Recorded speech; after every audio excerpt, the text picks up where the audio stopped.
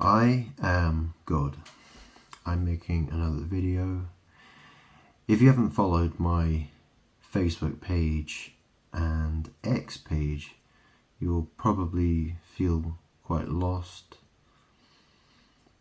I hope you've been following the videos I've been posting, okay? So it demonstrates a lot of what I'm talking, you need to watch it to understand. You need to be on the same, you need to be thinking, you need to be following what I'm saying, okay? So, yeah, my name is Grant Salvin, yeah, GRANT SALVIN. Yeah, I just got Grant Mitchell. Grant Salvin, okay? On Facebook and X. So, I need to make a video. So where are we going to go with this? So I'm hoping that some people in particular are watching this and they're paying attention. So I've been getting out some, I've got some other cards that I've been using. I have these Prime Muse decks, and they've got some really interesting cards. I've got some Oracle cards. So yeah, I've just been doing some readings and yeah, getting some really interesting stories. So in this video I'm going to be doing quite a few different readings, and I will probably have to pause the video quite a lot because I have to read the explanations of all the different cards. It depends on the deck, but yeah, hopefully you get the point. Okay, got my can of Monster.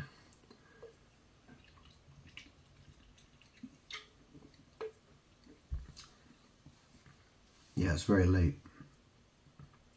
Well, it's almost 20 past 11 at night. So it's not that late, but yeah, this could go on very late. This could go on for quite a while, I suppose. So, yeah. So I'm God, right? I've been trying to explain that, and I'm thinking somebody's following along, right? Someone's noticing what I'm talking about. Yeah. So, yeah. I hope you've been following what I've been posting on Facebook and X, Twitter. It's important, okay? It is important, you know? Anyways.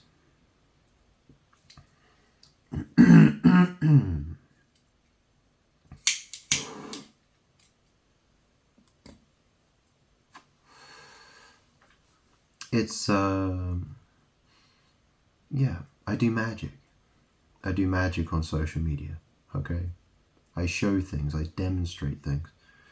It's a very important learning. It's a very important tool that I use, okay? So, anyways, hopefully you've watched those videos. So hopefully you'll understand why I'm going to talk about this, okay? So this is a deck. I don't even know what it's called because it's all in. Hang on. Where's the book? Yeah, I can't remember what it's called. It's all in Korean, but it has English in the. It just doesn't have the English name of the deck. It's like some flower. It's like Jansung or something like that.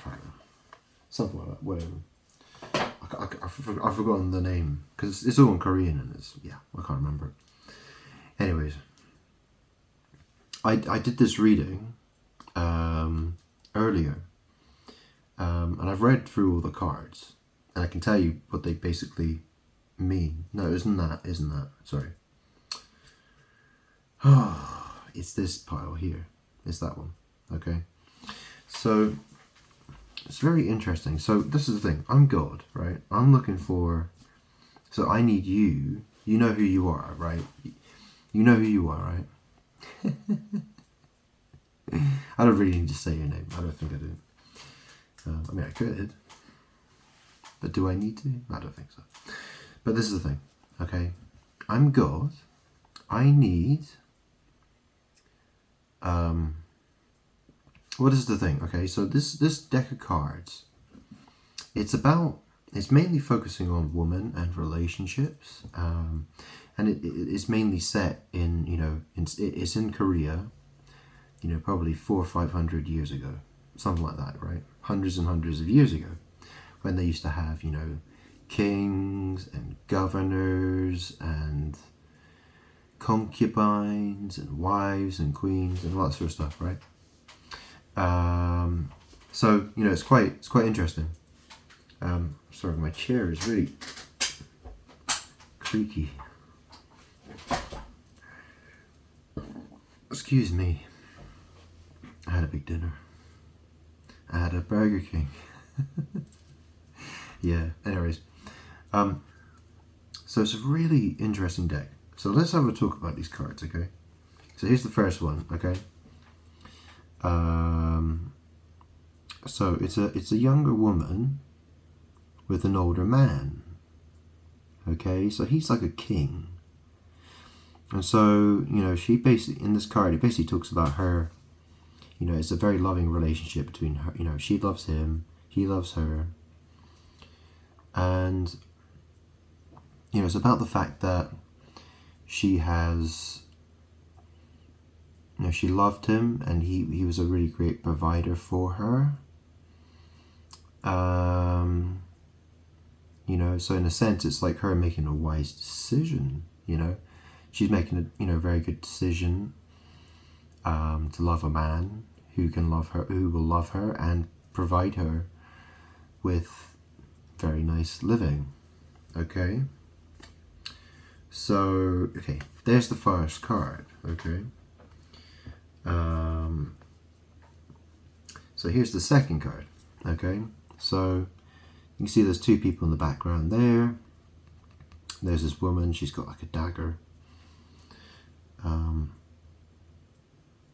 Yeah.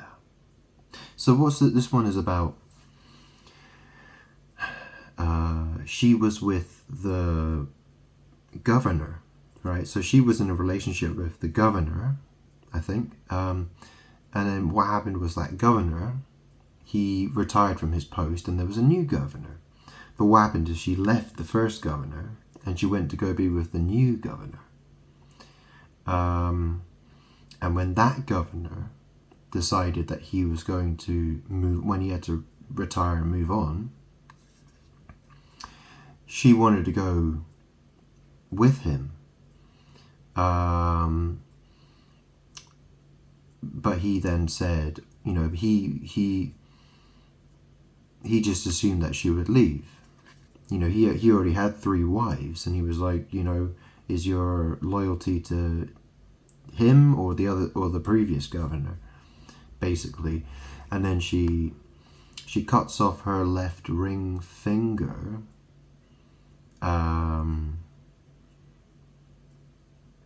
as a way of showing that, you know, it has something to do, I don't know. She was basically just trying to make the point that, well, that's the thing, you know, she's a woman who has, you know, she didn't really, she wasn't wanting to be with the man as much as it seemed like she was wanting to be with the man who had the job.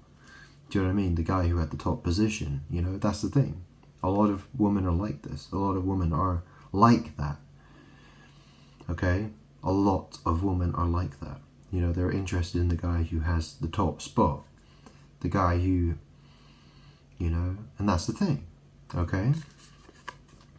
So what happened was, yeah, she cut off her left ring finger, and then and then the guy was like, okay, then you can come with me, and then she refused to go with him. And then, you know, about 10 years later, she spends like a year with him, but she wouldn't have sex with him because she vowed to never be with another man, or, you know, with a man again or something. Yeah, the complicated stories that come with these. Okay, so, and then here's the second card. So what was that about? I'm trying to think. Yeah, this is so this is a woman. She's with this guy, and I think he's like, yeah, she basically just follows him around. You know, she loves him. She loves him, and even when his status changes, or you know, he has to go somewhere else, you know, she really loves him. She puts him first. You know, she puts his interests first. Okay. So yeah, it's something like that. Okay.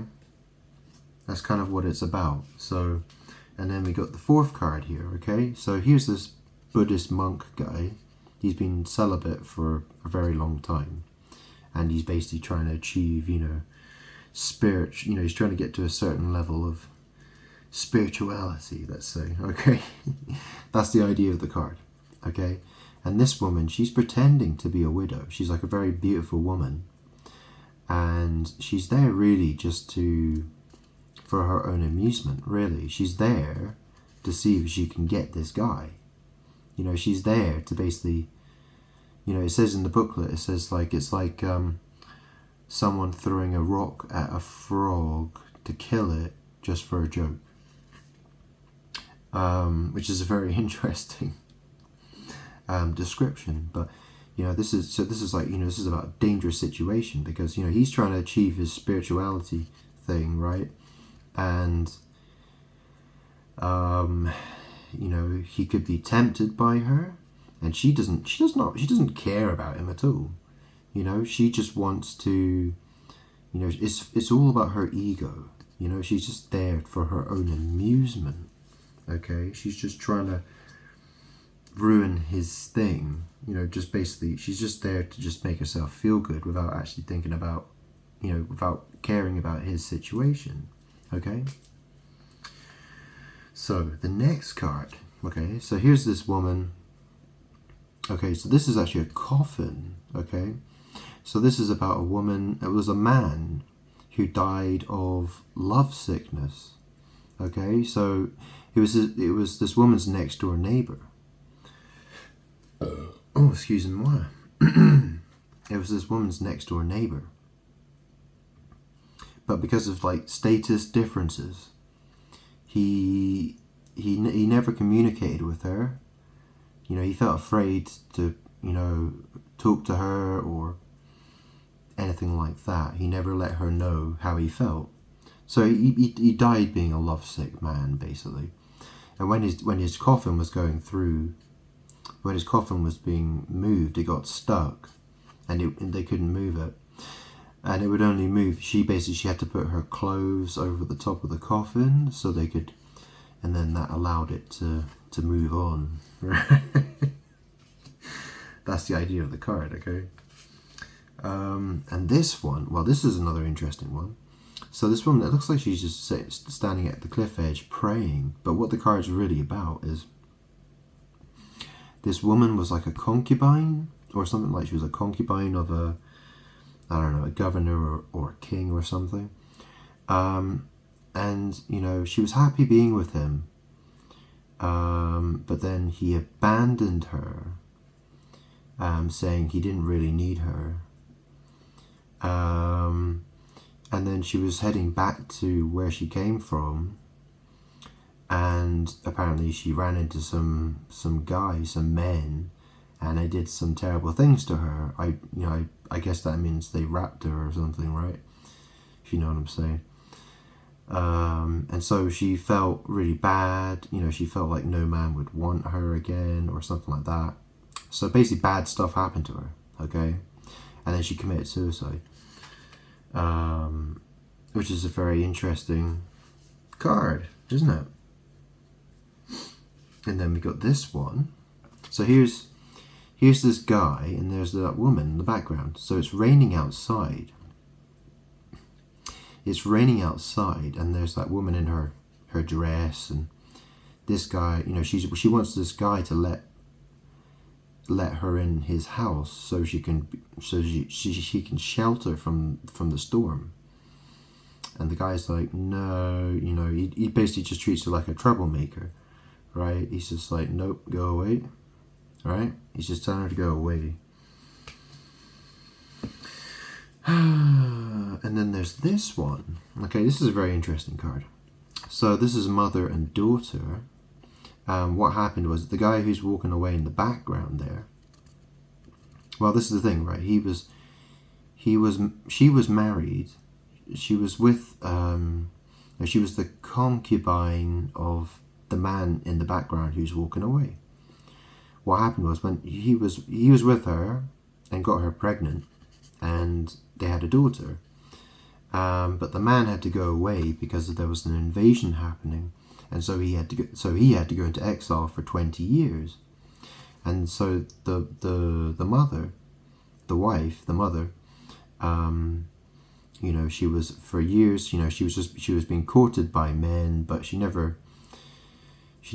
refused all their proposals. But one day she accepted the proposal of the king, I think. It was the king or governor or something, right? I think it was the king. And because she was struggling to raise her daughter, she was struggling. So she was in a situation where she felt like she was struggling. Her old, I guess you could say, husband didn't come back, right? He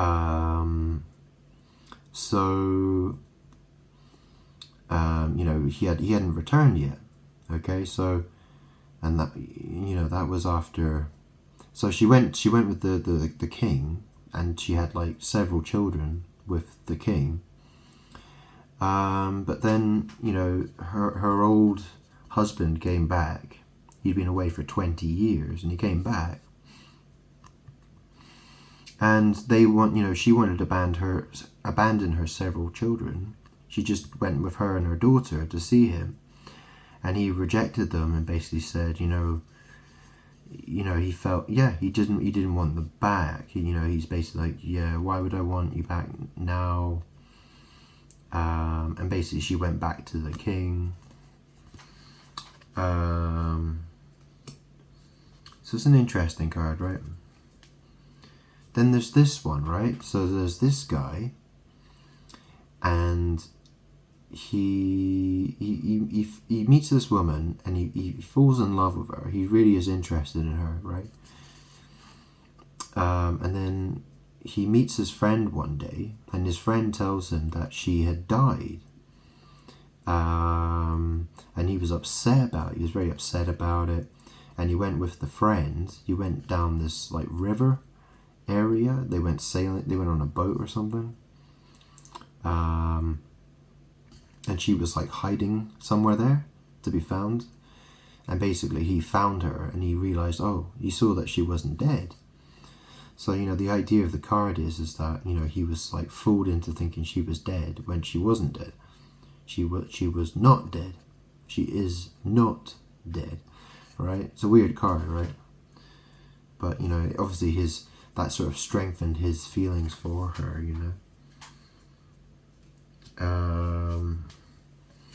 Then there's this one. So this is some woman who is, this is like, I don't know, the governor.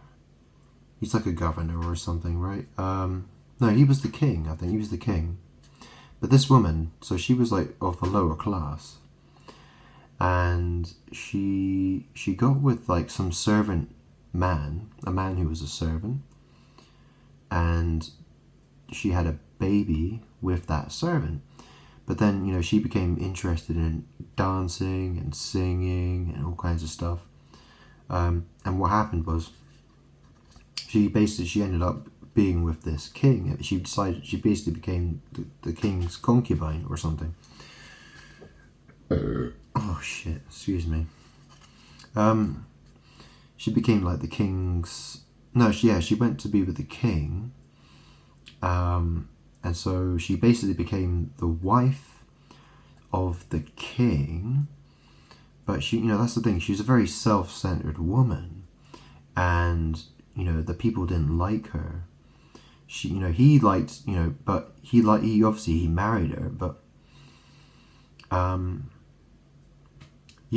that's the thing, she became a very big problem, and basically his kingdom, he got killed, she got killed, Yeah, she seemed like a very evil woman. Okay, and it was like the fall down of their reign, their empire, you know, their thing going on. Okay. Okay, and then here's a card. So here's a man and a woman. So, you know, the woman, she's like a singer and a dancer.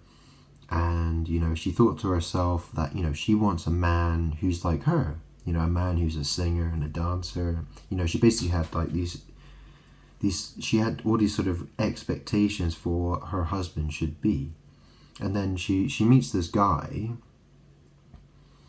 who she thinks is perfect for her. You know, he can do, you know, he can sing, he can dance, he can do all that kind of stuff. But when they're in the bedroom, she wants to have sex, and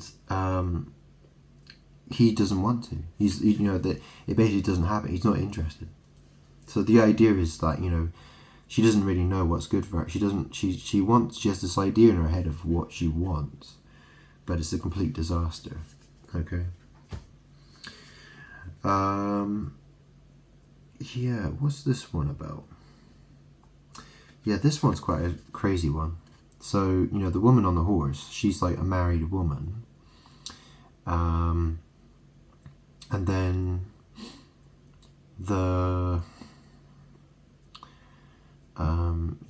then she wears like shabby clothes, and she goes out, and there's this prince. The prince saw her because she's a very beautiful woman and thought, you know, he wanted her, right?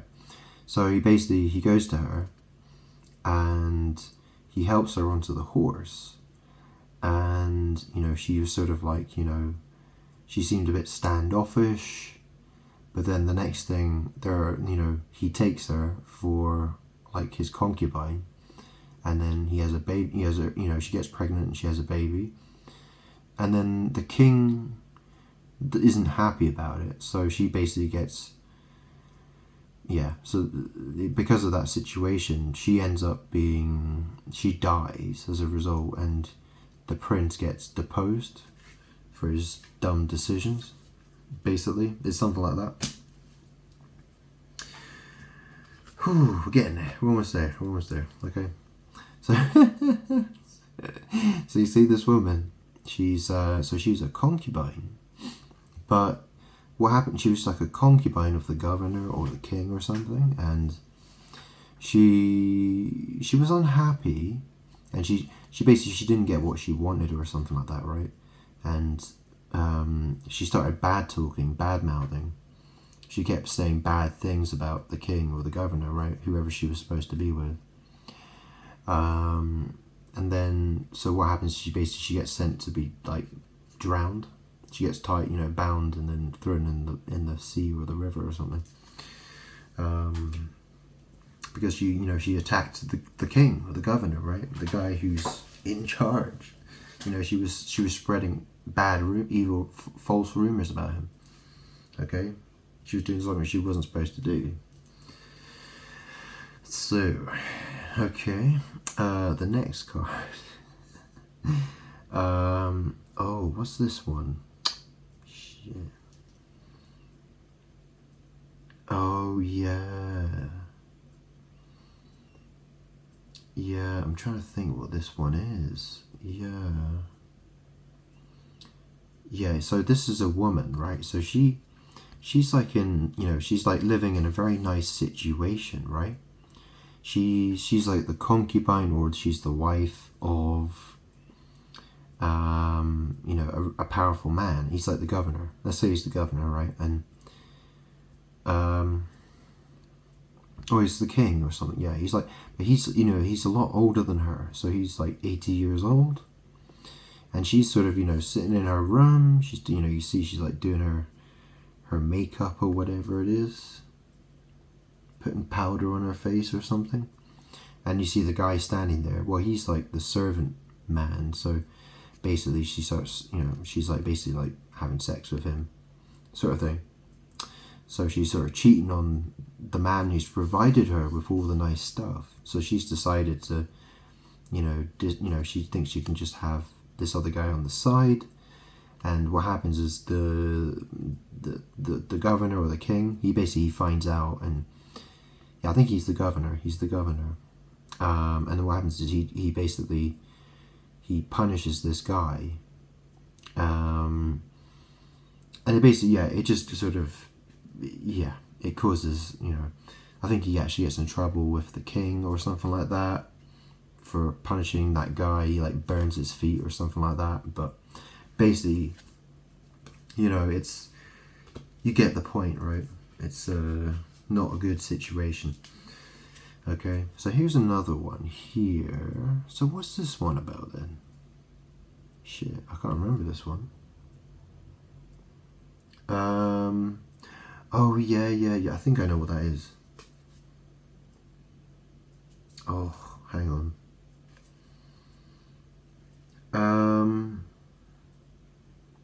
Yeah, I know what this one is. You see the guy in the background? Well, you see, he was interested in that woman first, right? So they were an item. She was an item with that guy in the background. And, you know, he had some important business to take care of. So it meant for a while he wouldn't be able to be with her. But then, you know, he decides, you know, when he goes to looking for her later on, he finds that she's with another guy. And, you know, he feels heartbroken by it. You know, so, you know what I mean? She's very quick to move on. She just, you know, looking for the next opportunity sort of thing. Yeah, something like that. What the hell is this one?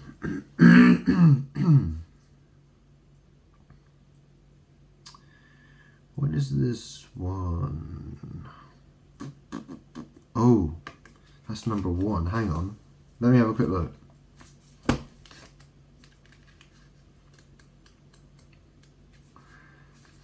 A power struggle of love, it says here.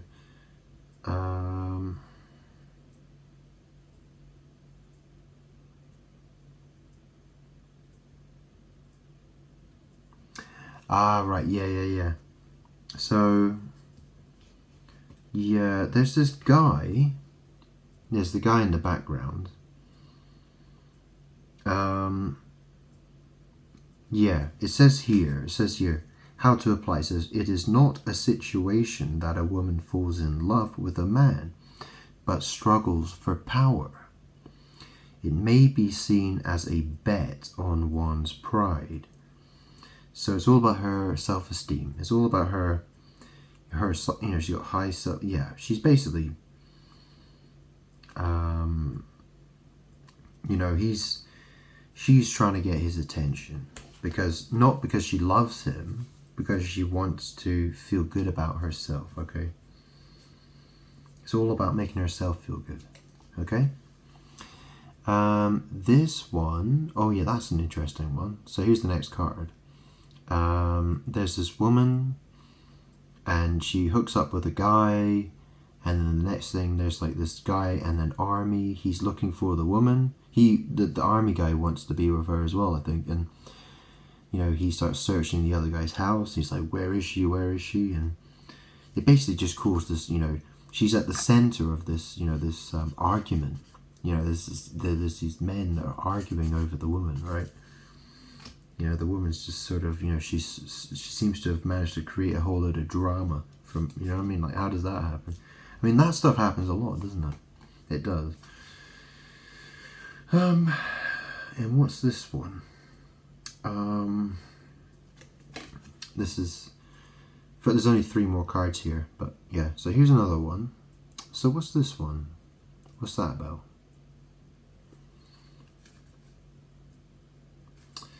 What's that about?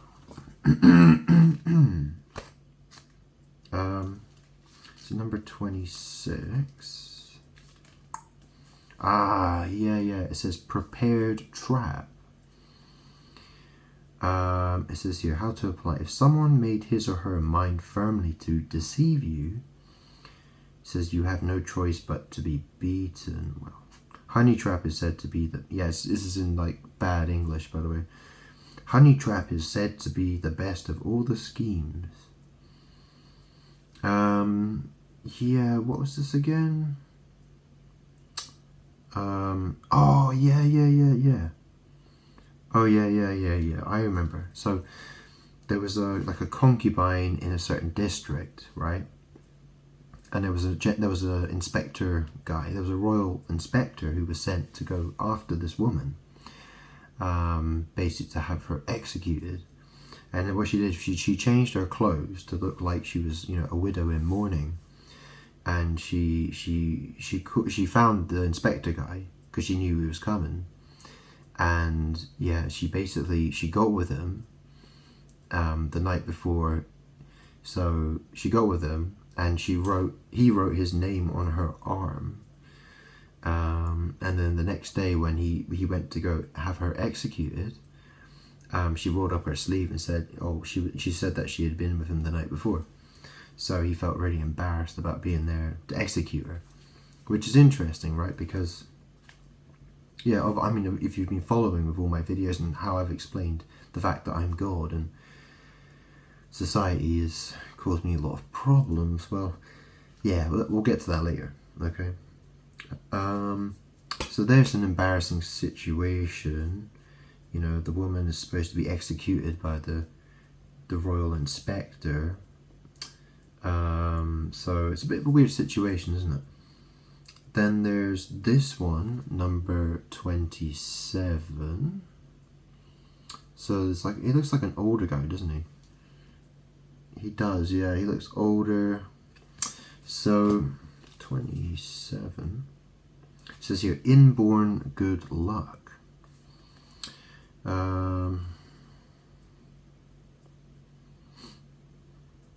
It says here, in order to overcome the difference in status and reach the top rank, she had no choice but to receive the help of the man's power.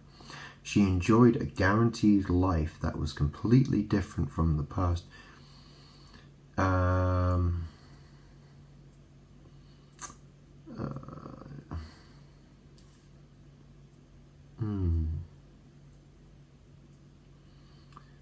So, yeah.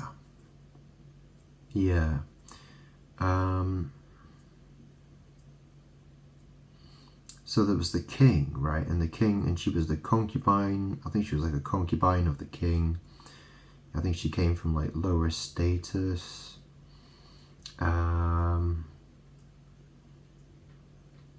Yeah, so she was a concubine. They had a child. She later became a royal concubine from the status of Gisaeng,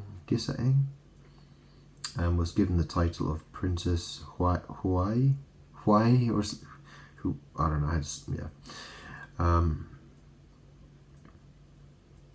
So in this thing, it says, she loved he loved her, right? Okay, and then we got this one. Okay, so here's a woman. So the king, he has, like, I don't know, he's got thousands of, or he's got like 1,000 or more concubines, he's got all his concubines, right? And this one, she's really into sort of, she likes to sing and dance, and she's good at joking and stuff like that. I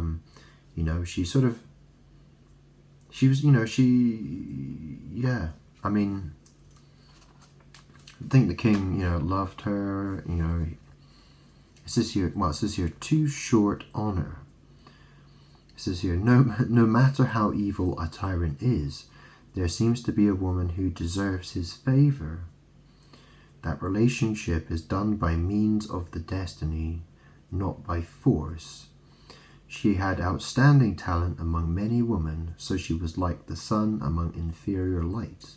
However, it is regrettable that she lived too short.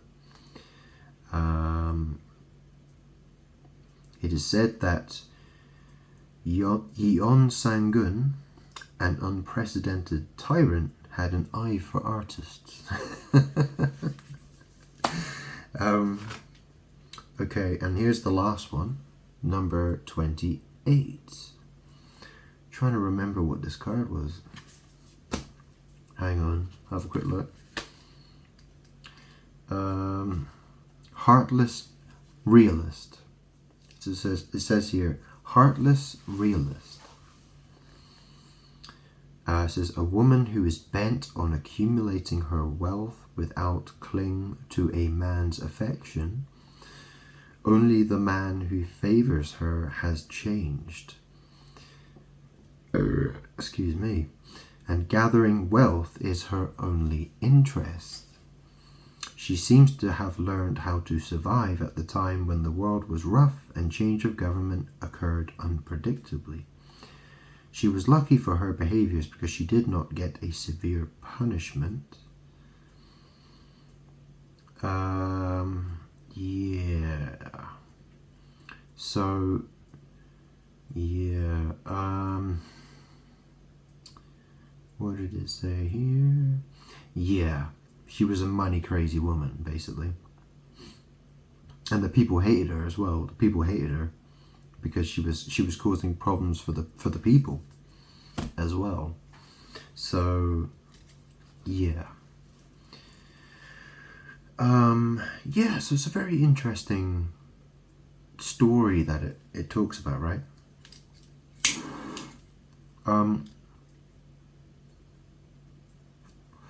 So I'm God, right? And so, I mean, if you think back to, King David and King Solomon, they had lots of wives and concubines and stuff, you know what I'm saying? Or a wife and concubines, I can't remember, whatever. Yeah, but you get the point, right? And the fact is that I can't trust, that's the thing, like, women are going to have to, that's the thing, I can provide women with security, but that doesn't mean, do you know what I mean, like, I can't really be expected to trust them just like that, I can't have a, do you know what I mean? Let's look at these cards again, shall we? Come on then. Yeah, let's have it, come on. So, here's the king of the young woman. She made this wise decision to love a man. She loved him. It seems like, she made a good decision to be with him. He loved her, and she treated him with respect and love. She didn't cheat on him or anything like that, but okay. And then, there's this woman, okay, so she's the statist, she only wants to be with the governor, yeah, and then that's the thing, the governor changes, so she leaves the old governor, she goes with the new governor, and then the new governor's like, yeah, but don't you want to be with, don't you be, who's your loyalty to then? Like, how am I supposed to know who you're loyal to? Do you know what I mean? Because you just hop from one guy to the next, based on whoever has the top spot. It's like, and then, here's a woman and a guy. Well, she basically just loves them no matter what, and that's the thing. I think my life that's what my life has been like, with women. I see a lot of men and women who are like this. I see a woman who basically loves a guy. She'll love him regardless of, he has the best job in the world or whatever. She's happy to love him and give him everything he wants and needs. She's happy to love him. But, that's the thing, I'm God, right? I'm the King of Kings. I'm Jesus. Do you know what I mean? Like, there are going to be plenty of women who are going to want to be with me just because of who I am. And, the fact that I'm going to have loads of money and power. So, I have to be realistic about, what the situation is. And people have to understand that, yeah, I'm not going to allow... Well, okay, so let's move on to the next card, okay? So, here's the guy, and here's the woman, and, she's there, and this is what, I've had a lot of experiences like this, right? I've been the guy, I've gone monk mode, let's say. You know what I mean? I'm just trying to do my own thing, and then some crazy bitch comes along, and she basically, all she wants to do is get my attention to ruin my, just to make me go crazy. You know, she just wants me to be attracted to her. She wants me to show that I'm attracted to her, so she can feel good about herself, and then she can, you know, run away. It's all about, you know, it's, you know, like I said, it's like throwing a rock at a frog to kill the frog for a joke, yeah, and feeling, you know, and she thinks that's funny, you know, that makes her feel good. Okay, and then, you know, this card's about the guy who's in the coffin. He's dead. You know, he died of love sickness, and that was the woman he, you know, he really loved. He really, you know, he had feelings for her, but he never expressed himself because he felt like, yeah, well, he felt it was a status thing, so he felt like he couldn't really. So he basically just died of love sickness.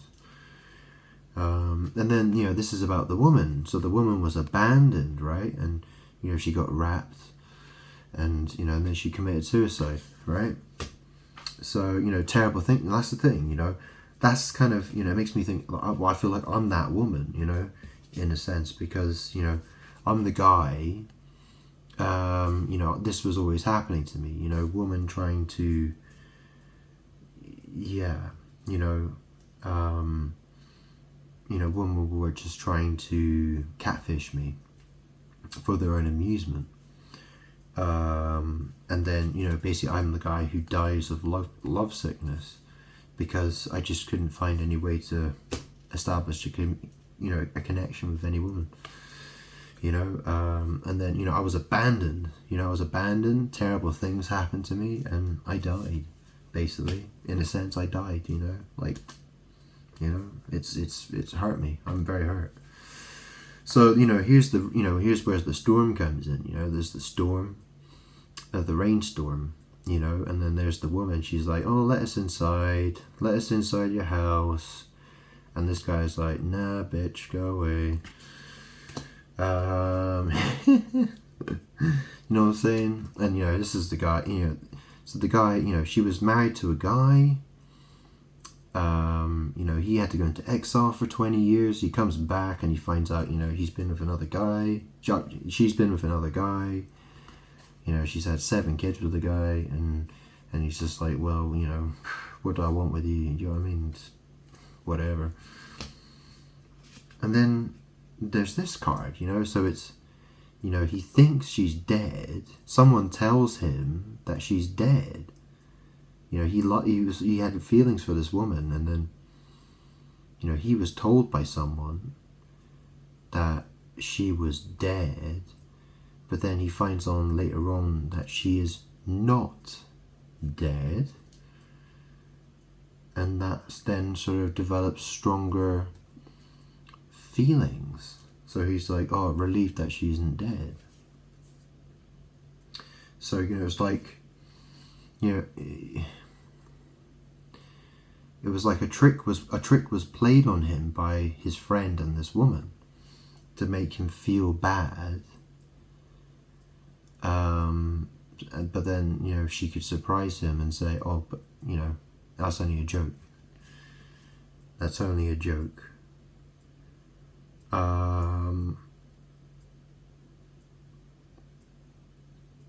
Yeah, it's a weird card. I mean, that's the thing. It comes after this card, right? Oh, it was only a joke. It was only a joke. Don't worry about it. Don't worry about it. It makes you think that a little bit, you know. Maybe. But then, you know, there's this woman, and she's, you know, this woman, she's just totally concerned about herself, and she's a complete menace. You know, she causes all this destruction, and people hate her, and she ends up, yeah, I mean, his kingdom just totally falls apart.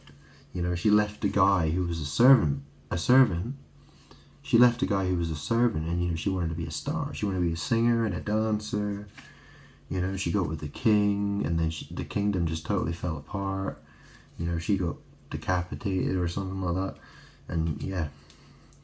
So, this is the thing. Relationships can be very dangerous. Women, you know, they don't know, you know, they're very bad at knowing what's good for them. Okay? They're very bad at knowing what's good for them. And men can be the same as well. You know, here's here's a man, you know, he went after, the prince went after this woman, you know, the king was very unhappy about what he did with this woman. You know, he got her pregnant and had a baby, and yeah, it was a bit of a disaster, right? So you know, here's a woman, you know, she's talking shit about the king, and so she's a concubine, and she talked a load of shit about the king, basically. She was telling all kinds of lies about the king because she had a personal vendetta against him. You know, she felt like she had to, you know, she was angry, she was upset about something. You know, she had some sort of jealousy issues or stuff, right? And so, yeah, she was gotten rid of. You know, she attacked the king, basically. And then there's this woman, you know, she's with the governor, but she thinks, you know, oh, he's an old man, and, you know, she's quite happy. She wants to be with the governor and live, you know, a life of luxury, but then she wants to have sex with the servant guy,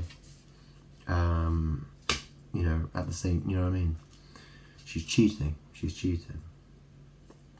you know, and here's a man, you know, he was with her, but now this, you know, she basically just went off with this guy, and this guy in the background, he's heartbroken.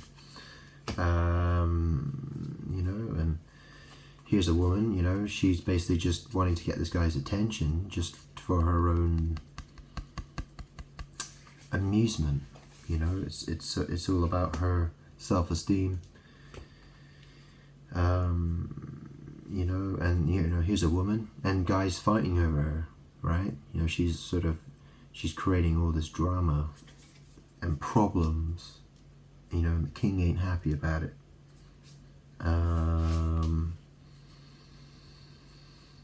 You know, and then, you know, this is a woman who's supposed to be, yeah, like, she was going to be executed by the inspector guy, but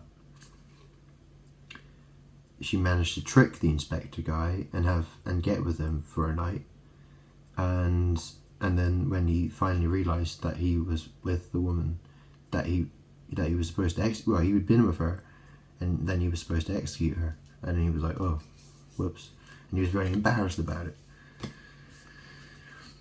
Yeah, and I mean, yeah, so, you know, here's a woman, and the king, you know, the older guy, the king loves her, and they had a baby together. You know, so, you know, she, you know, he's the king. Do you know what I mean? Like, she gets to have a life of, you know, nice living, security. But this is the thing, right? So how's this all supposed to look? How, you know, this is, here's the artist woman, you know, it's like 1,000 concubines. Okay. And what was the last one again? This one? Shit, I can't remember now. Oh yeah, that's the thing. She was only interested in money. It's all about money. She only wanted money and power. So that's the thing, right?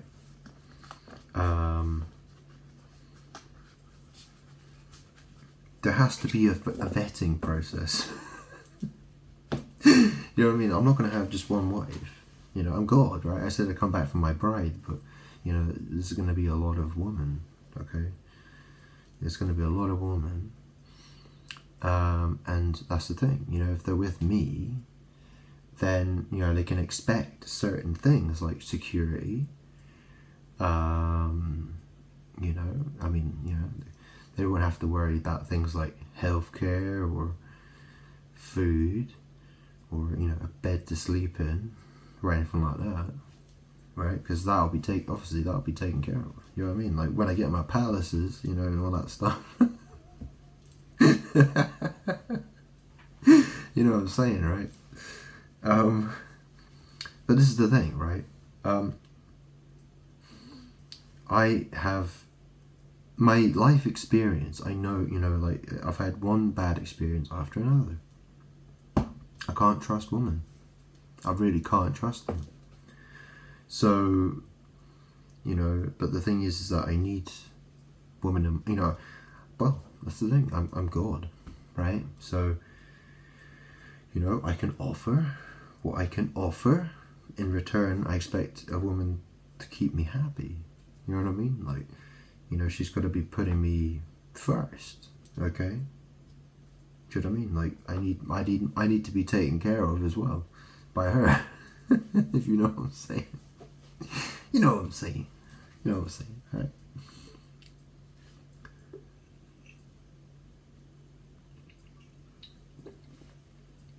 Ooh. Oh yeah. I don't normally drink the original Monster, but it's yeah, I quite like it. Reminds me of Parma Violets. Anyways, so what I was saying about those cards, would you say that's correct? So, you know, I basically, you know, I want you to do the what was it, the Voight-Kampff. You know, you've seen Blade Runner, right? You know, they do the Voight-Kampff test, right? It's like, you know, checking to see if people are replicants. You know, you gotta test the spirit. You know, you gotta test the spirit. You know, ultimately, you know, and like, you know, it's like how Deckard says. He says, you know, if you know, he says if a replicant is a benefit, then and not a hazard, then it's not my problem, right? You know what I'm saying? So basically, you know what I mean? Like, I'm looking for, you know, yeah. So these kind of women who would, because that's the thing, you know, there are these women, they just want money and power. You know, that's the thing. They're gonna have to realize that, you know, there are gonna be a lot of women who they don't want to, you know, they don't want to be shit. You know, they don't want me to be shit. But the thing is, I'm the king. I'm God. So, you know, if I want to have 1,000 concubines, well, that's how it's gonna be. Okay. You know, that's the thing. You know, I'll have lots and lots of women around me, and you know, I expect them to treat me with respect. I expect them to cater to my needs. I expect them to, and obviously I'll cater to their needs as well. You know, I'll give them things to do, and you know what I mean. Obviously, they'll be expected to live a certain way as well. Obviously, but obviously, you know, they'll have fun things to do and whatever, right? I'm God, you're right. You know, that's the thing. You know, obviously, if they're providing me with a service, then you know, obviously, I'm gonna look after them. I want to be looking after them, making sure they got what they need. You know, that they're happy as well. Well, obviously, you know, I want them to be happy too. You know, I want, you know, obviously, well, I still have to think about a lot, obviously, but you know, I mean, ultimately, you know, well, they have to make the decision. You know, do they want to do it or not? You know, the fact is, I'm God. Do they want to be with me or not? You know, just understanding that. Obviously, there's going to be a lot of women who are going to be with me. Okay, so that's how it is. Okay, you know, I'm going to be very rich, very powerful. Obviously, you know, I'm going to be the most rich, powerful man on the planet. Okay, soon. Okay, I mean, I am the most powerful. I mean, okay, I don't have the most money on planet Earth, but I am the most powerful in existence. Okay, there's no one above me. Okay, excuse me. I apologize. It's been a hard life. Okay, let me have some whiskey. Okay, so.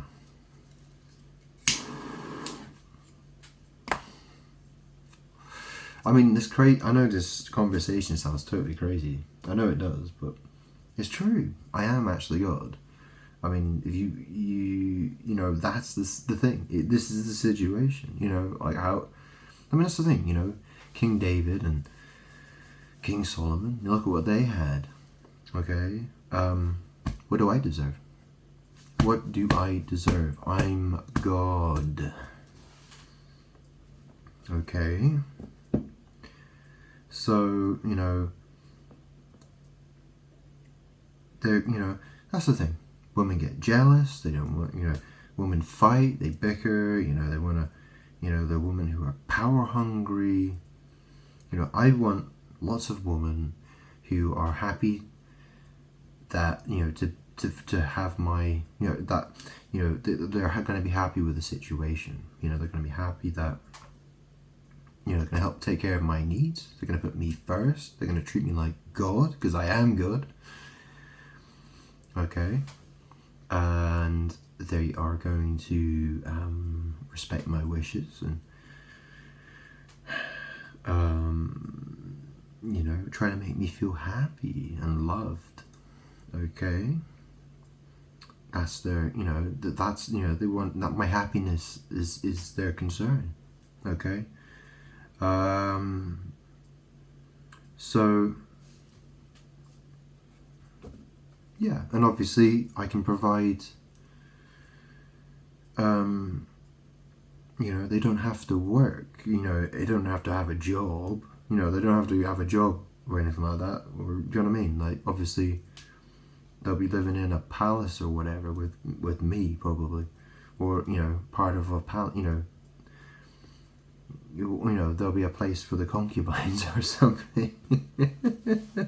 I don't know. It depends, right? I don't know, but I'm just trying to create an understanding, so you understand what it's supposed to look like. Okay, I don't know exactly how it's going to go, but it depends. But obviously, the women who choose to come with me are going to benefit in various ways. So, it's a choice there. It's an offer that's on the table. Okay, but obviously I don't want crazy bitches, okay, who are just, totally power hungry. And that's the thing, there needs to be sort of a, yeah, and, there'll be a sort of a vetting system, obviously. Do you know what I mean? Like, if a woman's going to be a total nut job and that's basically what she's about, well, I'll just show her the door and be like, bye, bitch. Do you know what I mean? So, yeah. So, as long as they know that that's how it's going to be. Yeah. That's how it's going to be. Okay?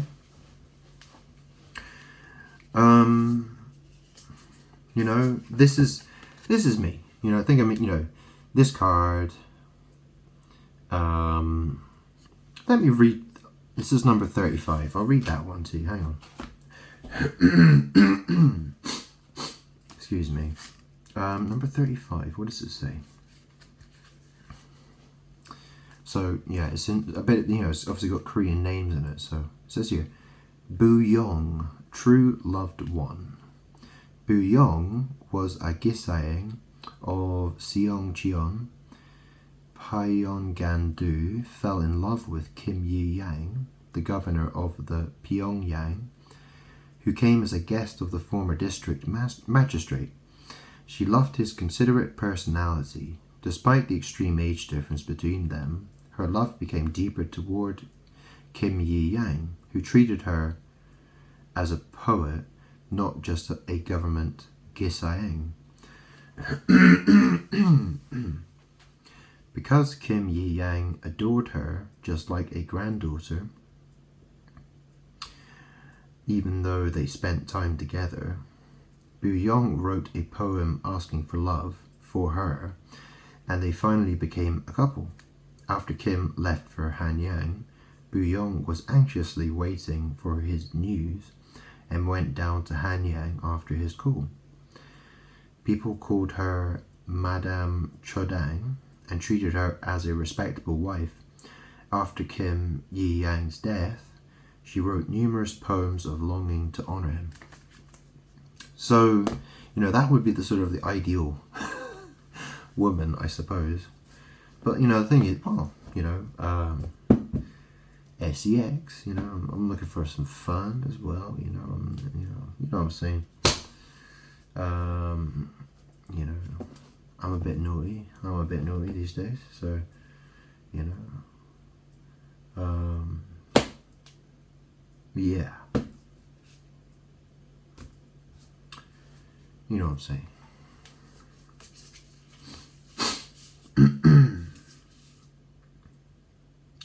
So that's the thing, right? Because, you know, the second card is, you know, this woman, she left the first governor to get with the second governor. And then the second governor started to question her loyalty. Like, you know, who's your loyalty to then? And then obviously, you know, here's a woman who loves a man unconditionally. So, you know, she basically, you know, yeah, I mean, she's happy to give him all that he wants. And that's the thing. I think a lot of women, you know, there are some men they're happy to get with, you know, they're very attracted to, and they will happily give them everything they want in the bedroom and more, and all that kind of stuff. And they'll bend over, you know what I mean? They'll do anything to please them. But then there's the man who provides the security and the money and the house and the car and the children, and she's just, you know, she's like, you know, she puts in a very sort of basic performance for him. Do you know what I mean?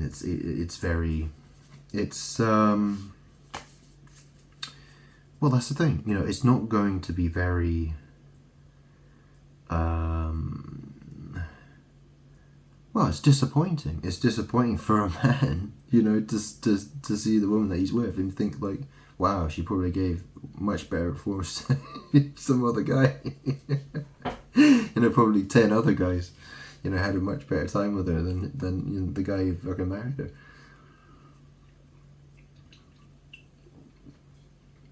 You know what I'm saying? So, but that's the thing, you know. You know, I expect to have a lot of women. You know, it's not just going to be one woman. It's going to be, you know, like 1,000 or more. So, you know, that's a lot of women. You know, and they're all going to be competing for my attention. You know, it's, you know, if one, you know, that's the thing. You know, if she's not interested, you know, who's going to want to? Who wants? And that's the thing. You know, the women who are going to be closest to me are going to be the closest to me. You know, and the women who aren't going to be closest to me, well, you know, they'll find themselves not as close to me. Do you understand? So there's going to be a competition. There'll be all kinds of competitions.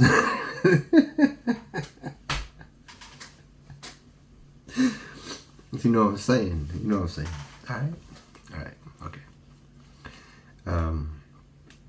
You know, you can give the best back massages and stuff like that. Yeah, okay. Well, that's the thing, you know. I'm the king. I'm the king of kings. I'm God. Like, you know what I mean? Like, if a woman doesn't want to, you know, perform, you know, if she's only there, you know, do you know what I mean? You know what I mean? And it's going to be lots of them, and it's all be at the same time. You know, so, and that'll be fun. You know, there'll be fun things to do. There'll be serious things to do. It'll be an interesting thing to do. Yeah.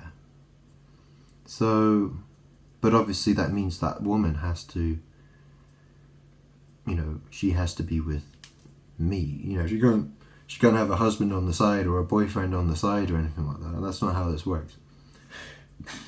That ain't happening. Yeah, just to make that obvious, okay? You know, I'm God. Yeah, keep that in mind. So, yeah. I mean, what more can I say about that? I could do some more cards, can't I? What other card? I got some, I got these flower cards. They're prime use cards as well.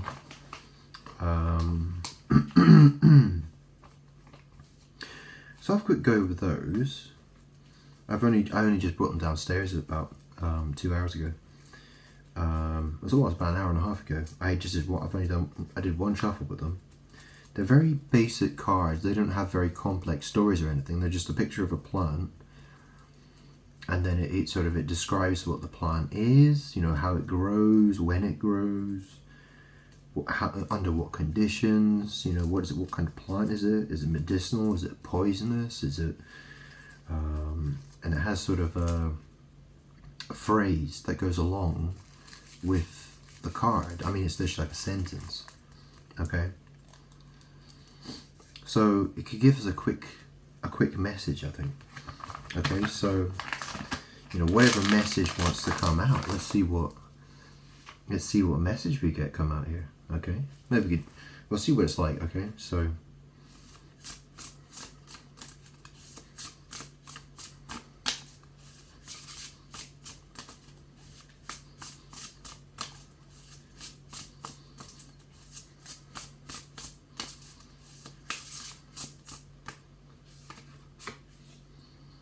okay, so we've got number 49 there. Number 49. Okay. Number 49. Okay, and then I'll get some more first.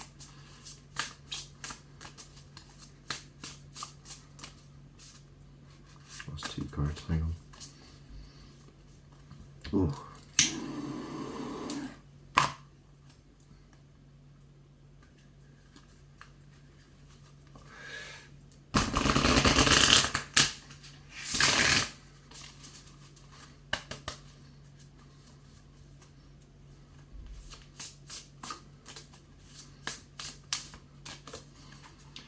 Okay, got another one there.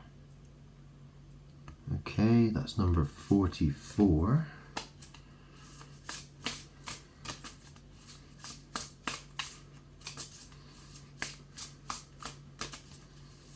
Whoa, shit. Oh, I dropped 2 cards. Yeah, I'm not gonna say those. Give it a nice shuffle.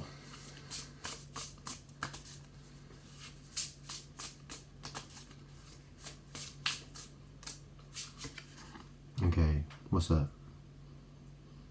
We got number 41.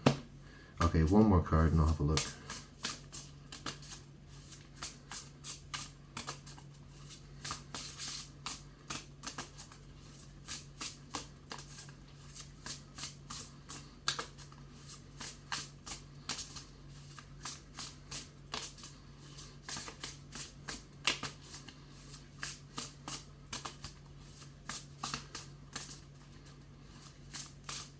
Come on. Oh, here we go.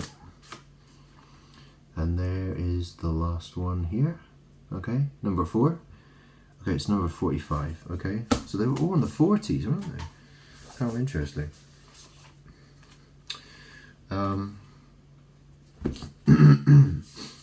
So 49, 44, 41, and 45. Okay, let me have a look in the booklet. Let's see what that says. Okay. Excuse me. So yeah, 49. 49. It says Daisy Fleabane. It says here, it says flower language. I want to make peace with you. Okay.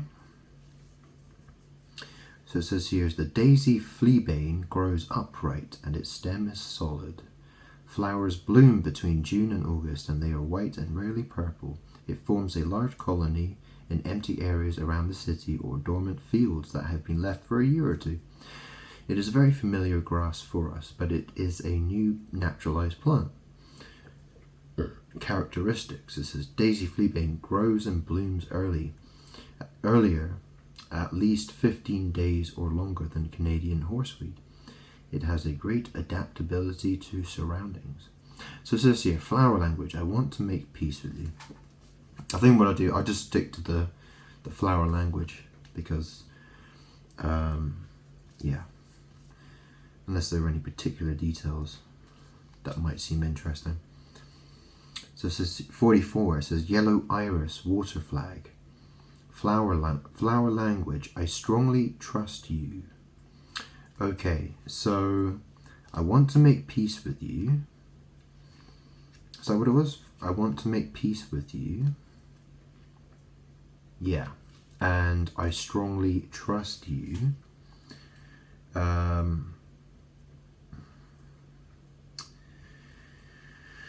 And then there is 41. Common Corydalis, flower language. You are my treasure.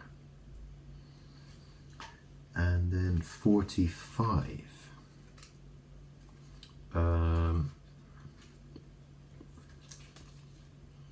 You have a pure child's heart. Okay. Pure child's heart.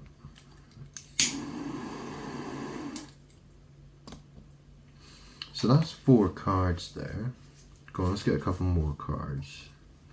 Let's see what else we get there.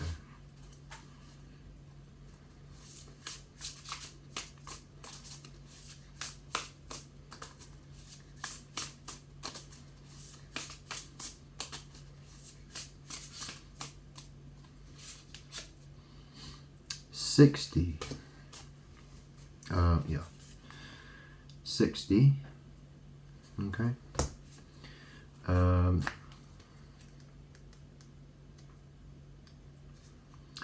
Now is the time to show virtue. Okay.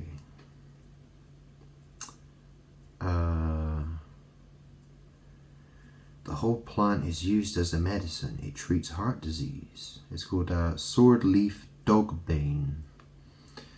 So it treats heart disease, high blood pressure, and nervous breakdown. If you fry its young leaves and use them as tea, it will prevent fever and dizziness. Yeah. Okay, now is the time to show virtue. So, I get the impression from these cards, obviously I was talking about the woman. I was talking about the woman. So it's talking about now it's time to show virtue. Okay. So, yeah. So the woman, okay, says, I want to make peace with you. Okay. So, perhaps they're saying, well, obviously, I want to have lots of women, concubines, whatever, right? If you know what I'm saying? Wives, concubines. We'll see what happens, yeah? But, yeah. So, I want to make peace with you. Okay. I strongly trust you. You are my treasure.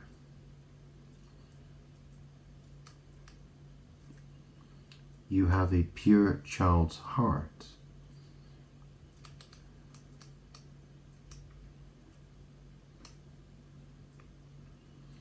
Now is the time to show virtue. Okay, let's get some more cards.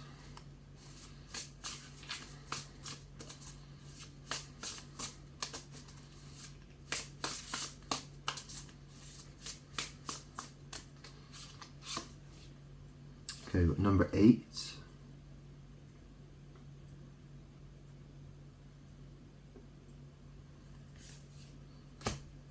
Okay, so number 8, that would be you are indifferent to me. Okay, you're indifferent to me.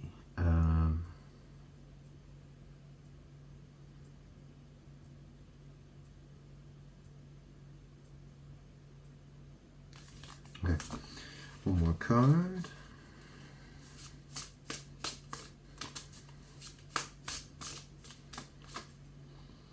Okay, number 43.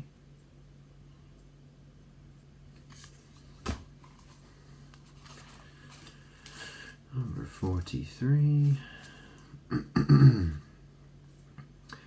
Good luck will come constantly. Thunberg's smart weed. Oh yeah, what was the other one called? Number 8? Number 8 was called Whitlow grass. So yeah, okay, so Thunberg, wasn't that an intro? Thunberg's smart weed. Good luck will come constantly. So yeah, that's the thing, you know.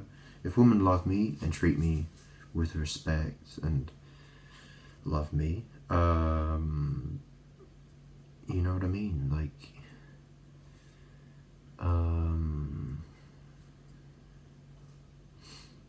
yeah.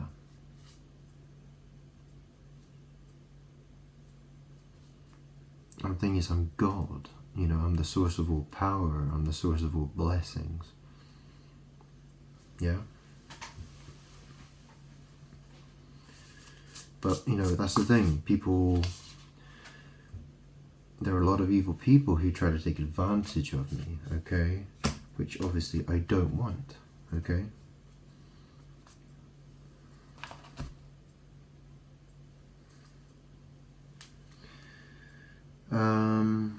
Okay, number 5. Did I show you the card? What was number 5 there? Okay.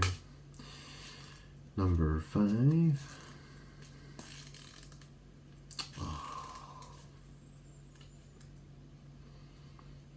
Are you jealous of someone now? What's that? It says here, Rose cow wheats. Are you jealous of someone now? There are many species of rose cow wheat that grow from various parts of Korea. Its blunt and four-cornered stem has short hair. The pink flowers bloom in summer, and there are 2 white patterns that look like rice grain in the middle of every lower petal. The rose cow wheat is often used as an ornamental plant. Also, it has a lot of honey, so beekeepers use them too. It is also used in farms as compost. Rose cow wheat is said to have the effect of detoxifying and clearing blood and lower the heat, as well as treating abscess and the infectious boil. So, flower language, it says, are you jealous of someone now? Yeah, I don't know. Well, that's what it says.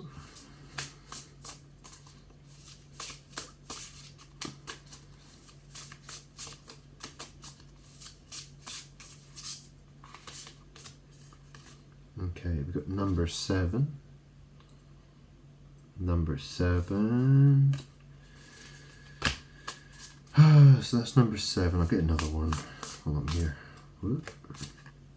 And then we have this one, whatever that is.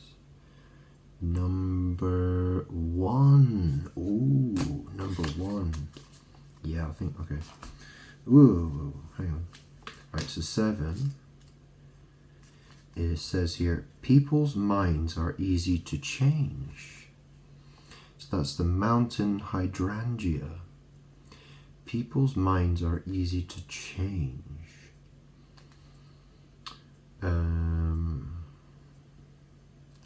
Yeah, and then it says here, number 1, monk's hood. Do not come near me. Do not come near me.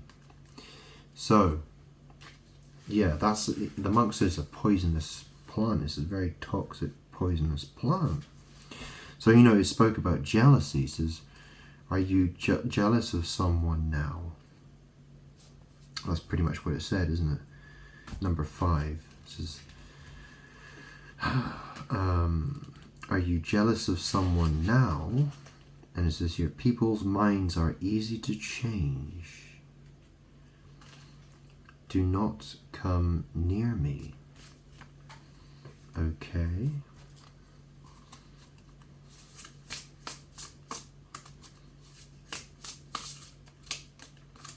And then we've got another one here. Oh, number 40.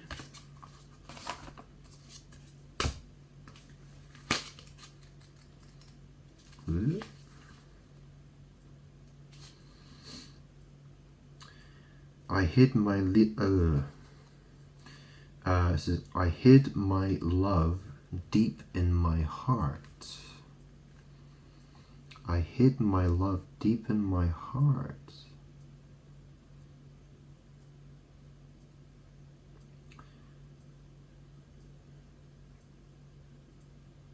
Well, it says, do not come near me. I hid my love deep in my heart. Yeah, you don't want to hide your... Well, that's the thing, you know. If you love God, you don't want to hide that. If you love me, don't hide it.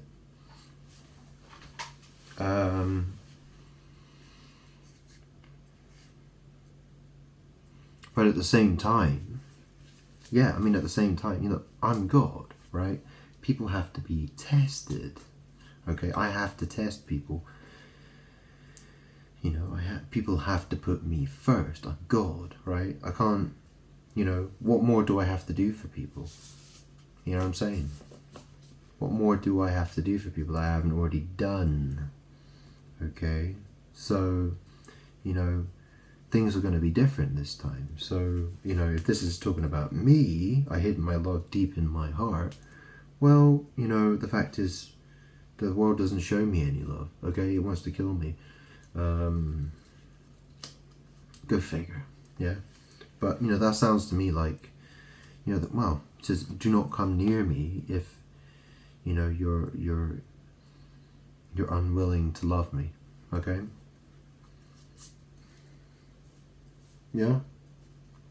Yeah. So that's what I was saying. Okay. One more card, and I'll go on to something else.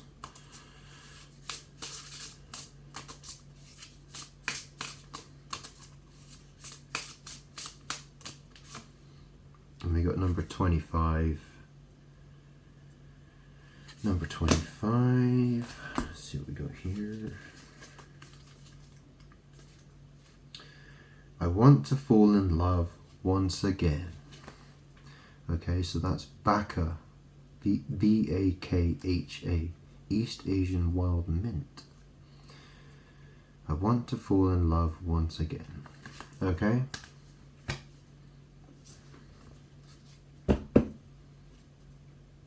Right, I'll put that to the side. See what else we can have a go with. I've got another Oracle deck, actually. Well, I've got quite a few. I've got loads, but there's one in particular I'd like to try.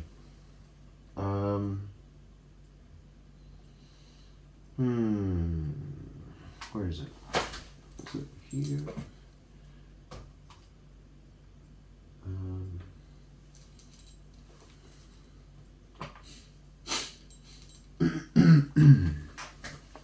Here's one. So it's called the Four Seasons Huatu Oracle deck. Okay. It's a small one. It's a small deck. So it's quite, yeah, nice and shiny. Oh, hang on.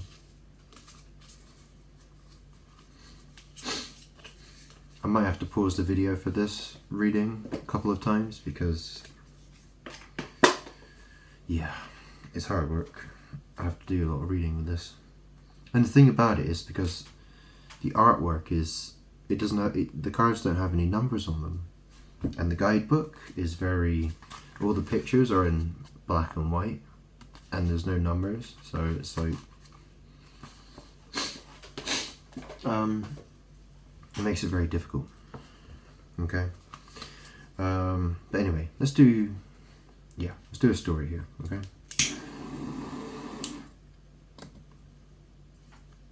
So what do we want to know? What do we want to know? Okay, so here's the first card here. Okay, this one's come out for me a few times before. Okay. So it's someone who's traveled a long way, and they've met. They're exchanging some kind of gift with a person. So they traveled a long way to see them. Okay, and there's a banquet that's being prepared. okay? There's a banquet that's being prepared, okay? So if you're not familiar with the Bible, you know, they talk about, you know, think about the parables, and they're talking, you know, about the wedding feast, yeah? You know, the invitation, you know, look at the parables about the weddings, okay? And the inviting of the guests. You know, the parable about the virgins, and you know, and the wedding feast, and all this kind of stuff, right? So, you know, you might want to have a look at those, okay? If you're not familiar with them, but yeah.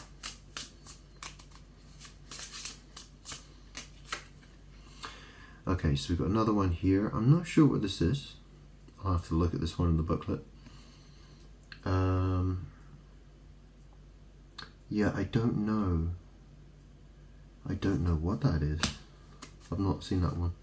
Yeah. Well, until now.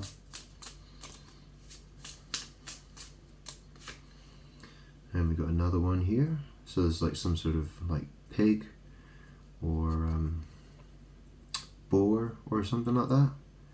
Looks like there are people out hunting. They've gone boar hunting or something.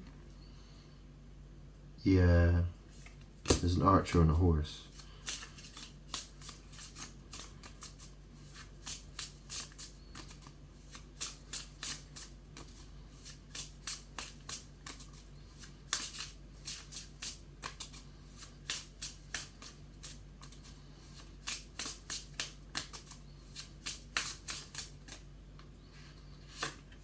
Okay, so we got this one. Yeah, what is that? What is that? So, yeah, there's a fish coming out of the water at the bottom, and then there's like a table in the sky, and there's flowers, and yeah, I mean, what a strange looking card, huh? I'm not sure. It looks very chaotic. I don't know what to think of that. I got another one here. Okay, yeah, I'm not familiar with these. So, what's that? Yeah, guys, it looks like he's trying to... Yeah, I don't know what that is. He's got some sort of like kite or some bird thing there. And yeah, I don't know. Anyways, I'll pause the video for a second while I have a look, okay? Okay, almost there, hang on. Okay, I've looked at those cards, okay?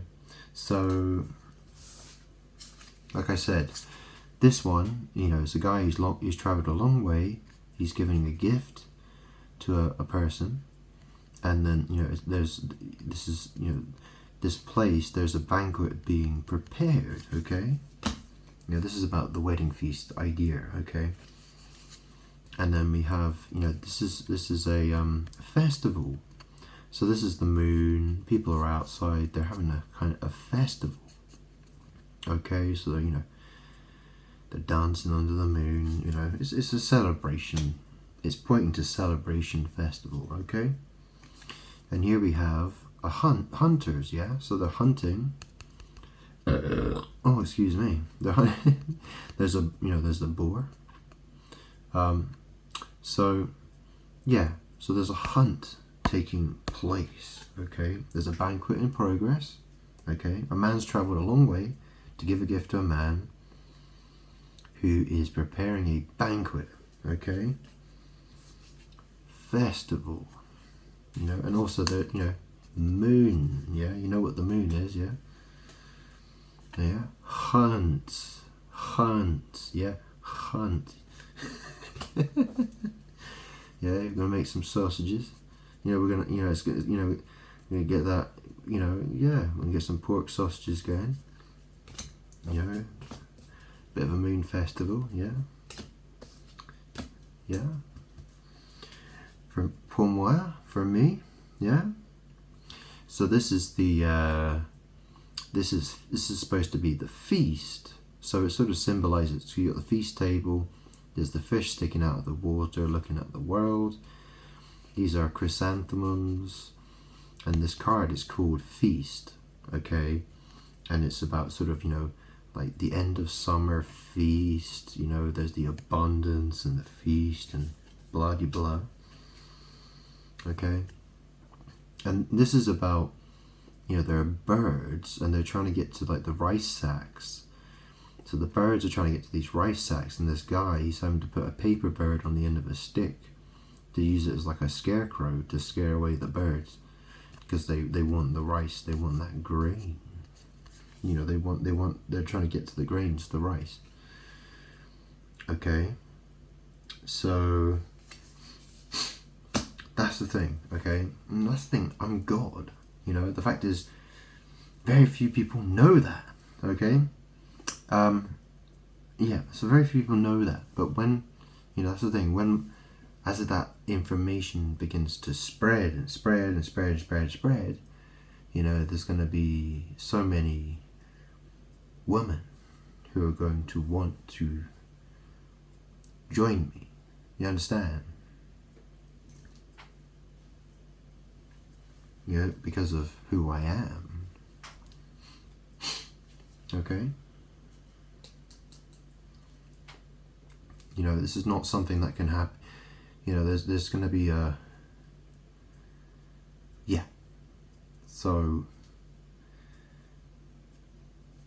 Yeah. So these cards... They paint a sort of a picture, don't they?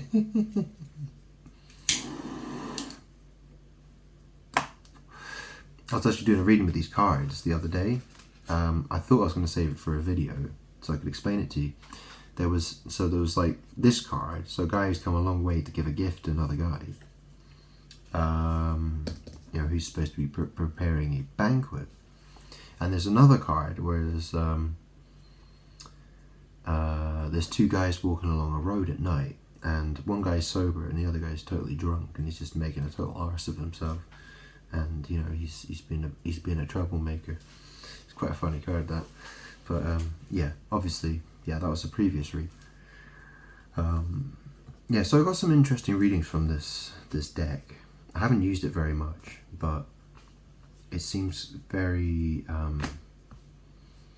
it's relevant for right now.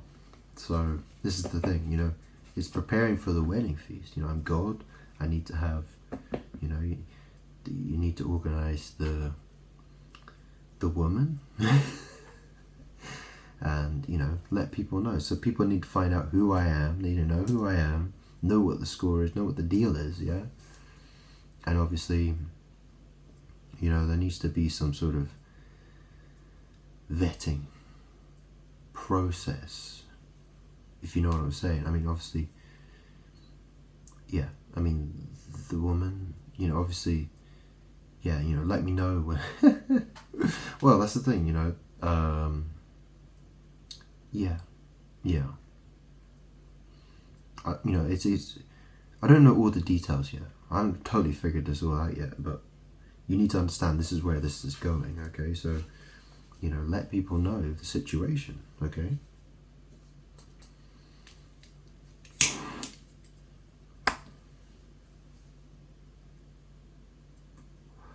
Go on, I'll get one more card. I'll read one out to you.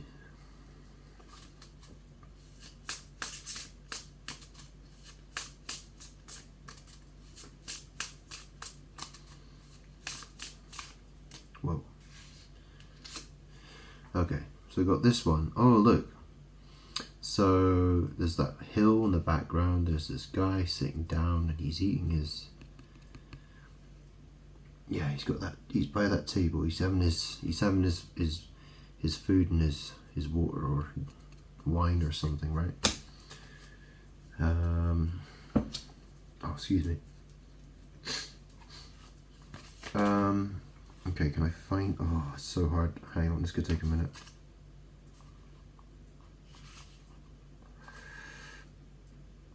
It's probably not going to be December. No, it's back. Where is it?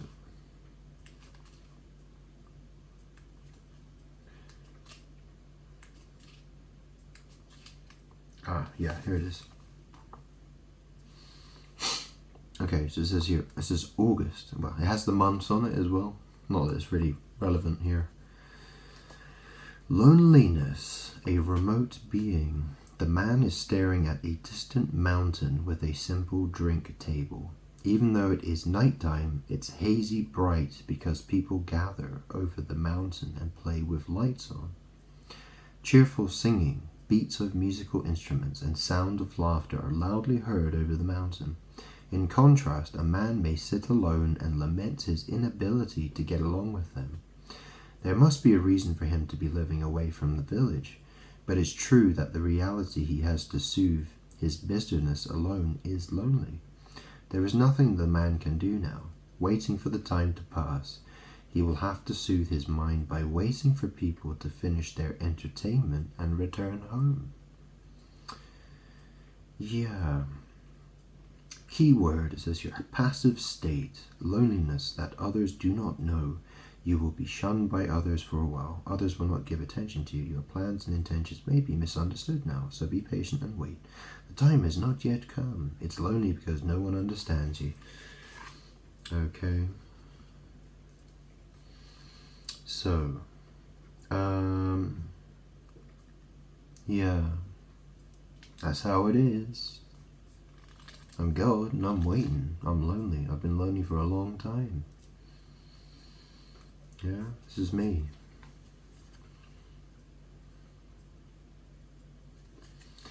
Sitting all alone, waiting for some love. So, what's next? What next?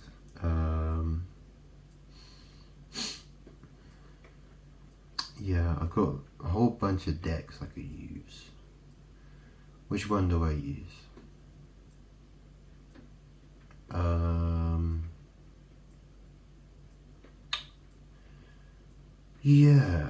I'll use, hang on.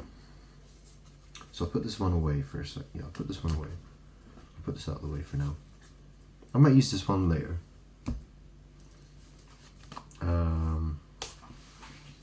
So what other ones have I got here? Ooh, yeah, this one. This one. I seem to be missing some of the cards there. Oh, here it is. Okay. So this one, I don't know what it's called again. It's called The Secret of the Kingdom. It's called that. Okay. So it's got a big deck. This one.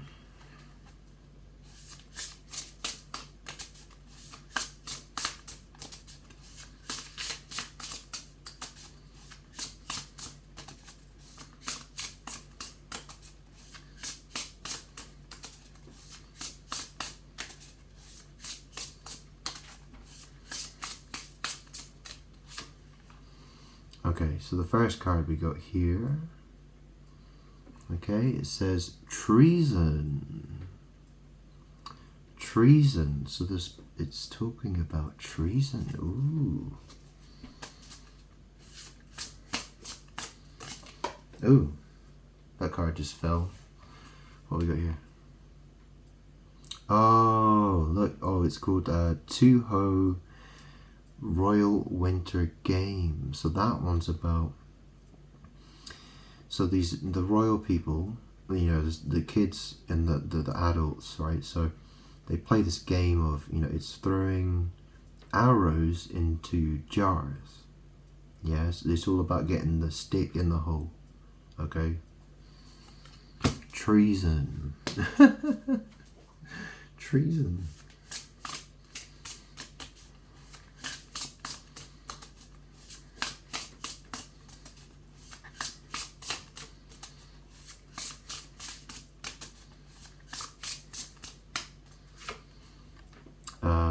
Then we have Lazy Crown Prince. Lazy Crown Prince.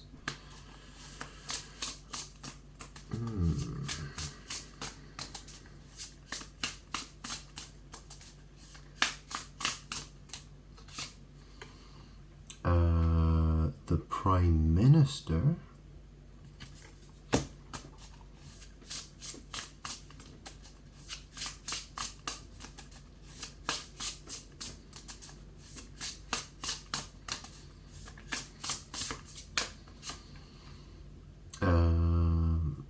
And former king. Former king. Isn't that an interesting word? Former. So, you know, I'm God. I formed the world. You know, I formed all life in existence. Yeah. Isn't that interesting? Because I got a form that I was supposed to fill out. And you know what's annoying about that? I have to get other people to put their signatures and names all over it and all the different details, and it's all mixed together. Yeah, all that. You know, it's alchemy. It's a magic. It's a magic thing. You know, it's. I've got to play the stupid magic game with this world all the time.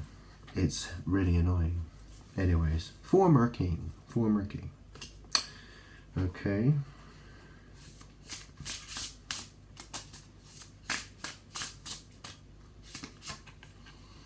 And then we have Prince and Pauper. Okay, so you know the story about the Prince and Pauper, right? So, you know, they look very similar, and so they swap clothes. The Prince and the Pauper trade places, yeah, because, you know, the Prince wants to escape the palace life, and the Pauper, he wants to try out the palace life. So they swap clothes. So there's been a trading of places, yeah.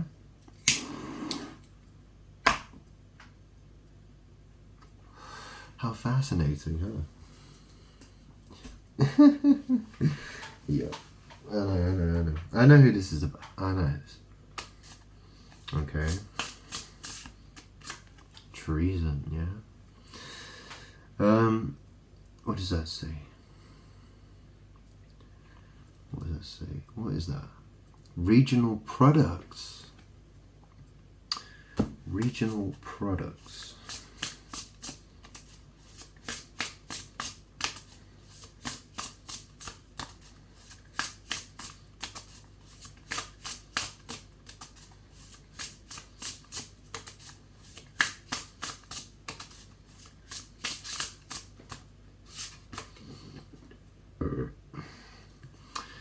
Missing you. So there's some woman crying. Regional products. Missing you. How interesting. Now look what we've got on the bottom here. On the bottom of the deck it says Shaman's Ritual. So there's some Korean shaman doing some sort of ritual on the bottom. Yeah. Okay, so let me run through these cards quickly. Okay, I don't think these take too long. Okay, so I'll read them out to you quickly, and we can figure out what it's saying. Okay.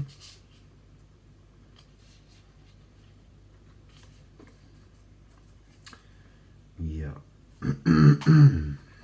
So. Let's have a look. 65, treason.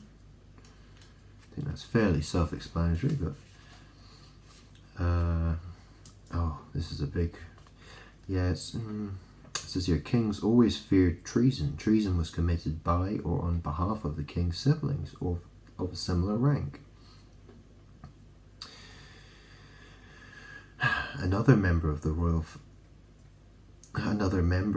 family, or the one involved in the interests of many others. Overthrows were attempted in many different ways, and some actually succeeded and even ascended onto the throne. Most, if not all, of the ousted kings had to face a miserable ending. The kingship was known to be mandated by heaven, but in reality, political power struggles were ruthless beyond imagination, even to the extent that many involved in such struggles ultimately abandoned to follow the human and/or moral laws. The dark atmosphere created by the warriors gathered up holding torches at night seems to demonstrate the calm before the storm. Nobody can tell whether their conspiracy will succeed.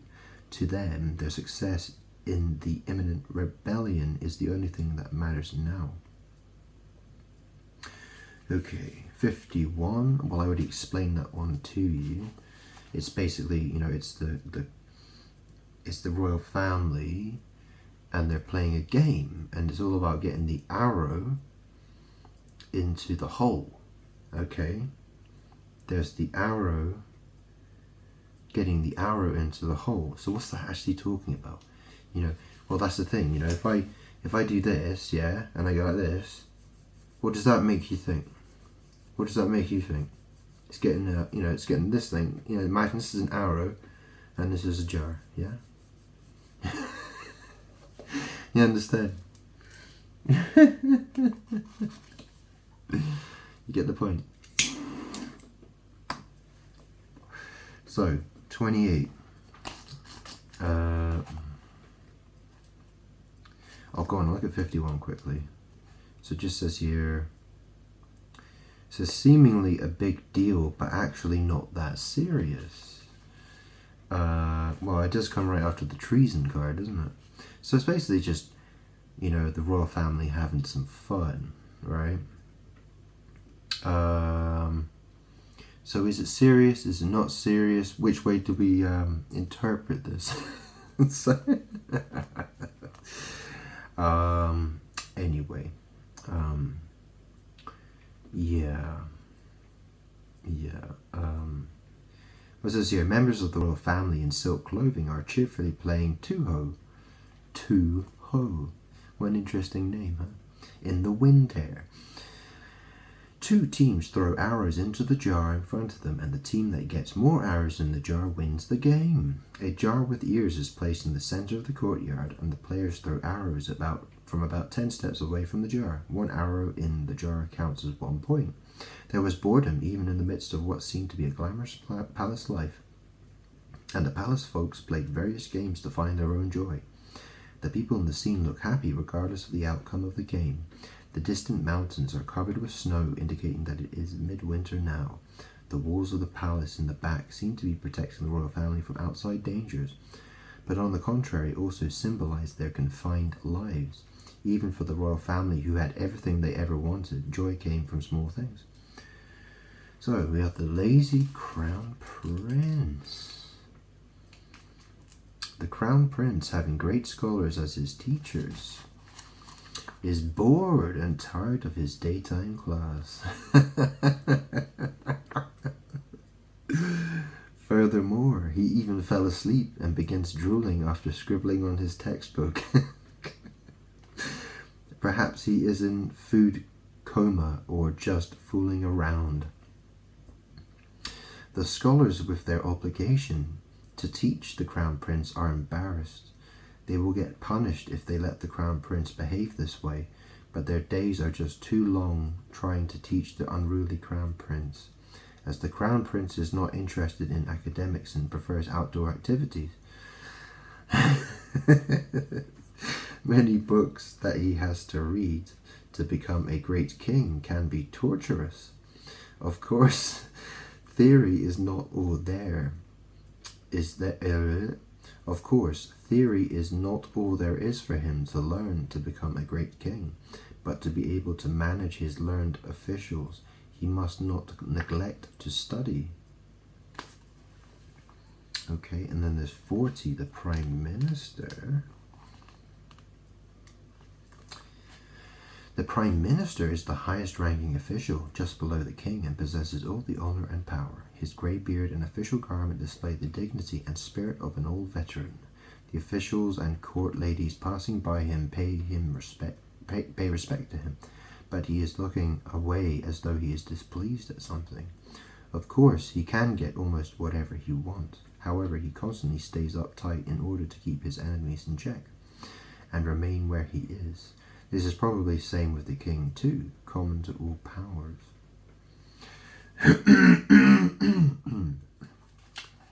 Okay, and then there's the former king.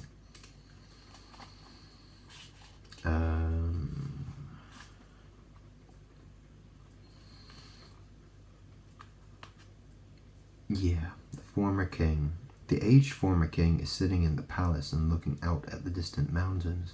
He seems to be reminiscing on his glorious days. The mountains are covered with white snow, just as the old king is with his grey hair. He can sit back and spend the rest of his life in peace, but he still has some regrets. We do not know if he is looking back on what could have been or would have been done, or having a remorse on shameful things that happened in the past.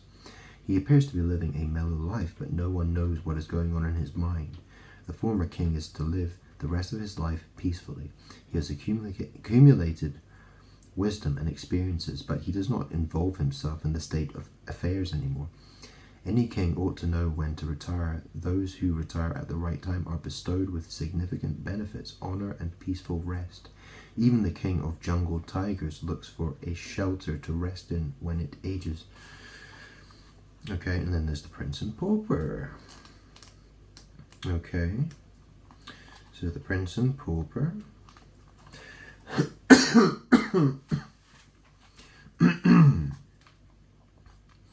It may just be a folk tale, but could be based on a true story. The Prince and the Pauper, who looked identical to each other, crossed their paths one day and traded clothing, just for fun. What is going to happen as a result of this trading is unknown. The prince may never be able to return to his rightful position, or the poor boy may get in serious trouble if what he did is found out. Even the prince, who lives a good life with nothing lacking, wants to escape the suffocating palace life, and the beggar wants to escape his miserable life. Both of them wish to change their fate, even for a brief moment. So, switch positions, yeah? Oh.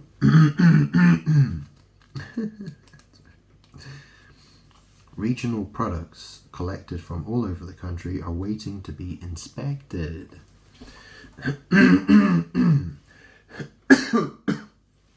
So what is a product? I mean, obviously, a woman produces a baby.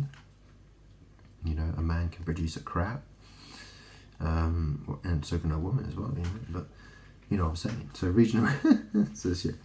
regional products collected from all over the country are waiting to be inspected. Officials are meticulously going through their checklist and cross-checking the items. The royal family collected taxes on various items, such as linen, cotton, or rice, but it was also very important to collect seasonal local products. Food products often went bad while in transportation in hot weather, so special care and attention was required. The royal family enjoyed the luxury of tasting all sorts of seasonal delicacies from all over the country. But the commoners had to bear all the hardship of bringing them to the royal tables. Thanks to their endeavors, the royal family could enjoy quality food and high culture, which eventually became our heritage and continued on to these days. So, it says here, keywords: accumulation of wealth, business thrives, secure life with nothing lacking, checks and inspections required. And then there's 53, which is missing you.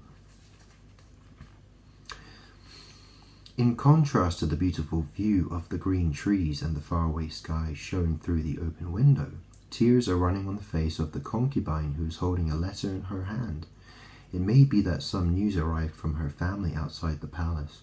Regardless of whether it is a happy or sad news, the thought that she is not able to see her family as often as she used to may have made her feel very sad. The process of becoming a member of the royal family must not have been so easy for her, having entered the palace at a young age when she still required the care of her family and learning the strict laws of the palace. Moreover, she was always lonely because she had no one to depend on. Even though she is fully adorned and clothed in gorgeous silk, she still cries, missing her family outside the palace. So, news arrives. It may not necessarily be good news. However, some of the constraints are resolved. Yeah, okay. But how do I read this?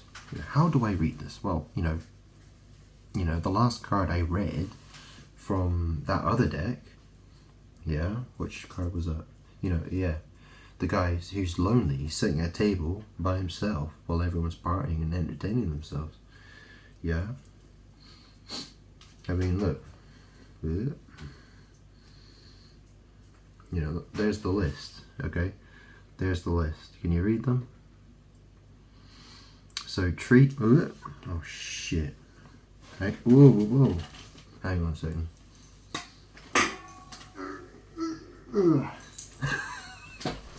Sorry, I dropped my cigarette.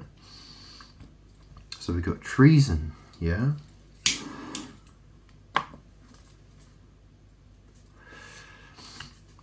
Treason, okay? So I'm God, I'm the King of Kings, okay? There's been treason, okay?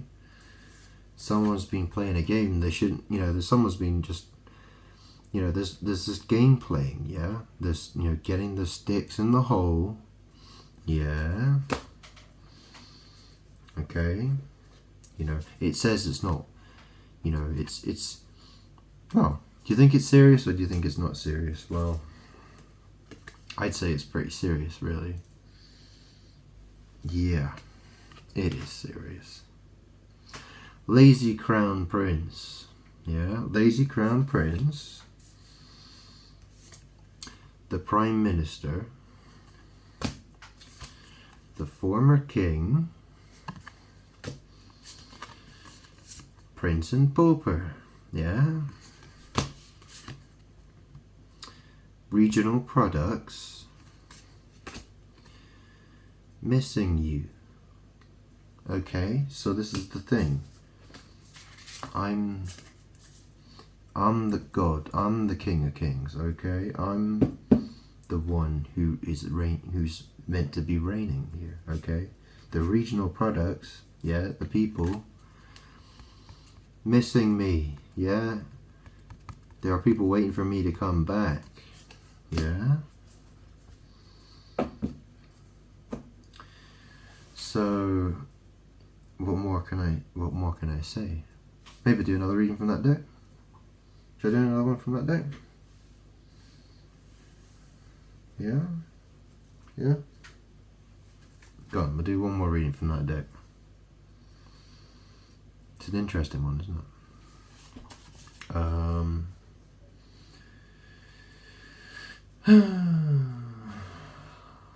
Yeah, okay.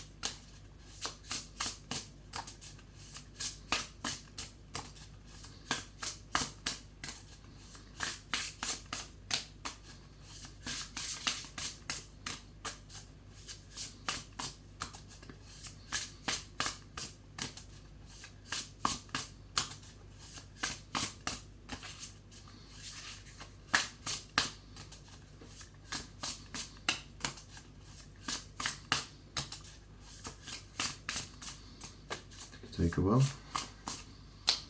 That's 2 cards. Go on. What we got there? Procession to Temporary Palace. So there's a procession to a temporary palace. Ooh, what's that about? Okay, and then we got this. What's this? Oh.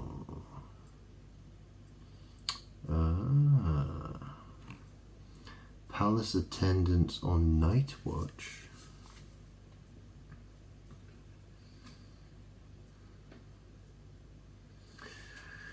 So procession to temporary palace. Palace attendants on night watch. Okay.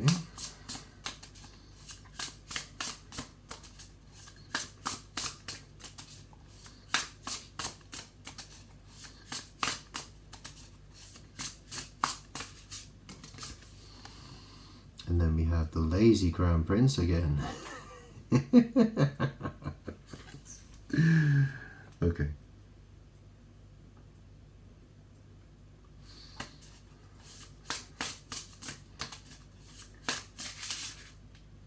Whoa, shit. Oh. Hang on. Oh. Fucking hell. Okay. I'm just going to take these cards because I dropped them, okay? Regional products. Just got that one again. Play blindfold tag. Play blindfold tag. And then we have sundial.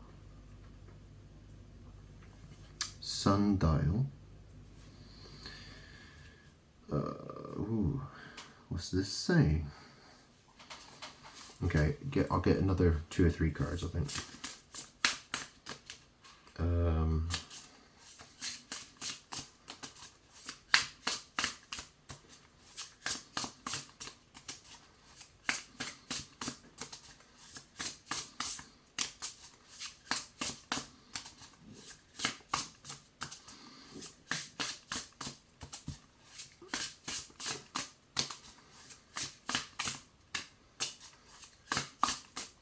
Come on. Whoa.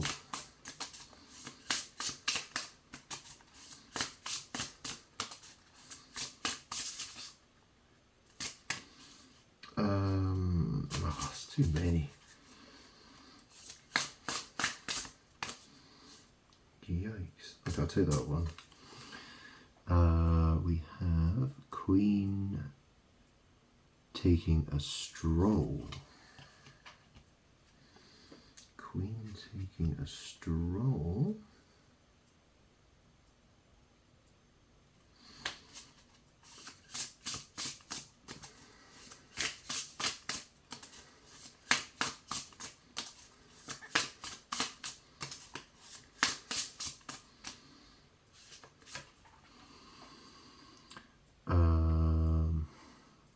King's hunting.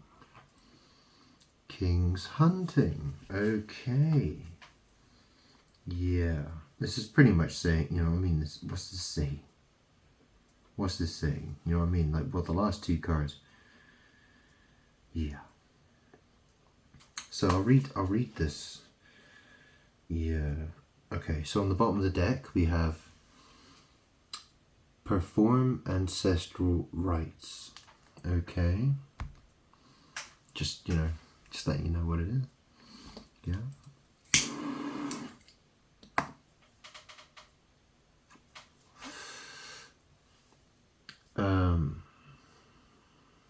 Yeah.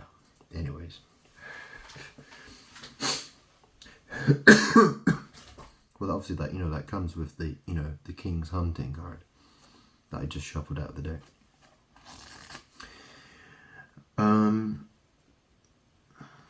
Okay, so procession to temporary palace. It's a huge procession of the king travelling to another palace. The majestic procession of the officials and the trumpeters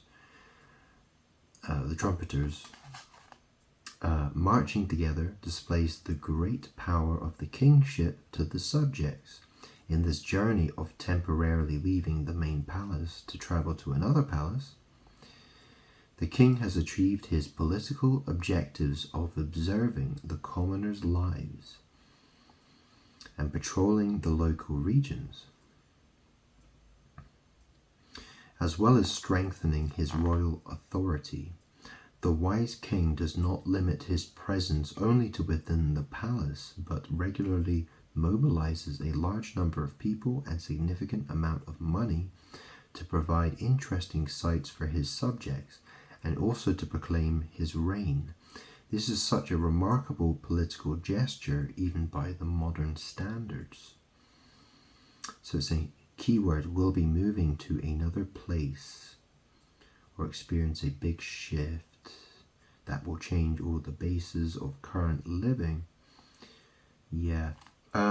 Procession to temporary palace. Palace attendance on night watch. Lazy Crown Prince. Regional products. Play blindfold tag. Sundial. Isn't that an interesting word? Sun-dial. Sundial. And that's how you tell the time. Well, that's how they used to tell the time back in the day, isn't it? Using sundials. Sundial. Timey. Queen taking a stroll. King's hunting. Yeah. So, palace attendance on night watch. 36. Okay. Sunra is keeping a night vigil where the court ladies and eunuchs walk through the hallways of the palace quarters holding lanterns. Sunra was carried out to prevent theft and fire, and it was necessary to ensure that the same watching practice was carried out at night as well as during the day. The royal families could sleep comfortably at night knowing that they were well protected. Even a single mistake could endanger the safety of the royal family. The palace structures were mostly built with wood, so they were vulnerable to fire. Once they caught fire, it was very difficult to put it out. Also, the royal family had to be careful of the dangers posed by the opposition and assassins sneaking in, as the palace was a large place. Some matters require very close attention.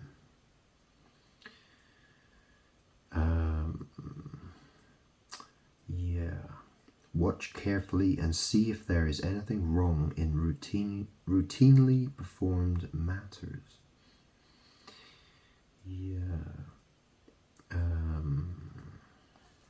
And then there's the Lazy Crown Prince. I already spoke about that one. Okay, and then there's the regional products. And then there's the play blindfold tag. So those are sort of kids playing a game of blindfold tag. On a spring day with beautiful flowers in bloom, in the courtyard, the young princess is playing blindfold tag with court ladies. In fact, it is the youth of the princess that is more beautiful than the flowers. She is able to light-heartedly enjoy her life, not only because she is not married yet, but also because she has no duties as those required of a prince. Princesses live a comfortable life with guaranteed security, and they were rarely deprived of their royal status. During the Joseon dynasty, social participation by women was minimal, and not many opportunities were given to the princesses in the palace either. So, yeah.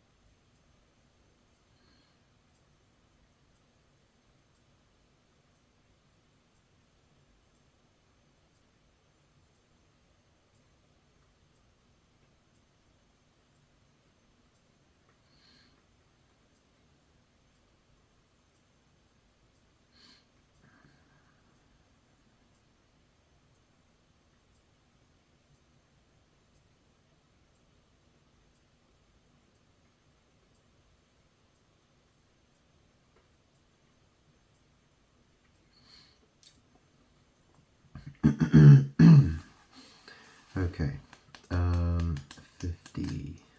sundial. Oh, it was this here. Keywords. Things happen in an orderly manner. Yeah, things happen in an orderly manner. Obviously, the sundial is used, well, sun-di-al, or sundial. Yeah, I mean, yeah, the sundial was invented to tell the time during the day when the sun was up on a clear day.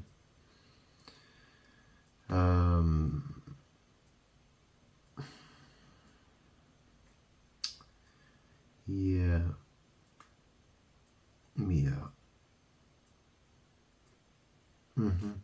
So, you know, what's that saying? It's saying time. So this is So, you know, the regional products, so the Lazy Crown Prince, the regional products, okay? So the regional products are, you know, people who are living in the world. I mean, everyone's a product, really, if you think about it. You know, there's the play blindfold tag. Well, this is the thing. I've told you all about this magic and moon magic and people wanting my energy and people not, you know, they won't, you know, I try to tell people I'm God and they don't want to know. So that's one way of looking at that, perhaps.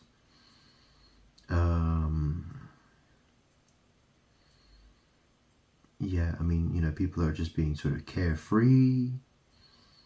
You know, they're wearing the blindfold. You know, they're going around saying, "You're it, you're it, you're it, you're it," whatever, right? There's, you know, there's a silly game being played. Okay, this is the best way to look at this. Okay, but sundial. I've died for everybody. Okay, it's time. It is time. Queen taking a stroll. King's hunting. So the queen taking a stroll. Well, let's read this one then. Yeah. The fully adorned queen is taking a walk in the garden. She took some time to spend a leisurely time in the garden, touching a maple tree and admiring its beautiful colors. Everything is ripe and mature. The queen is in the best period of her life, as well as the flourishing trees in the garden that boast their most beautiful appearances in the whole year. The queen, as the lady master of all internal affairs, was responsible for arranging, directing, and regulating the affairs of concubines and all other women in the palace. Therefore, rather than revealing her own tastes and preferences, her biggest virtue lied in holding down any noise in the palace and helping the king focus on state affairs. Further, a queen who gives birth to a son would be in a very strong position and would truly become the lady of the best distinction and honor.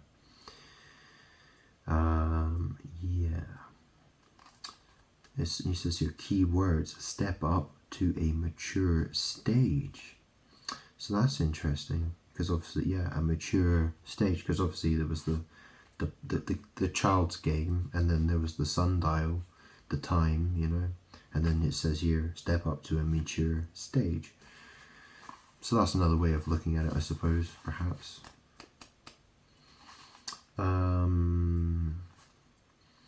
So, king's hunting. One can feel the vitality of the young king hunting on horseback. The king often deliberately led the hunt to impress his officials.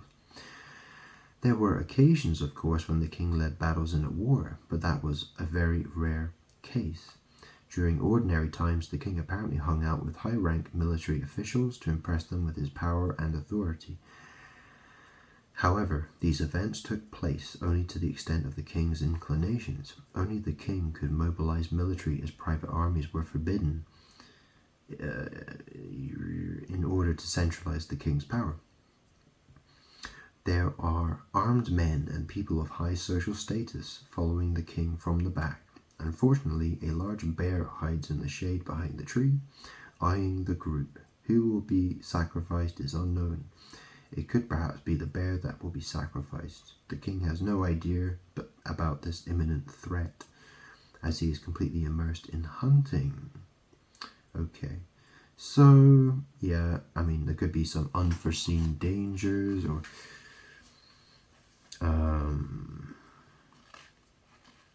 procession to temporary palace. What's that pointing to? I mean, Lazy Crown Prince. you think I should move to another place? But where? And what for? You know, why? What's wrong with me being here? I mean, obviously, well, that's the thing, I'm God. I mean, but do you know what I mean? Like, you know, like, well, obviously, I mean, you know, obviously, yeah. I mean, you're having different places to go and be is obviously beneficial. Yeah. Yeah.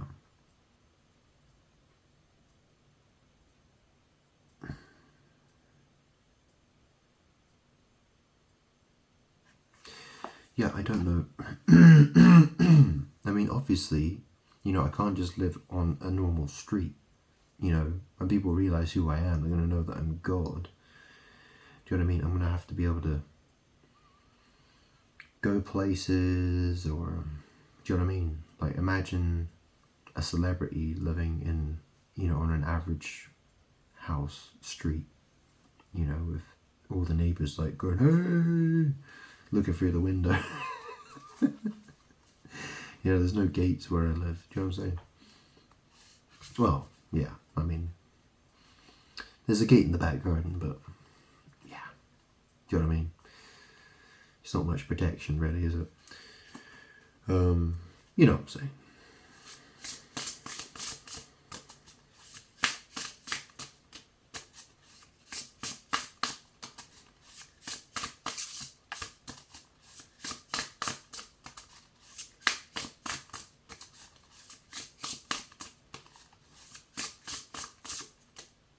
Okay, I've got 2 cards.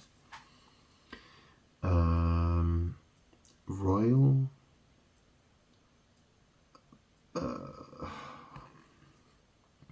Royal Placenta Chamber. King's Hunting Royal Placenta Chamber. What's a placenta? What's a chamber? Royal Placenta Chamber. Royal Audience. Royal Audience. Okay.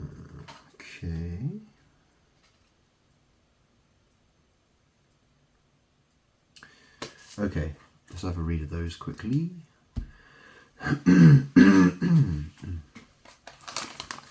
Just gonna roll a cigarette first. I need something to drink as well.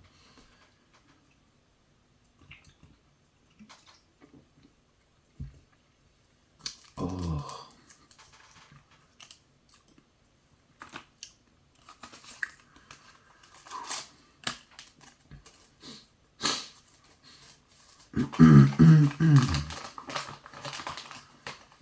So, excuse me.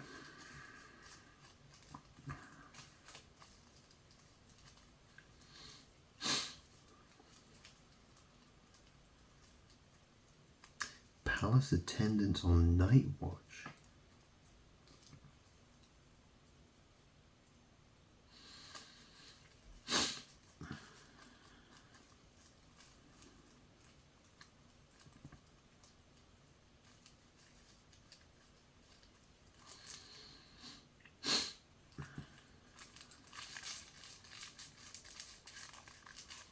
So yeah, it says your procession to temporary palace. What's that read? What's that talking about?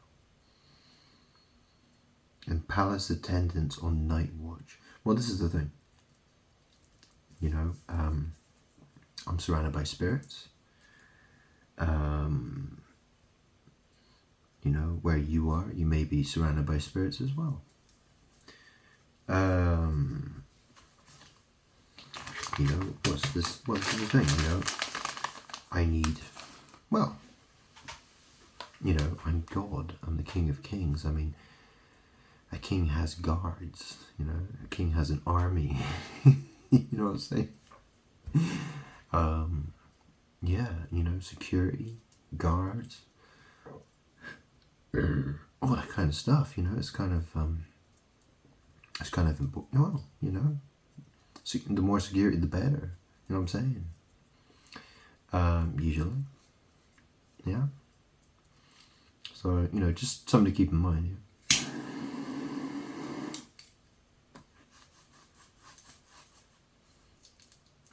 Night watch. Oh, yeah. Well, this is the thing. What time is it? It's about 1:42 a.m. in the morning. So, procession to temporary palace. Palace attendants on night watch while I'm watching myself on my camera phone. So, this is my palace in a sense, but obviously, I could do it for bigger palace than this. Yeah, I mean, where am I going to keep all the concubines? I mean, I'm going to run out of space pretty quickly, so. And all the angry men. Well, that's the other thing as well. Obviously, it's going to be. That's the thing. People are going to be very sort of. Some people might not take it very well. They'll be like, "What the fuck?" So. Yeah, there might be a few angry men out there, and women. Yeah.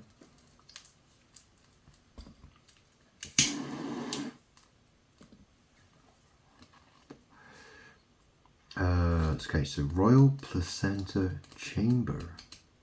So King's Hunting, Royal Placenta Chamber. It's funny how these cards say stuff, isn't it? Well, the spirit token here, yeah. The common people had a folk custom of saving the umbilical cord when a baby was born. This was not different with the royal family. It was believed that the umbilical cord had some inexplicable magical power and potency. The custom of cherishing the umbilical cord, the byproduct of the birth of a baby, is a long-existing tradition. The commoners would, upon the birth of their child, save the umbilical cord and then later burn it or flow it onto the water, praying to turn away bad luck in the conception of the next child. When a prince who would become a high and noble king in the future was born, they selected an auspicious site to bury his umbilical cord. Magnificently decorated the site and treated it as a sanctuary. A butterfly sits on the stone that signifies a placenta chamber. The butterfly symbolizes the soul of the ancestors, and this seems to indicate that the royal ancestors are also celebrating the birth of the prince. The nature surrounding the site is in full bloom, promising a bright future for the prince, as this place is not a gloomy grave. So, keywords: glorious events are about to occur. Okay, and then we got royal audience.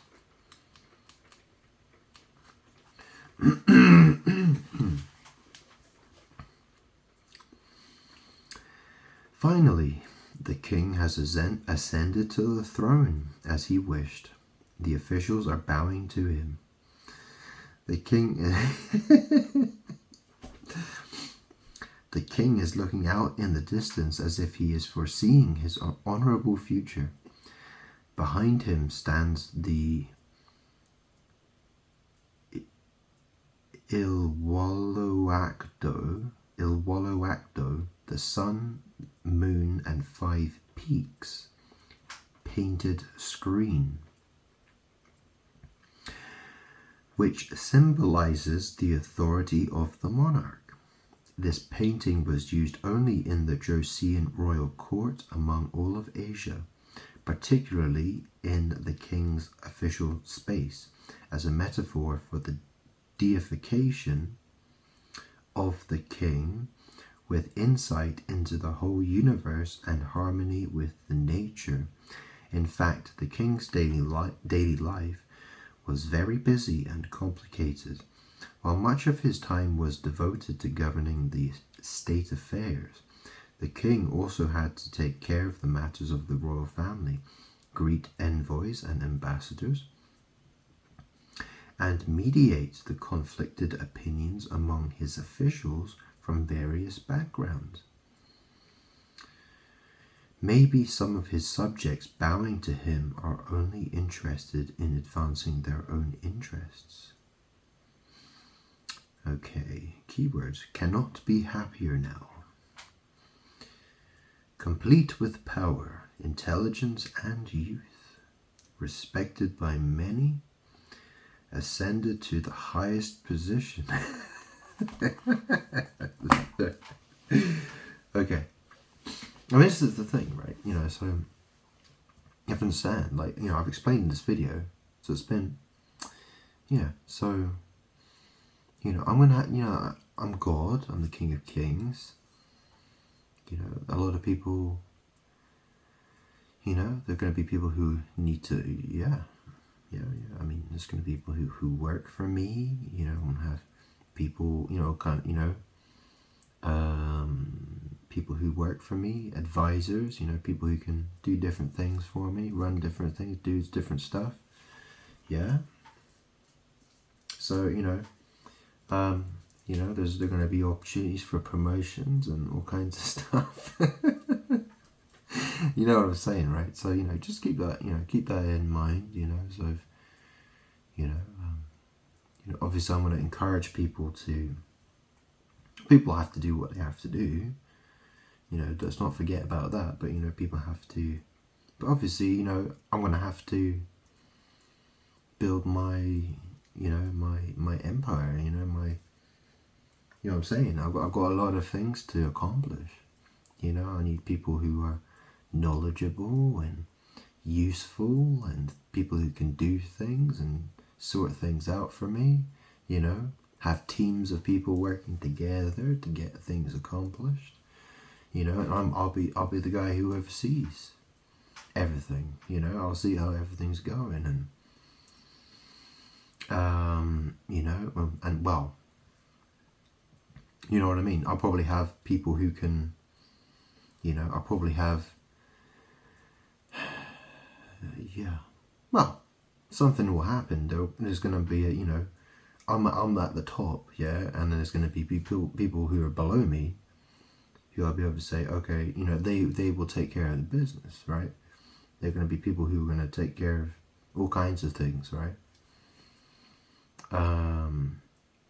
And obviously, yeah, you know, you know how that goes, right? Hopefully.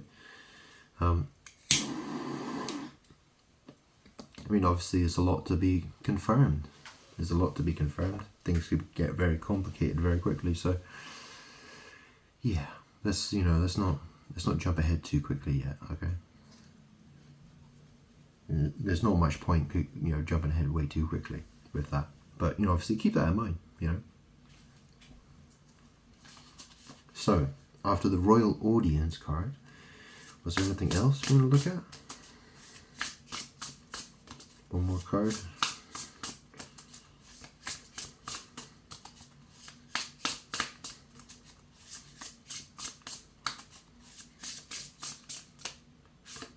Oh, that's two cards.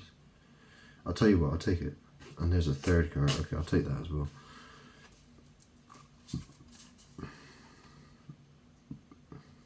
Oh, look, on the bottom we got here. Concubine putting on makeup. Yeah.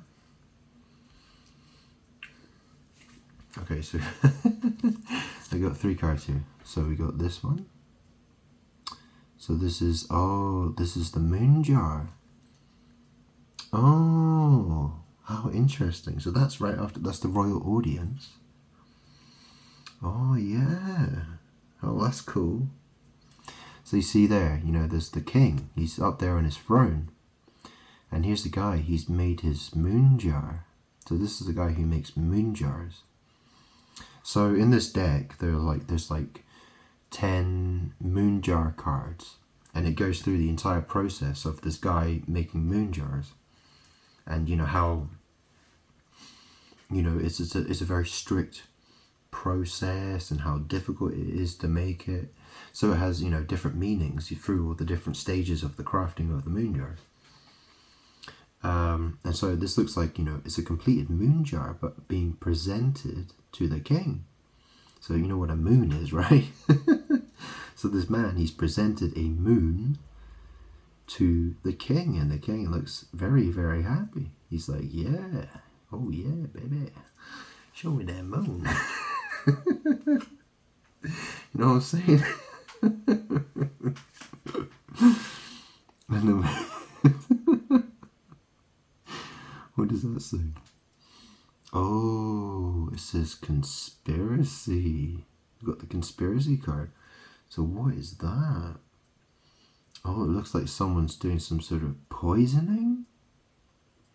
They look like they're poisoning like some tea or food or something. And then we have please to king. So the king doesn't look very, he sort of looks a bit disturbed. I don't know. Yeah, someone is making pleas to the king. Pleas to king. Okay, so moon jar 9. What does that say then? It says here, the finally completed moon jar is presented to the king. The king wants to bring in and reward the craftsman who produced this great porcelain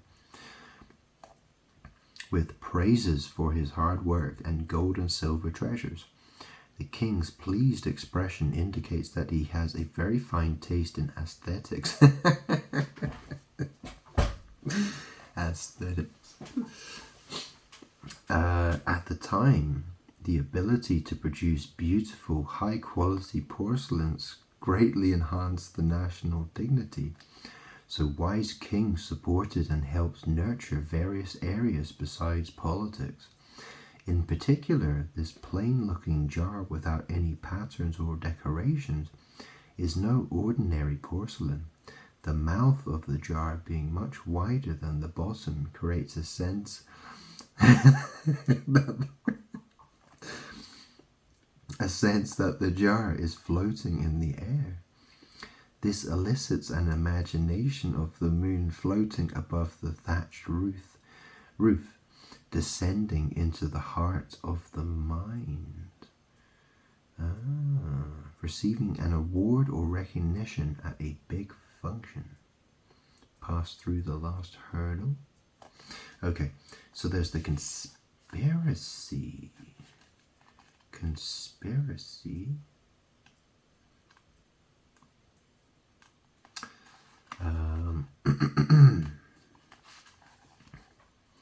Someone's hand is putting something in the medicine boiler. It is unknown if the added material is a medicinal ingredient to make the medicine more effective, or if someone is intentionally putting in poison. Because there is no face shown, it is difficult to see exactly who is doing this and what this is. It is difficult to catch the conspirator, but even if you can guess, there is no evidence. In those days, it was inconceivable to perform an autopsy on the dead body of a royal family member, so the truth was often buried with the body. Therefore, there were many cases of conspiracy involving poisoning.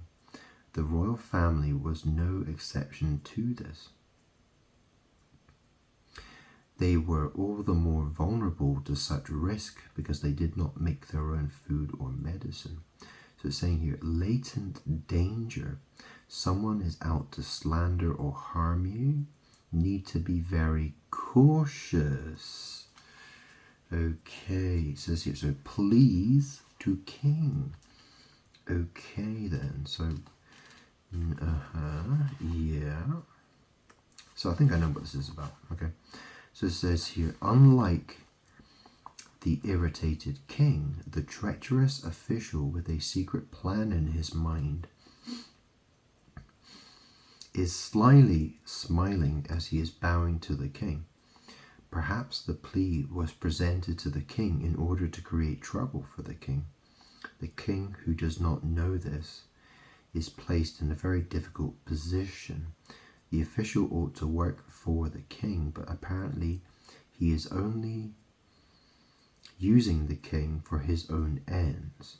The king has to discern who is on his side and who is not.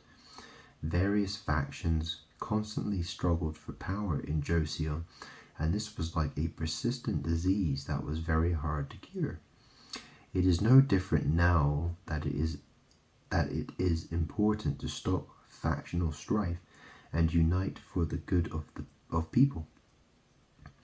A tense, strained confrontation of the king and his official. So different positions from each other. Note that you have treacherous ones around you.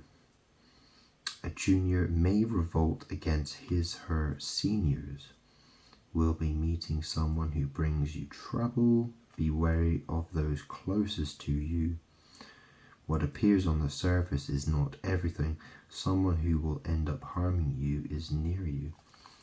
So it says here, queen taking a stroll, king's hunting, okay, royal placenta chamber, okay, royal audience. So, there's the king is he's on the throne, he's ascended to the throne.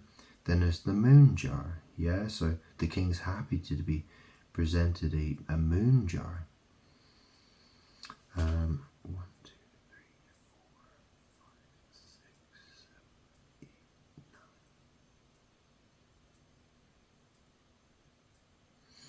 9. Yeah.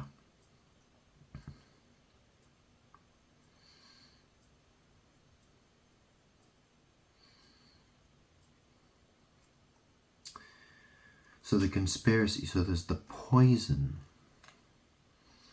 So there's the putting of the poison in the pot.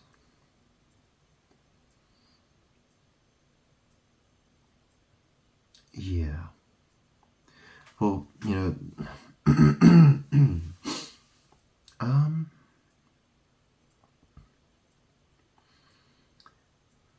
so the moon jar, obviously I want my moon jar. I want my, I'm talking about, the woman, right?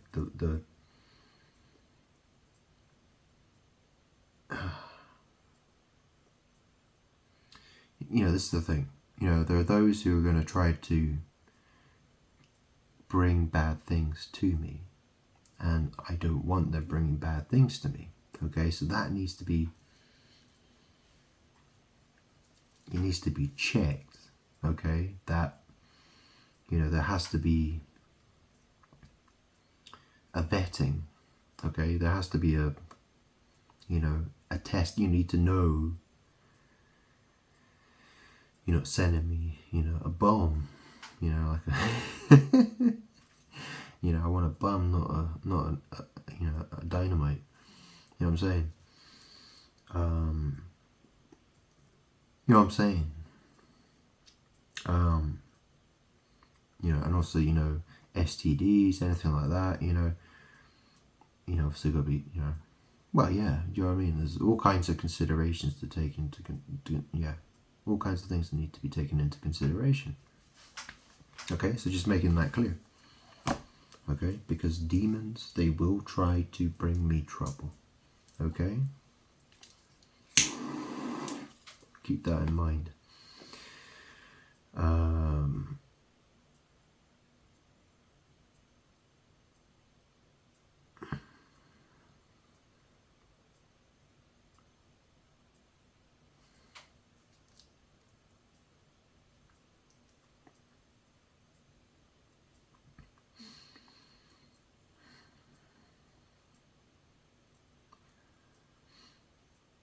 So this is the thing,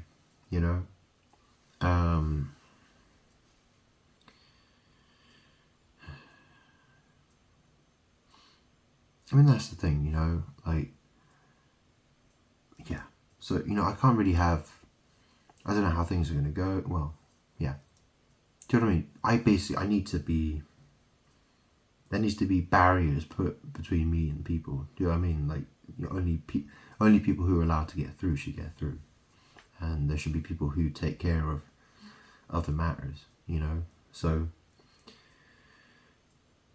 you know what I mean? Like, well, yeah, something like that. Something like that. You know what I mean? I can't just have everyone just running up to me and banging on my door and just shouting at me and, you know, trying to walk in my house or whatever. Do you know what I mean? You know, that's not good. So, you know, obviously just keep that in mind. So, yeah. Go on, I get one more card then.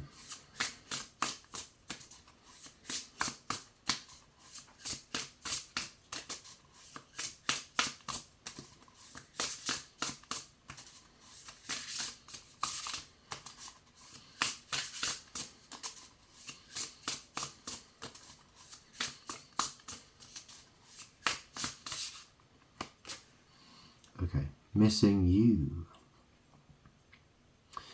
Missing you. So this is the concubine. She's crying because she's missing her family or something like that, right? But, you know, you can obviously interpret this card in different ways.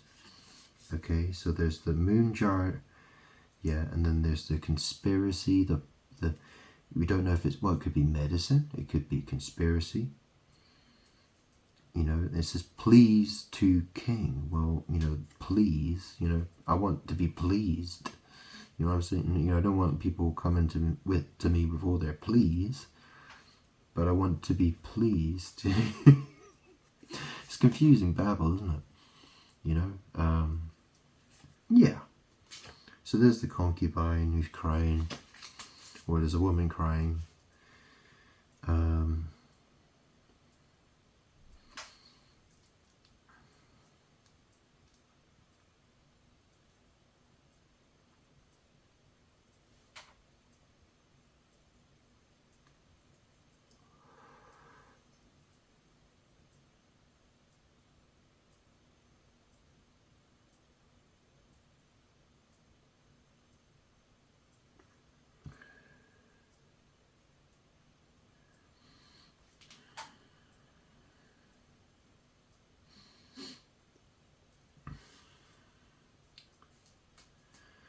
So, procession to the temporary palace. Palace attendants on night watch. Lazy crown prince. Regional products. Play blindfold tag. Sundial. Queen taking a stroll, king's hunting, royal placenta chamber. So, you know, this is the thing, okay? I'm making videos. People can watch me. People need to watch me, listen to me. My videos need to be shared. People need to hear about me. You know, I need people to follow, you know? That needs to happen, okay? Excuse me. So, you know, do what you can to share. Yeah, if you have to make your own videos, do that.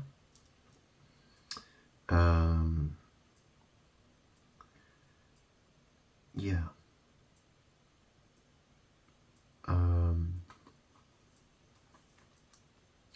Yeah, I'm not really sure what else to say about these, really.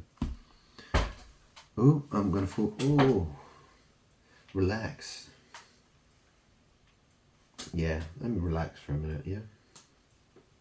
Shuffling these cards. Oh, it's hard work, you know. Okay. So what next? What card do I want to use next?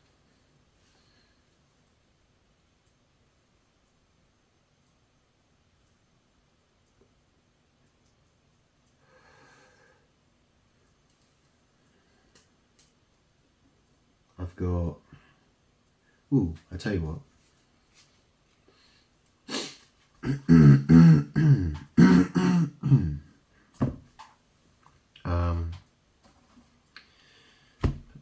there. What's this? Oh, that's the red. Yeah, on this one. Yeah. So I'll get some of these flower cards, yeah? So, just a couple of these. Okay, so we've got 51. Okay, that's 51.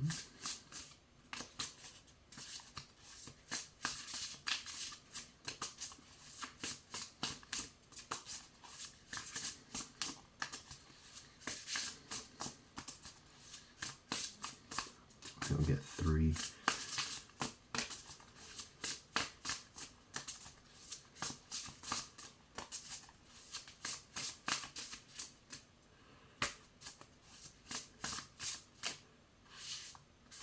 It's 2.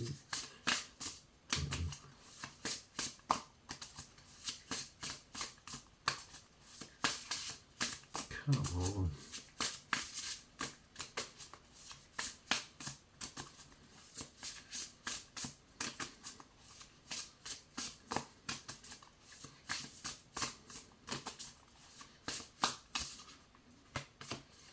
Okay, so I've got 3. And one more.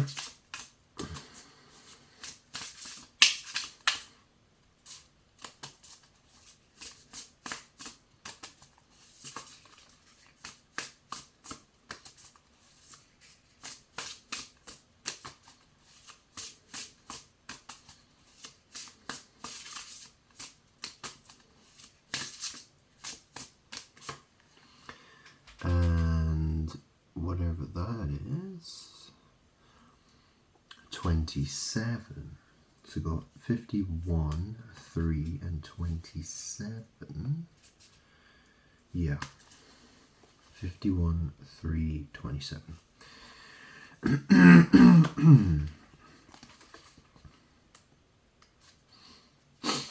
Okay, 51. Asian liver leaf. I want to comfort you. I want to comfort you. Okay. 3. 3-leaf clematis. You are being laughed at by someone.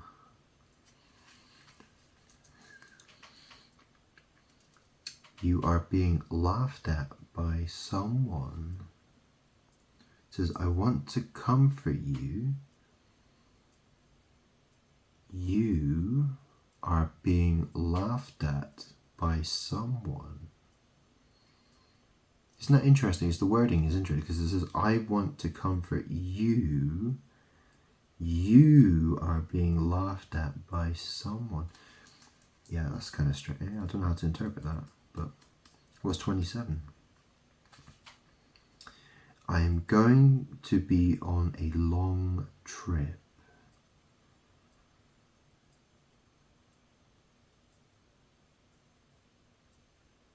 Rough potato. 27 is rough potato. I want to comfort you. You are being laughed at by someone. Rough potato. I'm going to be on a long trip.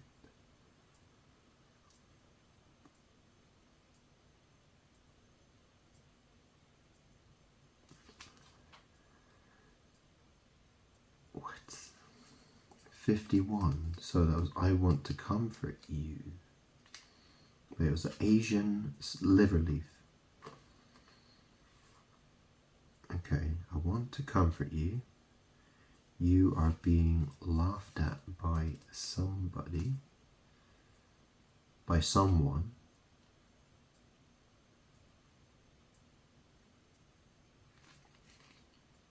I am going to be on a long trip.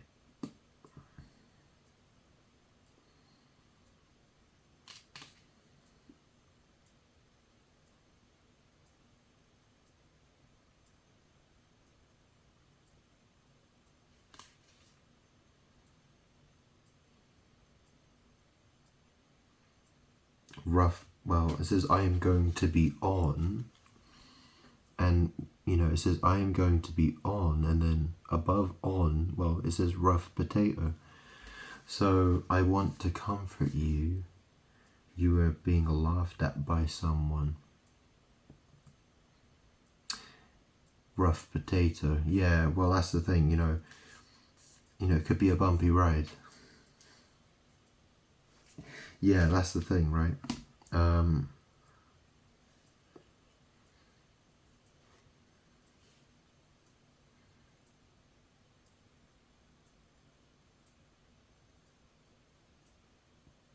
Well, that's the thing, you know. I want,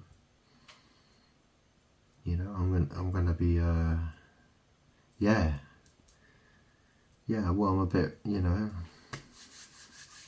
hard to get stuck in there.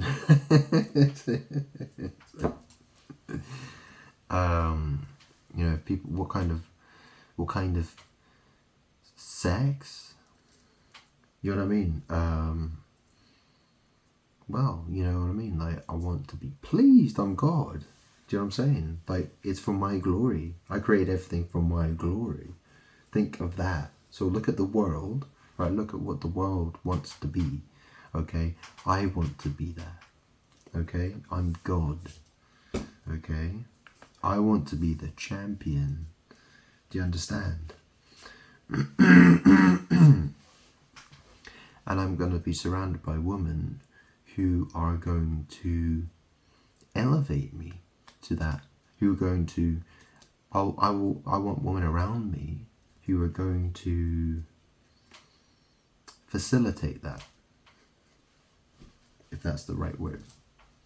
Yeah, they're going to facilitate that. Okay, so you understand? You know, I'm not looking for kisses and cuddles. You know, I'm not looking for only kisses and cuddles. You know what I'm saying? That's not, you know, that's not, you know, that's not how this goes, right?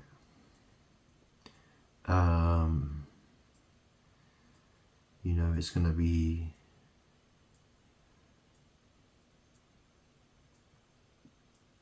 lots of naughty stuff. It's going to be getting naughty. Let's put it that way. Okay. Very naughty.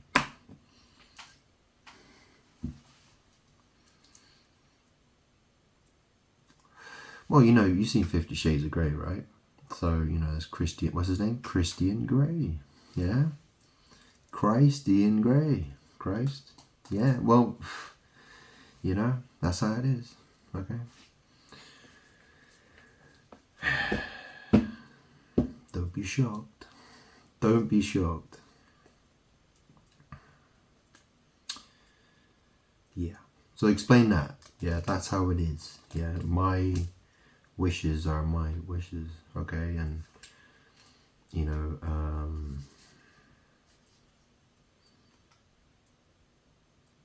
yeah. Okay, that's how it is. That's how it is. All right. So, what more can I do here? What more can I do to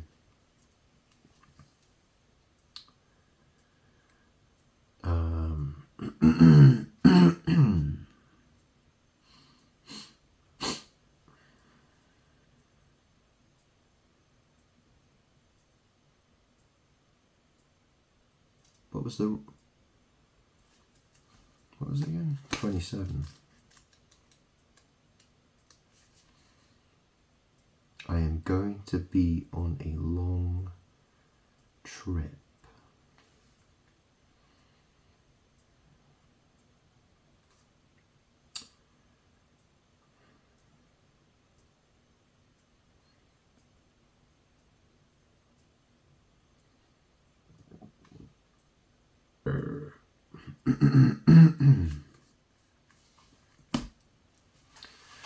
Go on then, I get a couple more cards from this.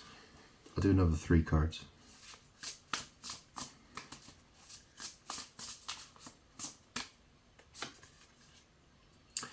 60.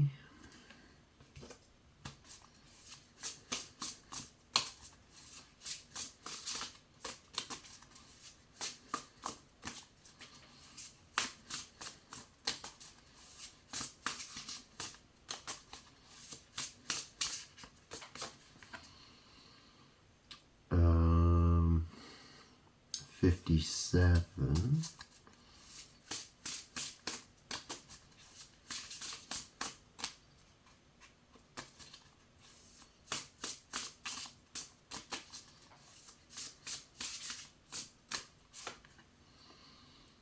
Um, 25. Okay. Whoa. 60. Okay, so that's Sword Leaf Dog Bane. Now is the time to show virtue. It says here the whole plant is used as a medicine. It treats heart disease, high blood pressure, and nervous breakdown. Okay. If you fry its young leaves and use them as tea, it will prevent fever and dizziness. So, you know, that's the thing. I need medicine. Do you know what I mean? I'm looking for a certain type of medicine. You understand?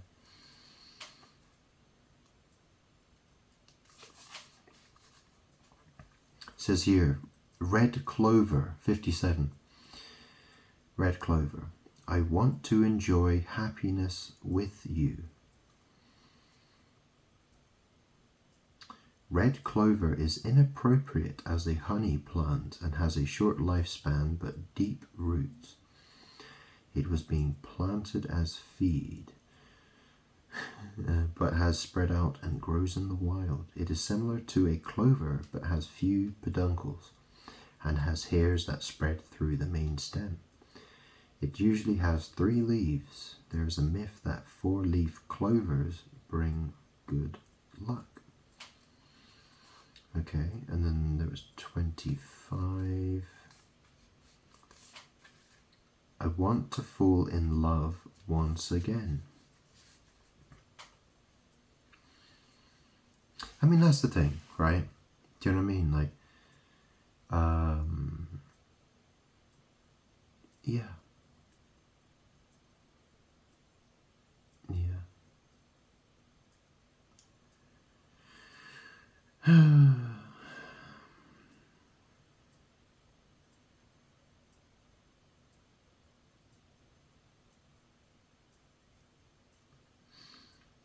Yeah.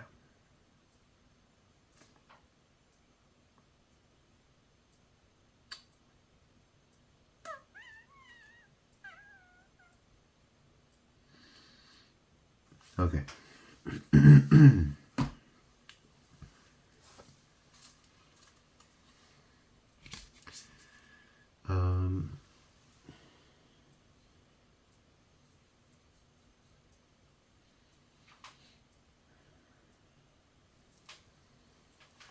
Well, let me smoke my cigarette for a minute.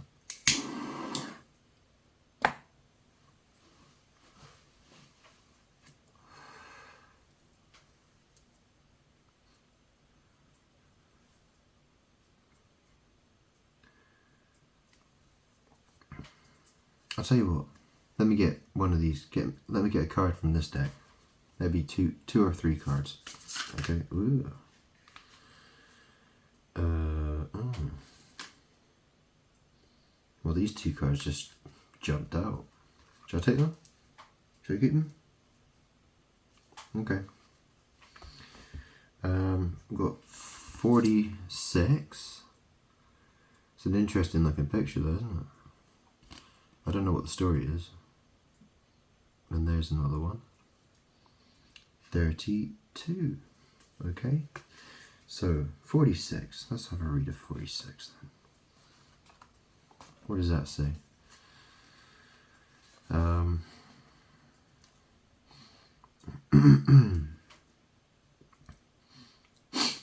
Siang Soman, early Joseon period.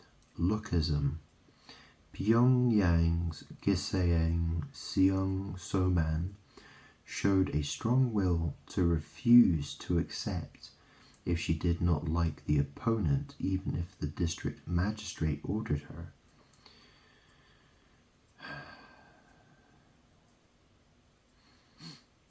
One day, a scholar named Lim Chun had fun in Pyongyang until the sun set.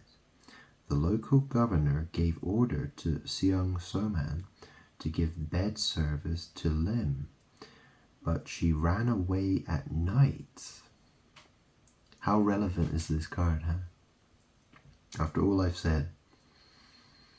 However, she attended the following day's feast, and Lim Chun saw her.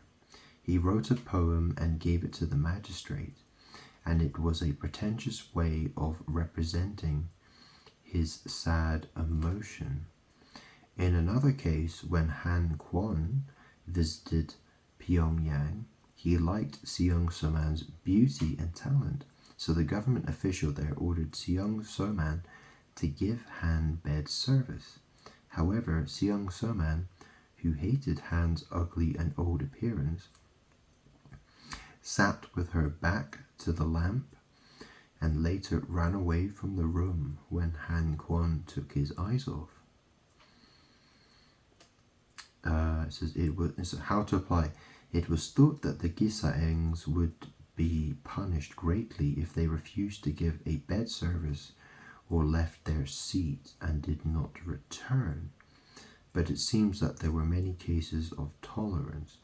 There must have been an atmosphere of shame about not winning the heart of the Gisaeng. She only thought about how to make excuses and avoid her seat. Hence, the immature woman's heart that evaluates men only by their appearance. Detail, it was an ideal for the scholars and officials of the time to win the heart of a very famous Gisaeng and become lovers with her. So, yeah, very relevant, very relevant. Okay, I'm not looking for, women who are going to, just looking at me as a easy ride, you know what I mean? Like, just a chump who's just going to just hand them money and beds and stuff and, you know what I mean, give them a palace life for just standing next to me. Like, no, that's not how it fucking works.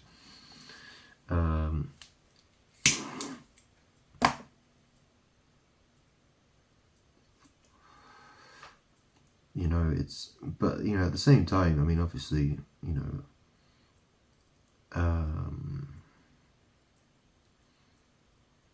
well, I was Jesus, so, I'm not a complete tyrant, but,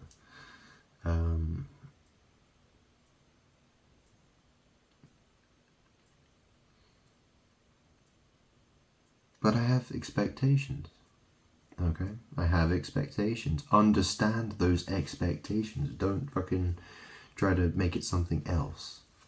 Okay? Don't be dumb.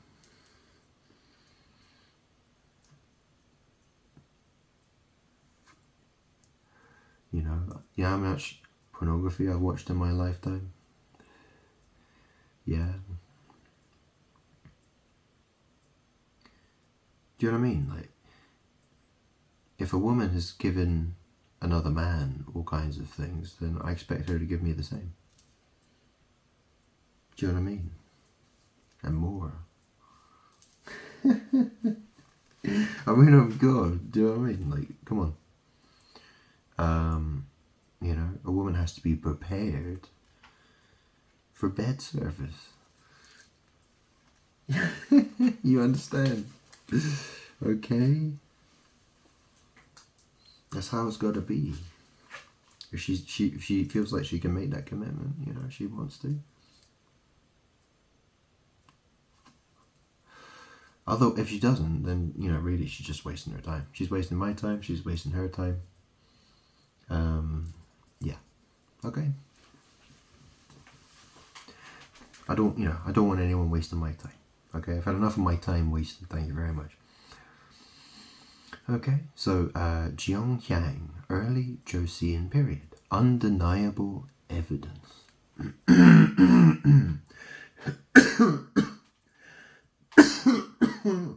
Excuse me. Undeniable evidence. Yeah, he seems to be writing something on her clothes or something. Anyways. When Prince Yang Yong, the eldest brother of King Sejong, said he wants to stay away from alcohol and women and go to Pyongyang-do, to see the mountains from then on, King Sejong sent a secret message to the governors in each village of Pyongyang-do, saying that he would give a great prize if they properly serve his brother. However, the governors had already received Yang Yong's official letter to keep liquor and women away from him. So they were very confused. Then Pyongyang's top Gisaeng, Zhongxiang, made a trick. She approached Prince Yang Yong, pretending to be a widow of a poor house nearby. And the prince, who fell in love with Zhongxiang, in a glance forgot about his promise with himself and was lost himself in love. When it was time for Prince Yang Yong to leave, Zhongxiang asked him to write a poem on her skirt so that she could remember him, and he willingly responded. After he returned to Hanyang, Prince Yang Yong realized that he had been caught in the mischief of his younger brother when he saw the woman wearing a skirt with his poem written on it. Sometimes love needs a token, so even modern men and women still exchange gifts. Things left to prove the invisible emotions may come back to affect you later, but it would be harmless unless it's out of malice. Someone will ask for something or a mark to prove your love. Undeniable evidence. So what's this really talking about then? I'm a bit confused with all this the Korean, yeah, it sort of throws me off a bit. It's quite complicated, I think. Prince Yang Yong, the eldest brother of Sejong, said he wants to stay away from alcohol and women and go to Pyongyang-do to see the mountains from then on. King Sejong sent a secret message to the governors in each village, saying that he would give a great prize if they properly serve as his brother. However, the governors had already received a letter to keep, then Pyongyang's top Gisaeng Zhongxiang made a trick. She approached Prince pretending to be a widow of a poor house near, and the prince, who fell in love with, in a glance for himself, was lost in himself in love.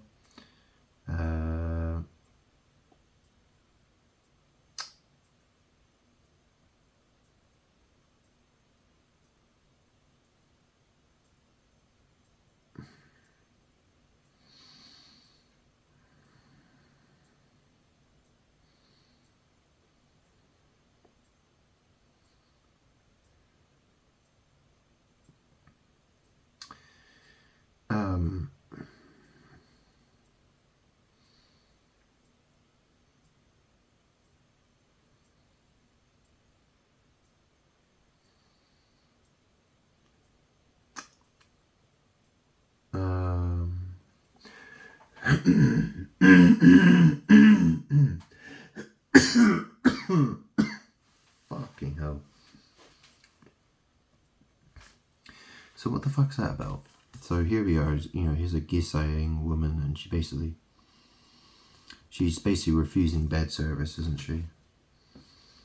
And then this is about, a guy who he said he wouldn't touch alcohol or liquor anymore. But the king basically ordered, like, the king basically made this happen. So the woman slept with the man, even though he'd said that he wouldn't be doing anything with woman or liquor anymore.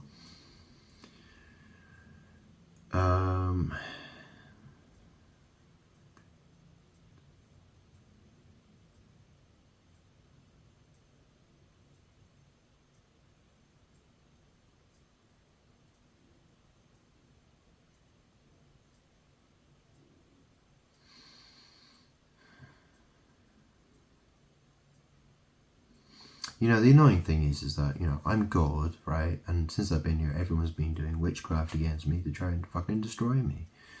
So, it's unfair. People,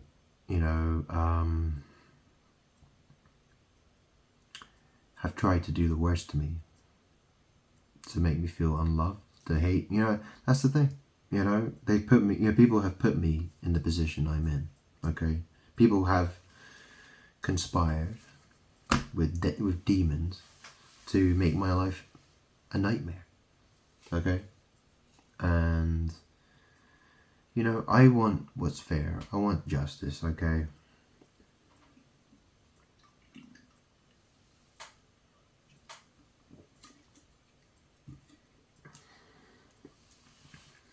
When am I going to get my justice? That's what I want to know. Anyways, one more card then.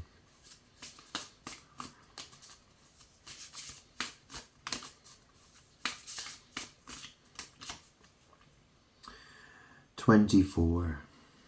Okay.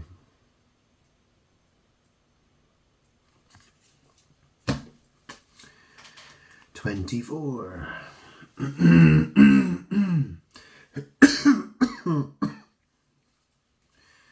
Flippin' heck. Okay, it says here, Jadong Sion, early Joseon period, irony of fate. Jadong Sion was famous for being the most popular Gisayang in Songdo, much earlier than Huang Jinyi. She was a beauty representing the country. Even the Chinese envoys advised each other to meet in Jadong Sion when they went to Joseon. Her name meant a fairy of Zahadong, a village where Chinese gods live. Yeah, whatever. And this also shows that she was a matchless beauty. Jadong Sion met Seo Jiong, a renowned poet and scholar of the time, and vowed to love each other by reciting poems. However, Yong Cheonggun, who was Seo Jiong's friend and son of Prince Haoryong, was curious about her after reading the poem which expressed Jadong Sion's beauty and strongly requested Seo Jiong to make a place to meet her. Seo Jiong, who was unable to resist the royal family's authority, had no choice but to introduce Jadong Sion to Yong Cheonggun. Anxiety became a reality. Later, Jadong Sion became a concubine of Yong Cheonggun, and Seo Jiong missed her alone for a long time, but there was no way. How to apply: a man and woman meet by chance and fall in love, but they also break up by the accidental trick of fate. Sometimes someone can lose his or her lover by a single slip of the tongue, or sometimes a love triangle can be formed with the nearest person. If you reveal and show off your precious thing to the outside, you are likely to be taken away. Hint: a situation that they have to live indifferently due to the ironic fate. Detail: Seo Jeong was a talented civil official and scholar of the early Joseon period. Nevertheless, he had no choice but to lose his lover under the authority of royal blood. So,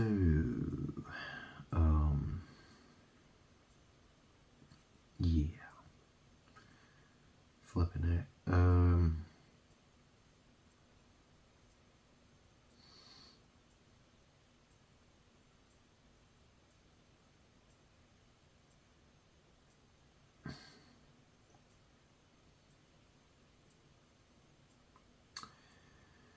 Oh, what? Oh, fucking hell.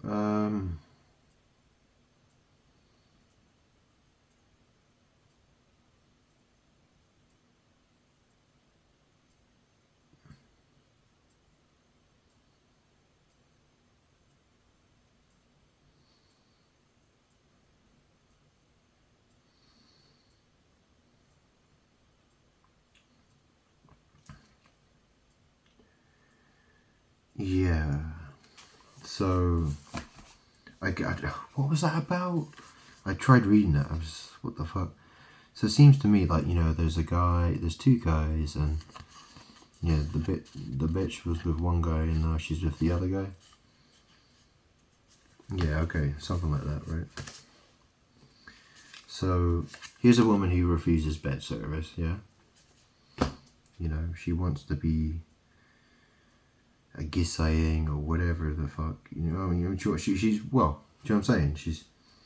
She refuses bed service, okay? It's a woman refusing bed service, okay?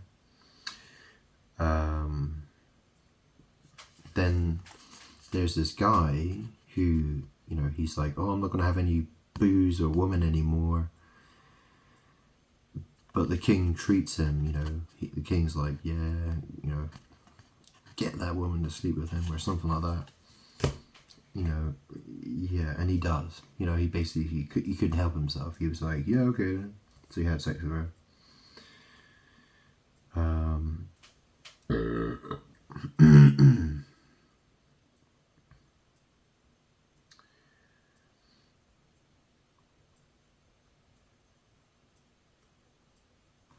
And here, here's a guy stealing another guy's woman, I suppose. In a sense. Yeah, guy looks disappointed while she's with the other guy. So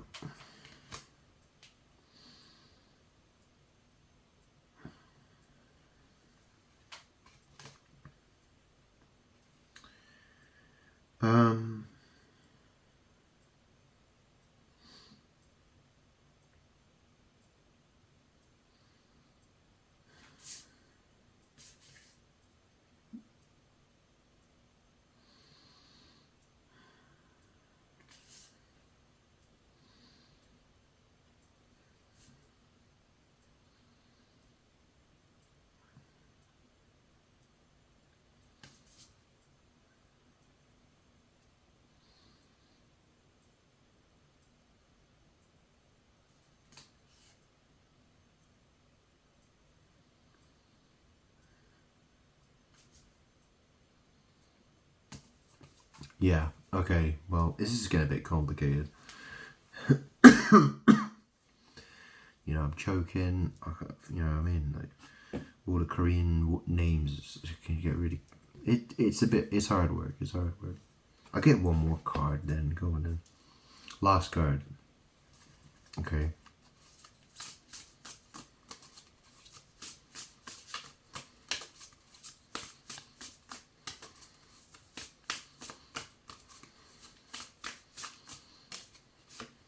Okay. Oh, okay, so this, I know what this one's about.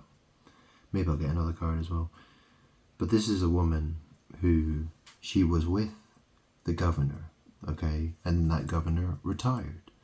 So she gets with the new governor, as she's the concubine of the new governor. And so when that governor, when he loses his governor role and he's about to move on, he didn't expect her to want to come with him, because he's already got 3 wives, and she wanted to go with him. And he was like, oh, but who's your loyalty to? He thought her loyalty was to whoever's the current governor. And then she cut off her finger, her left ring finger, and she basically vowed to like never have sex with a man ever again, basically.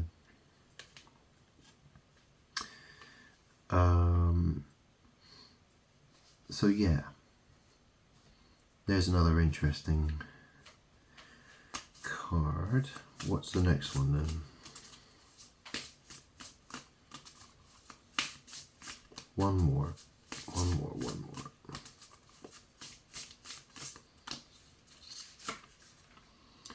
Oh, I know this one. So this is, the guy in the background. He was with the woman, but he had some business to take care of for a short time, and then he went looking for the woman again and found out, well, she's with this other guy, basically. And he's, he's heartbroken by it. He's and she sort of, well, she didn't really, do you know what I mean? She's like, she shows interest in him, but then the next thing she just moves on to another guy. Excuse me. And then there's the woman who, she has these ideas of the kind of man she wants to be with. She has all these specifications. He's got to be a singer, he's got to be a dancer, he's got to be a this or that, or whatever. And then, she realizes the relationship doesn't work. He's not really interested in her. And she's, very, so she's had these ideas of what her man should be, but realizes at the end that it doesn't get her anywhere. Okay. And one more.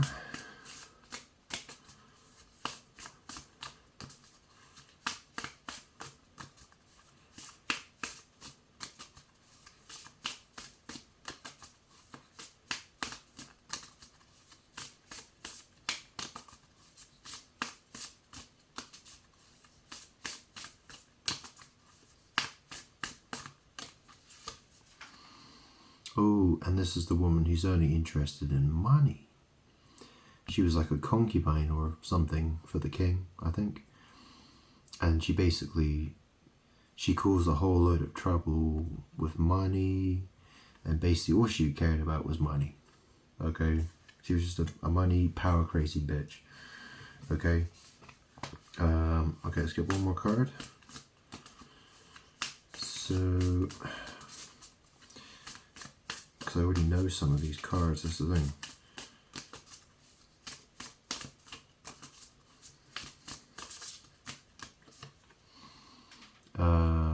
There's another one. I don't know this card. So there's a woman. There's the tree. It's in the winter. There's some people in the background. So that number is 17. Okay, so this is the last card. If I can be bothered to read out.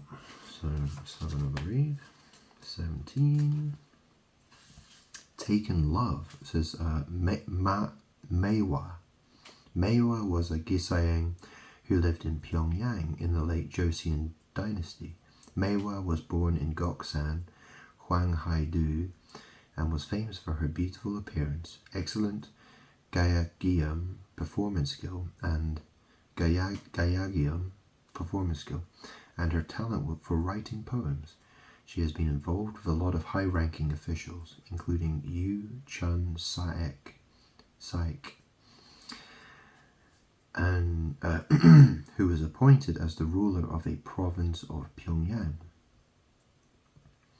At first, Yu Chun-saek seduced her by comparing her to plum blossoms, and they fell in love for a while. Soon after, however, he took interest in Chunseol, a younger and prettier Gisayang, and Meiwa was caught up in jealousy.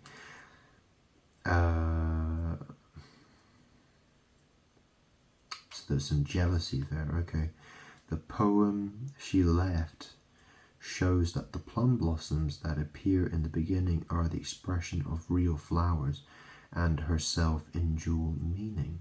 In addition, some characters here in the last part of the poem is also a word game using the name of other Gisaeng. How to apply, rather than considering it as a true love, this is a situation in which one realizes his or her place by an unexpected rival. No matter how beautiful and talented she is, love withers and fades after time and flies away like a butterfly to find a new love. Hint, the moment of realizing that a man's heart does not last forever. Detail, plum blossoms were especially loved by poets and painters due to their spirit of blooming in cold winter weather. Well, you know, this is the thing. I'm God. I'm the creator of everybody, okay? And everything. Nothing would exist without. You wouldn't. All the things that you know wouldn't exist without me, okay?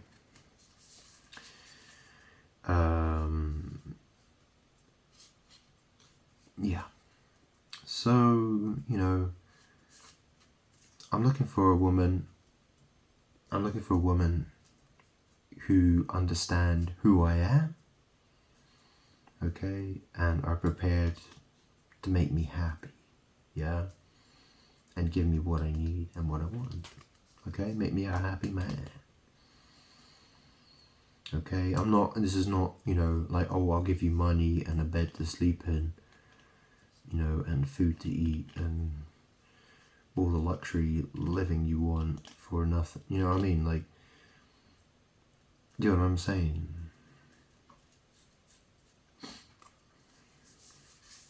I'm not to be treated like a chump, okay? Making that clear. Don't bother. So, there's a woman, you know, she wants to refuse bed service. Then there's some guy who wants to stop, you know, but, you know, the king sorts him out with, you know, gives him this prize woman. You know, he made this the king made it happen to his brother. So, yeah,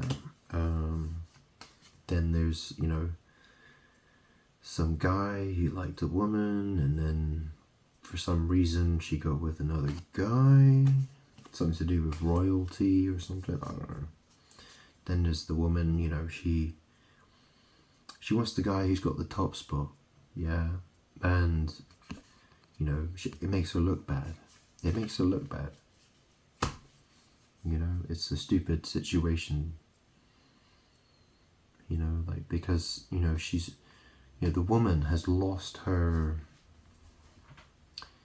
you know, that's the thing, like, where's the loyalty? Where's the loyalty?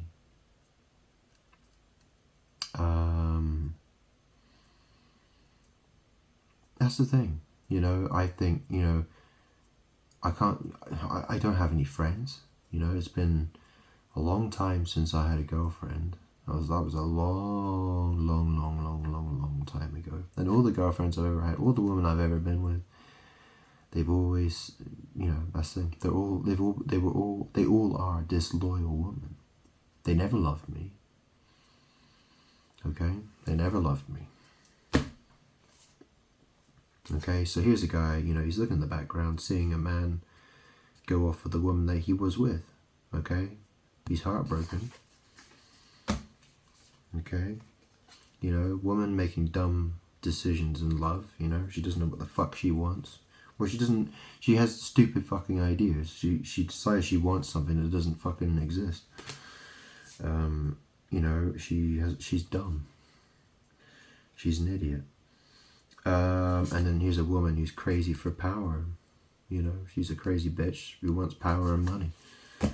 And then this one is a woman who's been replaced by a woman who is better looking. You know, she got burnt by the, you know what I mean? Yeah. Yeah.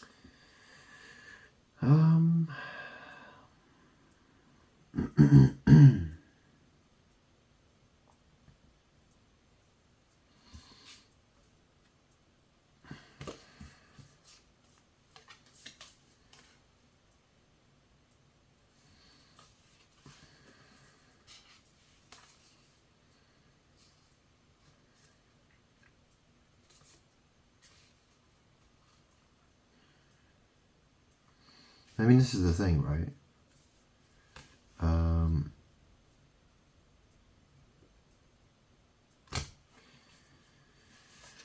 Yeah, woman. You know, I mean, this is the thing. The dating, yeah, it's a terrible thing. Okay, you know, there's just people with dumb ideas, dumb decisions. You know, people always want. You know, women have, you know, crazy ideas about what they want a man to be. Well, the fact is, I'm God. If you don't like me, well, whatever. I don't care. Okay. But if you want to be in my palace, well, you better fucking do something for me. I'll tell you that much, bitch. Hey? Otherwise, I'll just stick to playing computer games all day. Alright? And then we can say bye-bye. Alright? You know, why make it more complicated than it needs to be? You know what I'm saying? You know, I don't want to be stuck around with a whole bunch of bitches who don't want anything to do with me. They're just there to collect money and have a bed to sleep in. You know what I mean? Like, and food to eat, and to live, to say they're, you know, they're part of the. Do you know what I mean? Like, it's like, no. You know, I want to be surrounded by happy women. Women are happy to please me, happy to spend time with me, happy to do whatever needs to be done, you know what I'm saying? You know, I'm not looking for a woman who wants a free, you know, an easy ride. You know what I mean? An easy, do you know what I'm saying? So, if, you know, if a woman's looking for an easy ride, well, yeah, if that's all you're interested in, an easy ride, don't bother. You're wasting your time. I'll just send you packing. I'll just say bye. Go away.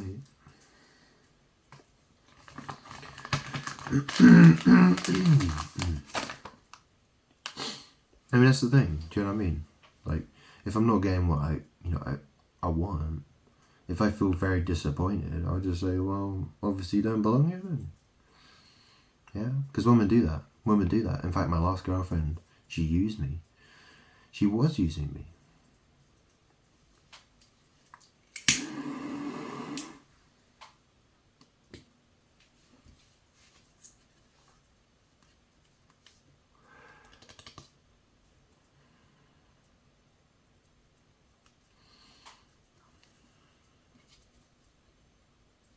Okay, what kind of woman was my last girlfriend? Anna Bialek. Ania Bialek. What kind of woman was she then?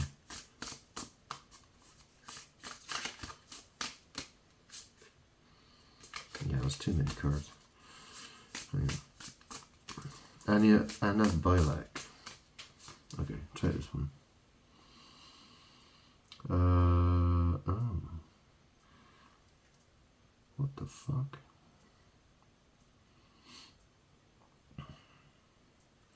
Concubine. Well, this is a concubine who died. She didn't live very long. She died early. How interesting. She died young. Well, that's this woman. She's a concubine. There's like 1,000 concubines or more, and she's into like dancing and singing. And you know, the king was a tyrant. The king's a tyrant or something like that. And yeah, basically she died young.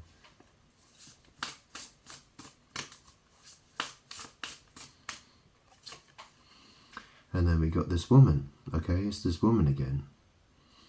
The one, she wanted to be with the governor, and then she got with the next governor, and then the next governor is like, well, who the fuck are you loyal to then?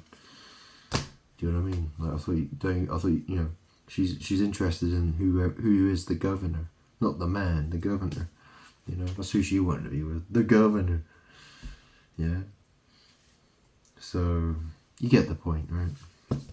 I mean, look, number 39, what does it say? Look. It says here, too short honor. It says here, how to apply. No matter how evil a tyrant is, there seems to be a woman who deserves his favor. That relationship is done by means of the destiny, not by force. She had outstanding talent among many women, so she was like the sun among inferior lights. However, it is regrettable that she lived too short. Yeah. So, she died early. Okay. She's dead.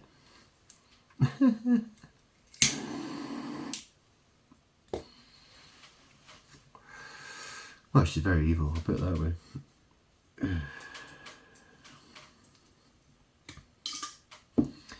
Anyways, it's been a long video.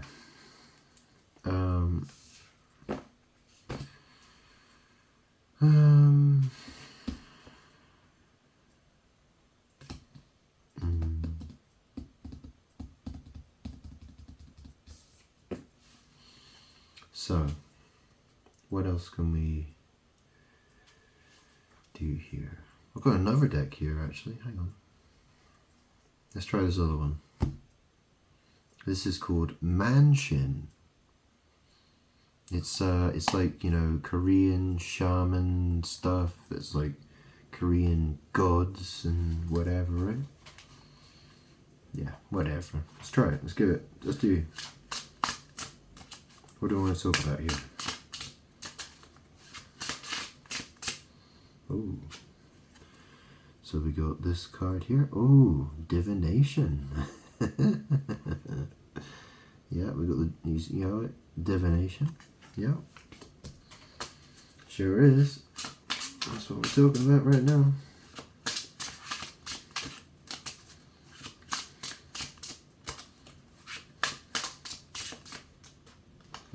Yeah.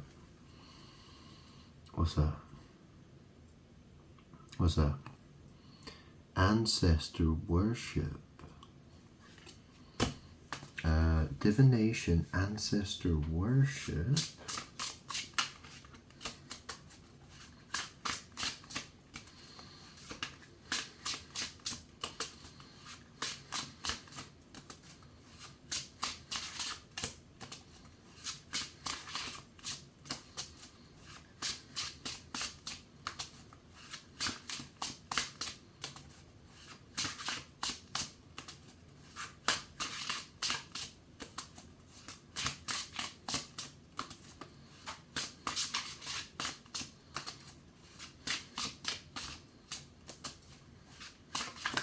No.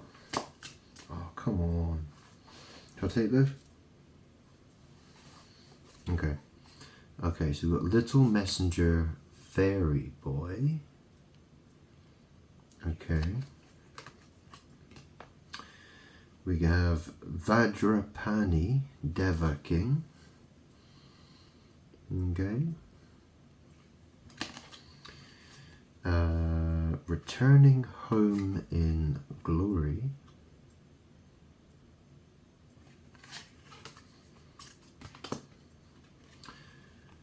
Dragon. Okay.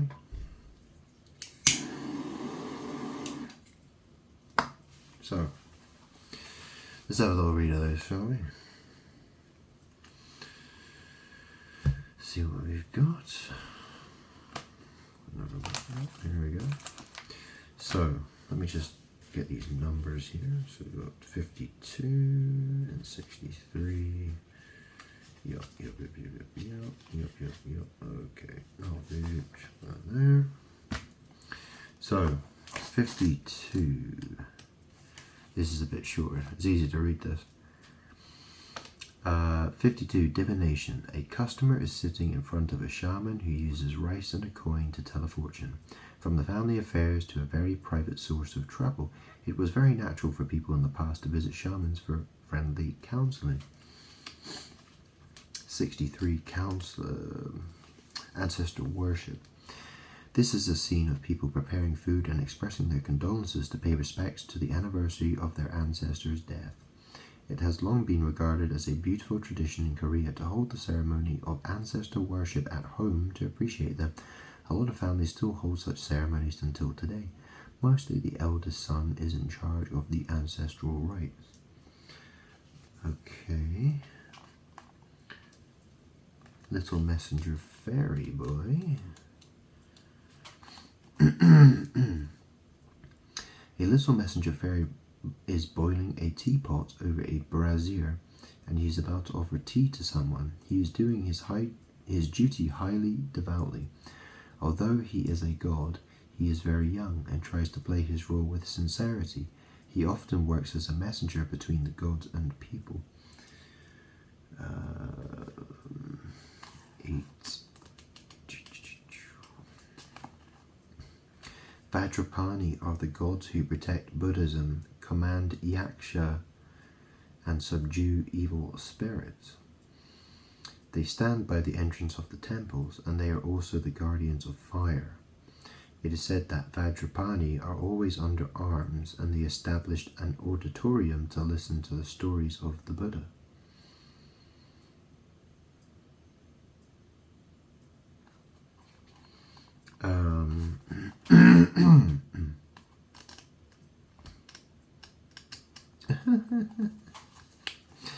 Returning home in glory.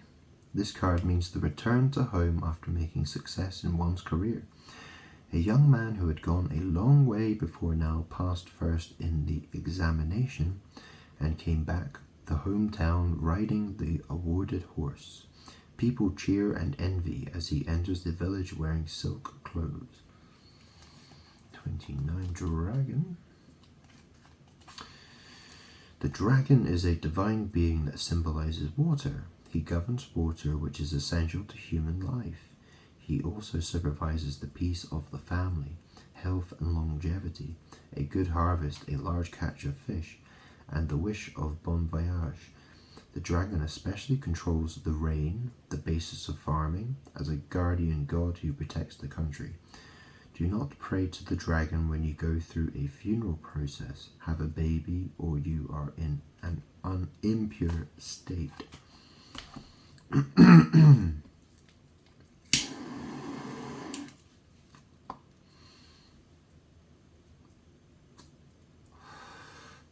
Interesting cards, huh? Let's do a couple more. See where this is going. It's getting exciting. Whoa. Hang on a second, let me...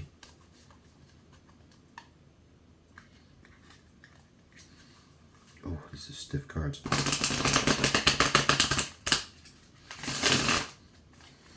What's the time? Ooh, yeah, it's just after 3:05 in the morning. It's getting a bit late.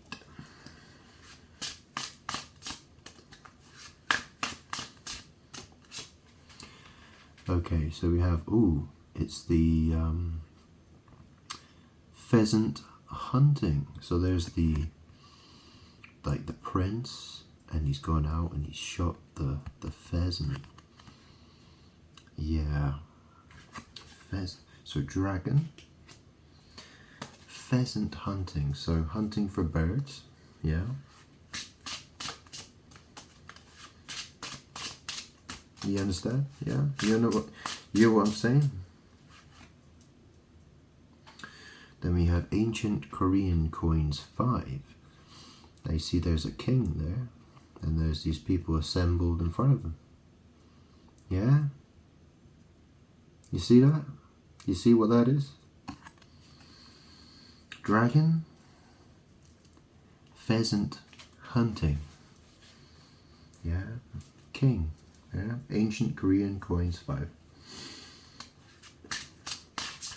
Whoa.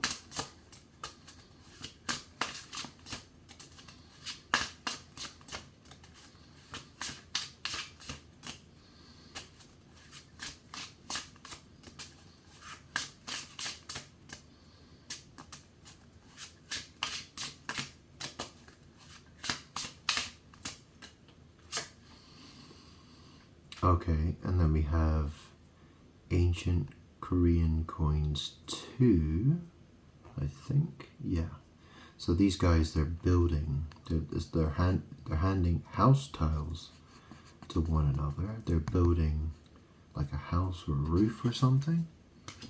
There's building in process, right? You know, one guy's there's the handing of roof tiles. Yeah. You know, there's a granting. Well, yeah. Yeah, it's granting, isn't it? It's the, well, that's the thing, my name's Grant, yeah. They grant, you know, one guy's granting roof tiles to another guy. Now, here you go. Make a fucking roof. Yeah. I've got 2 cards here. Oh, go on and take both of them. Okay, we got a thief. Ooh, we got a thief there. Yeah.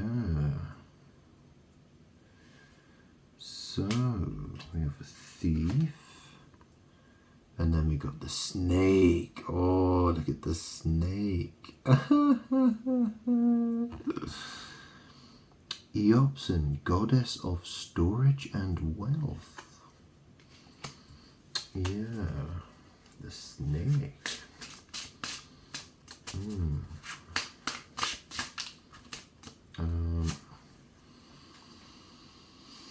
Ancient Korean coins 1. Yeah, it's like some guy in a straw hat and whatever, right? In the rain. Oh.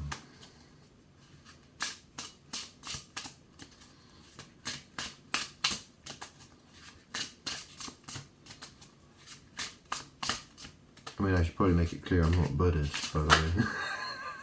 Oh, Jesus. Right, anyway, here we go. What's this? Oh, look, government office. Oh, yeah. Someone's been a bad boy. Someone's been cool. Yeah. Someone's been cool. Oh, no. What else we got then? Whoop. Oh, what's this? What's that? Is that? Mago! Mago! This is Mago, Supreme Goddess. This is number 1. Yeah.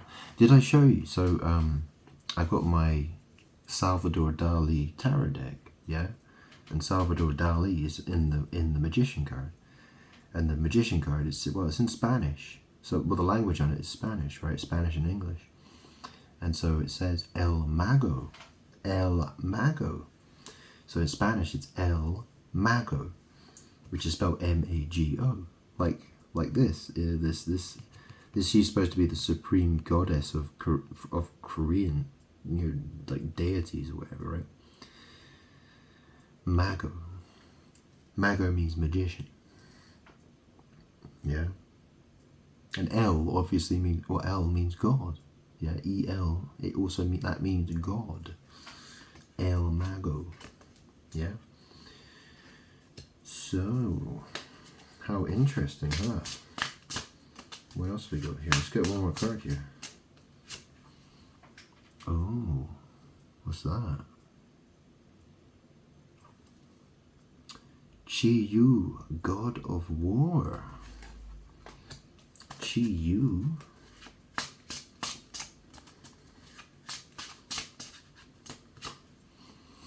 Oh, who's that? Is that the king, is that? Achievement. Okay, let's see what we got here. Oh, look. Oh, what have we got here on the bottom? Look at this. He's the bachelor ghost. Okay. So the story about the bachelor ghost is he's a ghost. Yeah, he's dead. He's a ghost.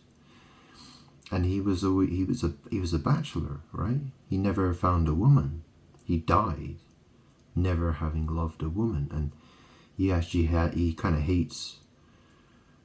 Yeah, he has like some sort of weird hatred for single women or something like that, or yeah, like yeah, he has like some sort of problem with single women or something. I don't know what that's about, but anyway, bachelor ghost on the bottom there. Yeah, very interesting. Yeah, they're very interesting cards, even though, well, like, I'm not Buddhist, but, you know, I'm not scared of this shit. You know what I mean? I'll fucking shuffle what I fucking like, thanks. You know what I'm saying? I'm God. There are no other gods. It's me. That's it. That's how it is, yeah? So what we got here? So there's the pheasant hunting. Yeah, the dragon, the pheasant hunting. And then there's, ooh, let's put this down.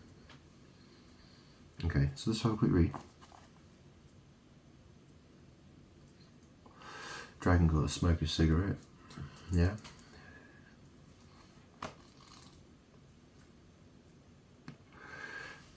So yeah, dragon, pheasant hunting, yes, hunting for birds. Also, yeah, my cousin, I got family that live in Wales, you know, they have the big, you know, dragon on the flag, the red dragon, yeah. And actually where I live, they're on the bins, the council, I was thinking the black bin in my garden has a dragon on it as well. Yeah, so, some weird shit going on, yeah. Weird that. Anyways, I live in St. George's. St. George and the Dragon. Anyway, ancient Korean coins 5. So that's 78. Two well-dressed men are whispering pleasantly as if they were sharing a secret. Oh, no. Wait, I still have 76. 78. The king subjugated the whole country and the courtiers are bowing their heads in front of him. The king has already taken control of everything, and he is staring straight ahead with the assertive eyes to his power. The courtiers are obeying to this. Okay, that's very interesting. And then we've got ancient Korean coins 2. Yeah. Two people are lifting a roofing tile together to build a house. It is more comforting than working alone, and shows the work progresses easily. It is not clear yet whether the result will be good or bad, but people are working diligently. Okay. And then there's a thief. Okay. There's a thief is there a thief in the night? Is there a thief in the night? I don't know, is there? What kind of thief? I said I'd come to you like a thief in the night, but who's the thief here? Well, it's pretty much almost everybody on planet Earth, last time I checked. A thief is climbing over the walls of a rich house on a dark night. The owners of the house are asleep and no one notices. Nobody knows exactly what the thief's purpose is, but this is a very dangerous situation. Okay, and then there's Eopson, which is the snake. Yeah. It says here, goddess. It says here, as one of the guardians of the family's wealth, Eopson lives with the family in a hidden place of their home. People believe that the energy of the family would decline if the Eopson leaves the house. On the contrary, the existence of Eopson in one's house means the family will become wealthy. The meaning of good fortune that Koreans love is implied in this god's name. So that's interesting, because obviously, you know, there's the king, right? And people are bowing before him. And then there's Korean coins too. There's people building a house. There's the roof tiles and the building of the house. Okay. Then there's the thief. And then there's the snake, which is Eopson, the goddess of storage and wealth. Okay. So, you know, it has to do with wealth and fortune. Okay. Family fortune and stuff like that. Okay. And then we have ancient Korean coins 1. Someone who could not find a place to escape the rain was getting rained on. He seems to be cold and distressed. The condition of the ground shows that this is the rain after a long drought. The rain is a natural reason from Mother Nature's position, but it is a tough time requiring patience for this man. Yeah, so the guy's just outside. He's getting pissed on. Yeah, it's raining. It's chucking it down. He's not feeling very good. Who knows? Maybe someone stole his money in his house or something. I don't know. Yeah, it might be the case. But the next card is the government office. So that's the government office. This is a building where government officials used to manage the national affairs. A sinner was arrested and brought in front of the building. He is on the verge of being questioned. He may have been falsely accused, but for now he is under arrest by the officials.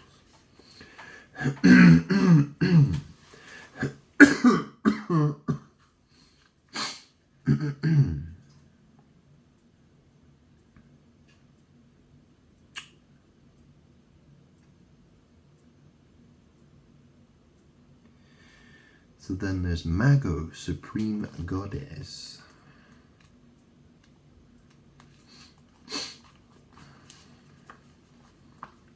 Well, you know, Gog and Magog, yeah? From the Bible, the Battle of Gog and Magog, you know that one? Yeah? So it says here, Mago is a great goddess who is the beginning of Korean myth. She made and nurtured all creations and created mankind and the laws they should follow.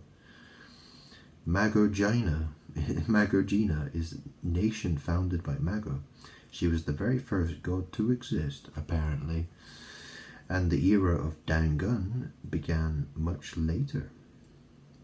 The Mago Castle and the Hyeodal Castle float abreast in the sky above the Sildal Castle behind Mago. Well, that's a heap of bullshit, but you know, it's a let's just call it a kid's story, yeah. Fiction, yeah. And then we have 7. Chi-Yu, god of war. Chi-Yu was a military god who fought against the greatest emperor in mythology.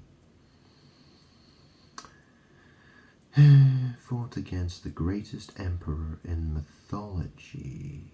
He was tough, brave, and good at bizarre tactics and strategies. In the end, he was defeated by the emperor, but respected as a god after his death. He is described as the king of every war. Okay, and then we have 68. Achievement. This is a scene in which a courtier is recognized by the king and receiving documents. It is an advantageous and pleasant moment for everyone. The courtier will be awarded honorable documents and a royal gift.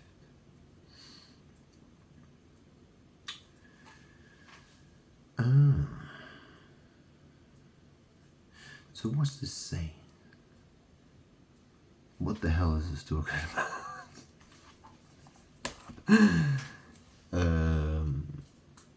Yeah.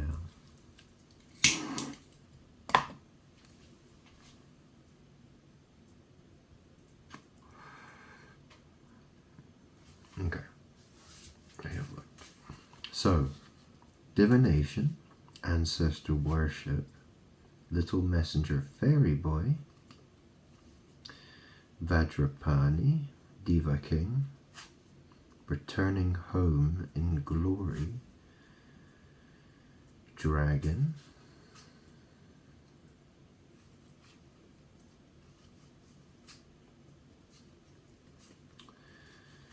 pheasant hunting. Okay, so the dragon pheasant hunting bit, yeah, I get that bit, definitely, yeah. So that, you know, I can see the story, you know, it's talking about me, okay? I think. The dragon and the pheasant hunting, yeah. I'm looking for birds, yeah? You know, this is me, I'm the king, yeah? There's this, you know, build a house, yeah? There's some house building. And there's this thief, okay? Well, this is the I mean, it's the, yeah, and then there's the snake. So this is to do with wealth and fortune. So, yeah, there's the house building. People building a house together. Then there's the thief. And it shows a snake, and it has to do with wealth and storage. And then there's this, you know, these people, you know, there's a person who's outside. Yeah, there's a person who's outside. And then there's this, you know, someone's bound. This, you know, this person's been arrested. There's this government office. Oh, shit. And then, well, Mago, Supreme Goddess. I mean, that could mean magician. Because Mago means magician in Spanish. I mean, but, you know, or it could be talking about me. You know, I'm God. You know, I'm a female. You know, so that's the thing. My mom was called Fee. Okay? You know, why do you think everyone's having sex changes these days? It's because of me. Well, it's because people want to be me. That's why.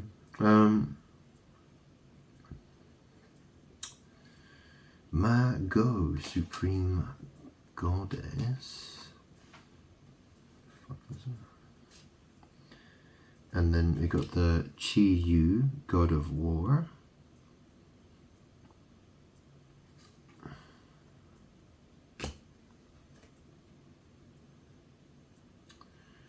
And then we have this achievement. Okay, so here's the king, and he's handing some sort of documents to a courtier. Looks like he's got a blindfold on. Or, yeah, I don't know. What the fuck is that? He's got something wrapped around his face. Anyways, whatever. Let's get some more cards. What else we got here? This could be a long video, I think.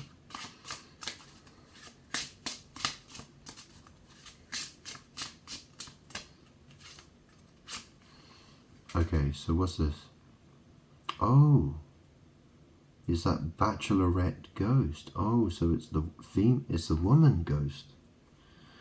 Ah, so there's a female ghost there. Look. Okay, so bachelorette ghost. Ooh, that's interesting, isn't it?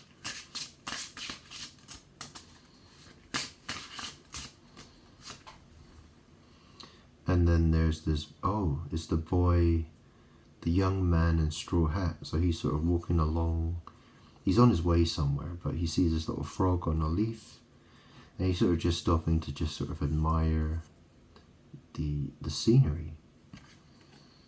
And he's a young boy.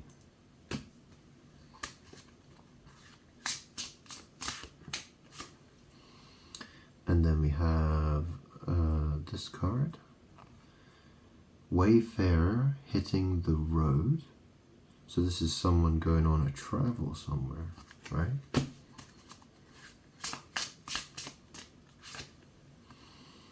And what's that?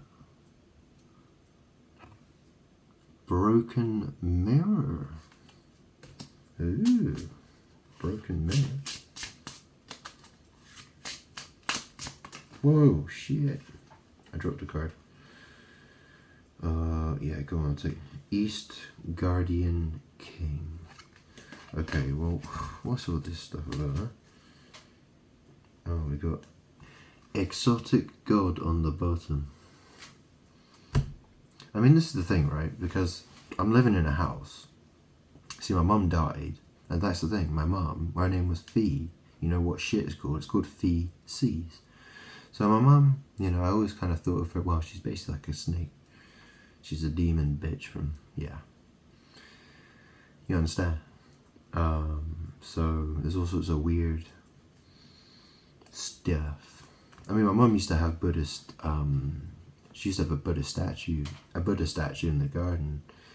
And I took it to my garage and I just threw it in there and fucking smashed into like a million pieces. But you know, I mean, yeah, whatever. You know what I mean? I mean, what is the Buddha? You know, he's like a fat guy, bald head, and he laughs. You know what I mean? Like, yeah, it sounds like me anyway.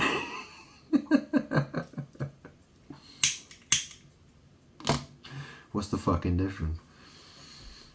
You know what I mean? Anyways, whatever. Okay, so there was the achievement to the God of War, and then there was the achievement. Okay. So the king hands some documents to the courtier. Okay. And then there's this bachelorette, so there's this dead woman. Ah. Well, that's the thing. I still have a form to complete for this house. To have it put in my name. And here's a young man. He's walking around this. He's walking on this path, isn't he? So he's sort of like he stopped to admire the local environment. You know, he's looking at that frog. Yeah. And this one says hitting the road. So he's like, okay, I better get a move on now. Yeah. And then there's this broken mirror. And then there's this East Guardian King. Well, that's very interesting. This is getting very complicated. But you know what? We'll keep going with this.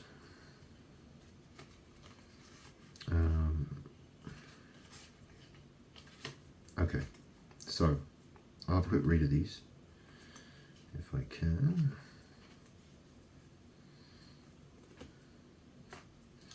Right. Okay, so we've got the Bachelorette Ghost. Okay. It says, it is said that a single woman who reached a marriageable age becomes a bachelorette ghost after her death. The painting of the card is a part of the legend of Arang. She appears repeatedly in front of a district magistrate to explain her grudge, but he seems to refuse to listen. People and ghosts have a lot of difficulties in communication, and there are also differences in the ways to resolve the grudge. There's the unrequited love or emotion, even though it is not your responsibility. There are wheels within wheels, a secret pain. So it's set to a bachelorette ghost. And then there's the young man in straw hats. Okay, this is complicated. I mean, you, the viewer, you know, maybe this is speaking to you a bit more. I don't know what this is. I'm trying to understand this. I really am. But, you know, this is, you know, all this stuff, it takes practice. And to be quite honest, I'm not really that familiar with Korean stuff. So, yeah, I'm experimenting with this, okay? Because, you know, I like to have lots of things I can use. So it says here, young man in straw hat. This is a young man wearing a straw hat, and it looks like he is going through puberty. He met a frog on the way to somewhere with a bundle. He looks happy, as if he met a companion to talk with while he was boring. If he was in the middle of the elder's errand, it will be delayed. Okay. And then we got 46. Wayfarer hitting the road.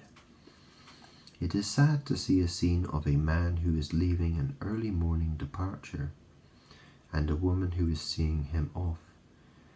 Even a white dog is crying in the yard after seeing this farewell scene, a breakup without a promise of return. Those who meet must part. Those who part must meet again. The woman hopes the man to come back in the distant future. A secret sorrow and an inward trouble. Temporary separation? Maybe? Yeah. Broken mirror. This card means a broken mirror and represents a case of breaking up due to discord. The expression of broken mirror is especially used when couples or lovers break up. So, an old relationship breaks up and the promises are reversed or broken. I never would have guessed it was about a breakup.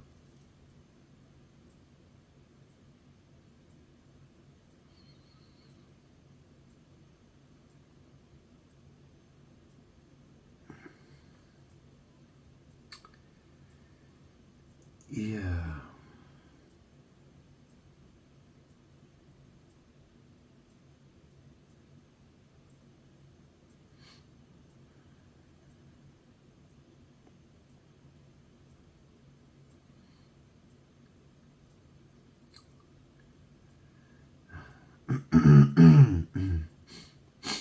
Then there's the East Guardian King. Der Tarastra. East Guardian King. 23.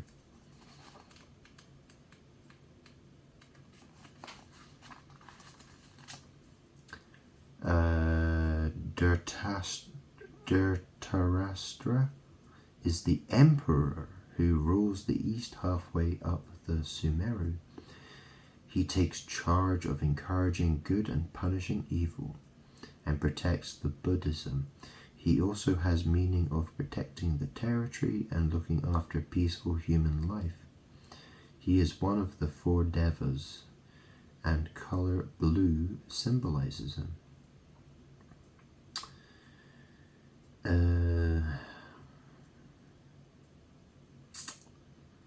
Blah, blah, blah, blah, blah.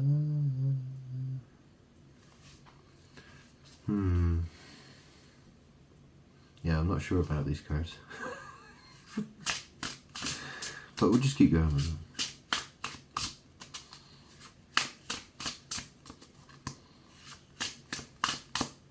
You can keep me company, yeah?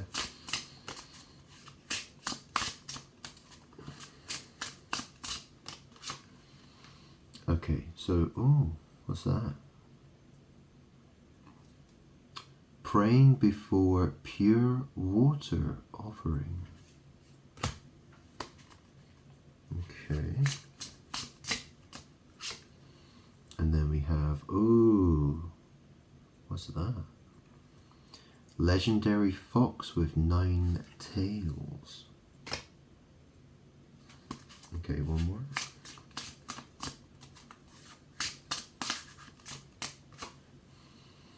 Oh, it's another. Yeah. North is Ravana, North Guardian King. Flippin' heck. And then we got 10 ancient Korean coins, 10. So this is where like everyone's deserted, everyone's gone away.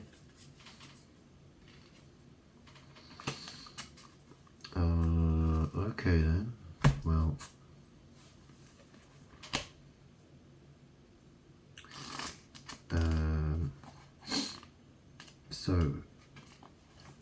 a woman is praying before freshly drawn well water that she drew at dawn. It was not a special event to see our mothers wishing for the health and luck of their families in the past, but a daily life. The power of freshly drawn water, which cleans everything during the calm time, can be felt.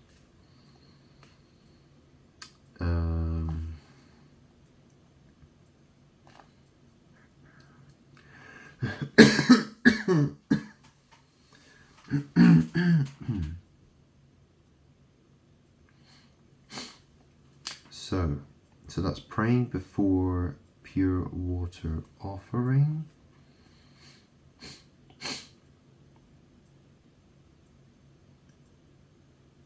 Then legendary fox with 9 tails.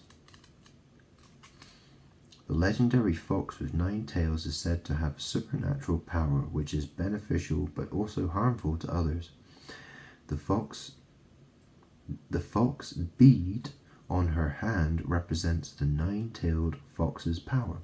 She sometimes changes her appearance into a beautiful woman. So,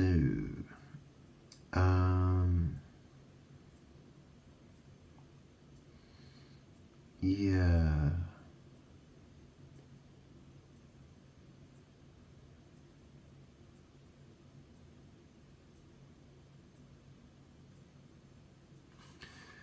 So,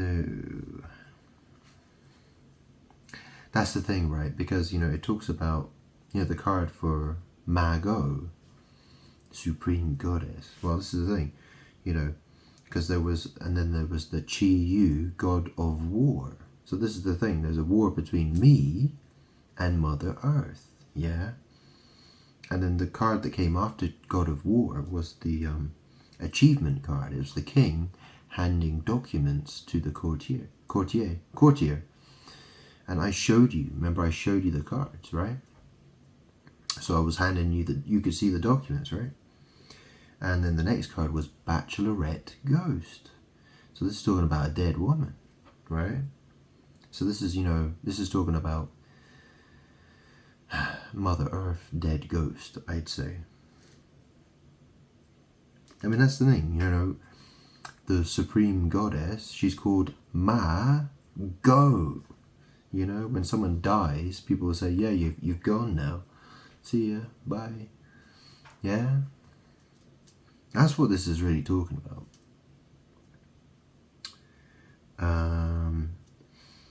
And then there's the young man in the straw hat. He's walking along the road, just sort of admiring the local scenery. Yeah, he's just admiring what's in front of him. Yeah, pretty much. Well, I'm just looking at, I'm just doing a journey. I'm looking at some stuff here, right? Wayfarer hitting the road.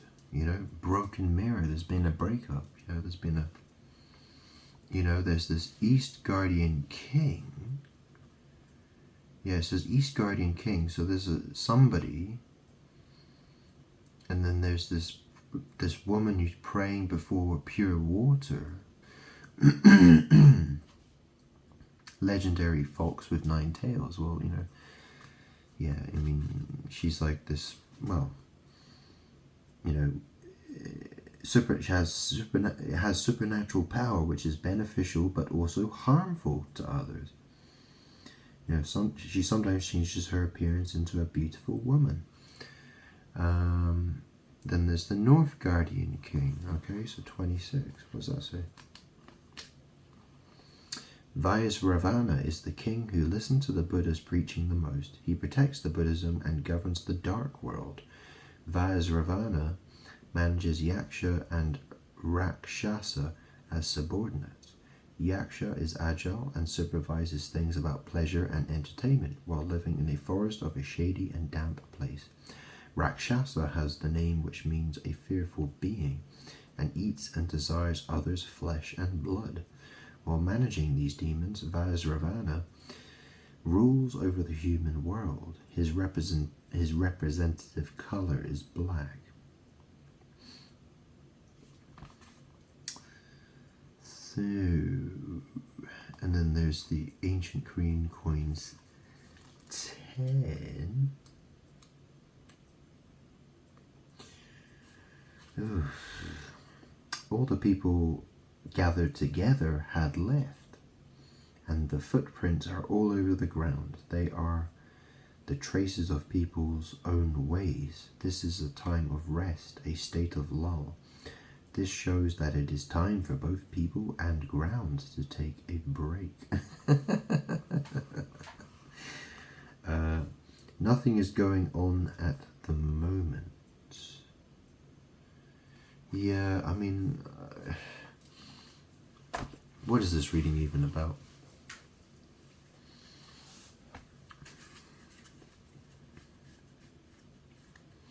Yeah, I don't know, what can I do with these cards, really? I mean, they can, divination, ancestor, worship, little messenger, fairy boy, Vajrapani, diva king,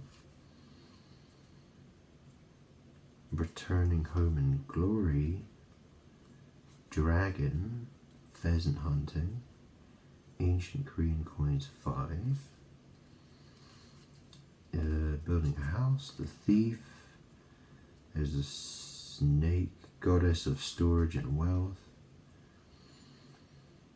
yeah, someone outside in the rain, someone's been arrested, Mago, supreme goddess, Chi Yu, god of war, achievement, bachelorette ghost, young man in straw hat, wayfarer hitting the road, broken mirror, East Guardian king, praying before pure water offering, legendary fox with 9 tails, North Guardian king,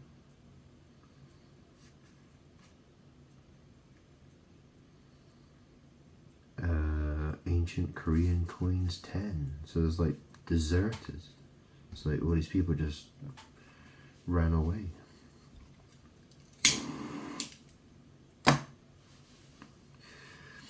Yeah, I don't know what to do with this deck. Maybe I should just never use it again. Let's go on, I get one more card. I'm just curious, like what else can this tell me?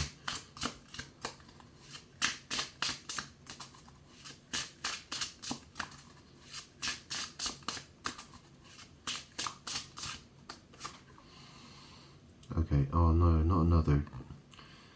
Oh, Guan Yu, General of the Vanguard. Guan Yu.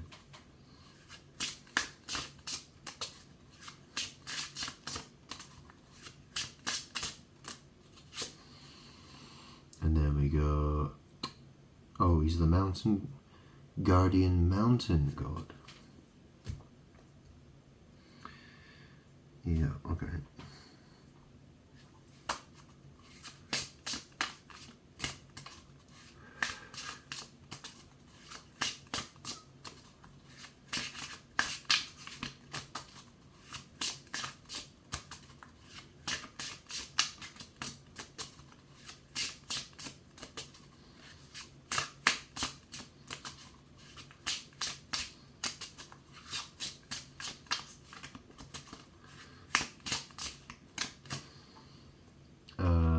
Oh, riding swing. Riding on swing.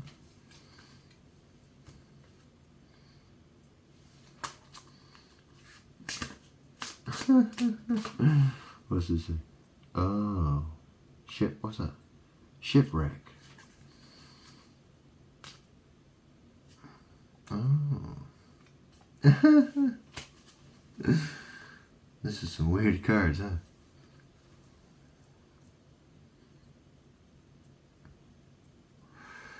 I mean, these cards just look hilarious, don't they? And it's like Guan Yu, General of the Vanguard, and then there's Guardian Mountain God, riding on swings. It's like a child girl riding on a swing, and then there's Shipwreck.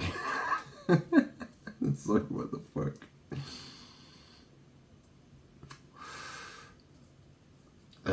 God, one more card.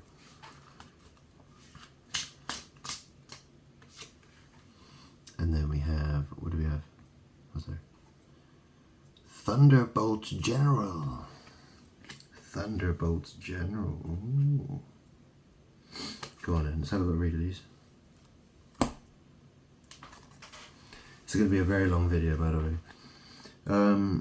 Okay, so Guan Yu. General of the Vanguard. Guan Yu is the famous general of the Three Kingdoms period of China. He symbolizes the sense of loyalty and righteousness, even though there are such glorifications in his last minute. He is still served as the god of integrity and martial arts. He had a very unique appearance and was a member of Oath of the Peach Garden in History of 3 States. Okay. And then we have Guardian Mount. Every famous mountain in Korea had a guardian mountain god, and even for small mountains without a name. Like this, he was closely related to the livelihood of the people and was in charge of the village's fortunes as a friendly god. In this painting, a guardian mountain god is with a little messenger fairy who is holding a teapot. The fairy takes care of the god. And then there's the riding on swing. When the flowers are in full bloom in spring, a lady comes out dressed up and rides a swing. She is busy trying to go up higher and showing off herself. Below her, there are women of low class looking up with envy.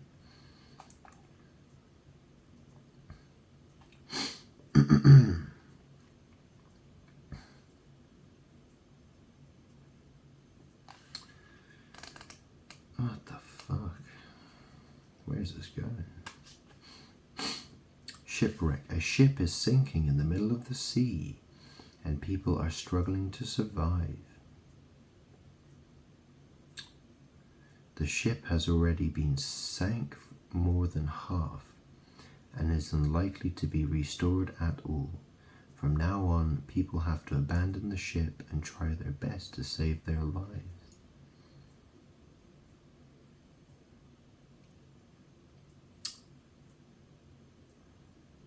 Ooh. And then there's Thunderbolt General. Thunderbolt General is the god of thunder accompanied by rain. He helps people to wake up from anguish and delusions through loud noises. The fog and the clouds move together with him, so he appears briefly and then suddenly vanishes. Once he started to move, no one can stop the Thunderbolt General's force.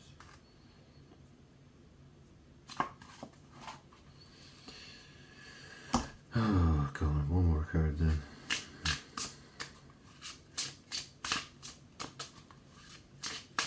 This reading is a fucking shipwreck. I don't know what the fuck to think of it.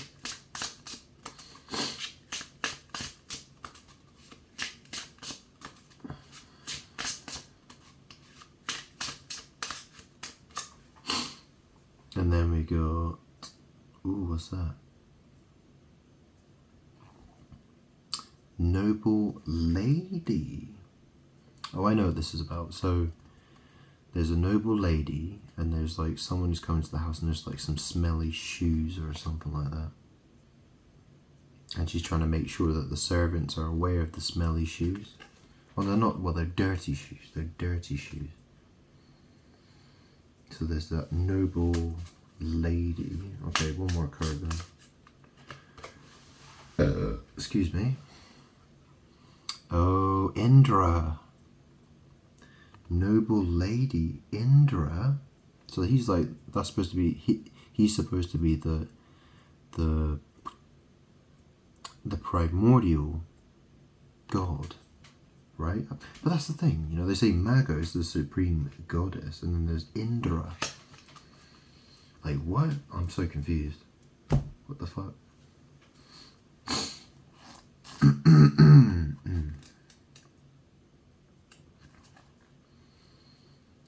Indra is the king of Dorikion, the guardian of Buddhism and the head of powerful gods. He protects the Buddha's Buddhist ceremony and punishes human anguish and sin. The Vajra, which is held by Indra, means the wisdom that cleans away human greed and sin. In shamanism, he came to be more familiar with through Jesiok exorcism, and became a god who gives good fortune and longevity to the livelihood of the people. I think I picked the wrong deck, didn't I? Well, it's a good experiment. It's an experiment. It's an interesting experiment. It's kind of hard to stop when I started. That's the only thing.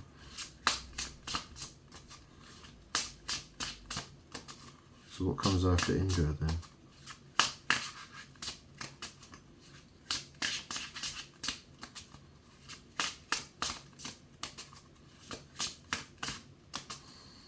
I mean, what's Noble Lady got to do with Indra? Do you know what I mean? You got Thunderbolt General, Noble Lady, Indra. Like, what the fuck is that one supposed to mean? Do you know what I mean? Like, I don't know.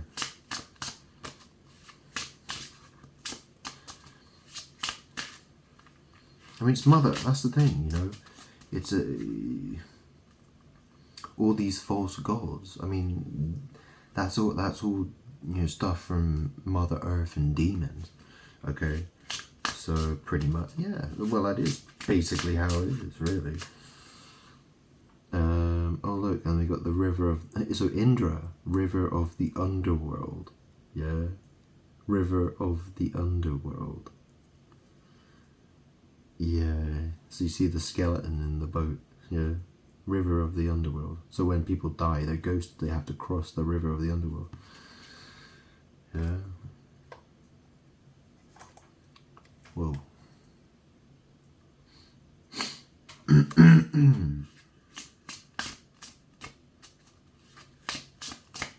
Okay, I'm gonna use a different deck in a minute. Less than the last card, I think.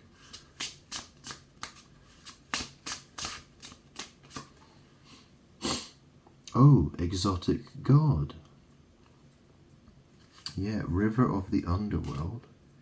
Exotic god. He's got a parrot on his shoulder. What the fuck? Why? What is this card? So you got 19. Wait, hang on. A foreign envoy who entered Korea during the period of brisk trade and cultural exchange were embodied as a god. He also had a certain position with and territories to some degree in his original hometown. In the eyes of Asians, his tastes and talents are unique. A parrot on his arm can not only copy others as they are, but also can change its appearance as the god wants and runs on errands. It says keyword, a work or business related to foreign country. It's called exotic god. I mean, yeah, I'm not, yeah.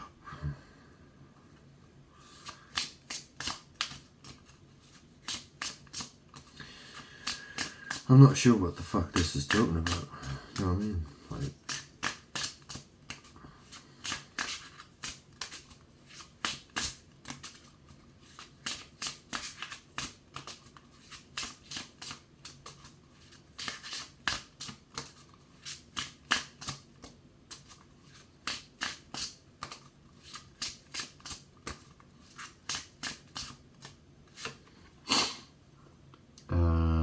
What's that? Oh. Water container. It's like some woman standing over a water container.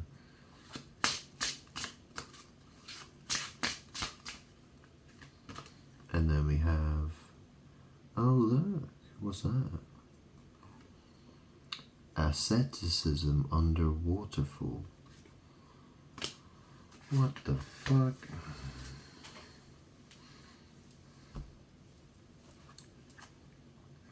Oh. Okay, so water container. Water in a container symbolizes the source of life. A shaman standing on top of it is now performing a ritual to call out the god or an exorcism to pray for good luck for the family.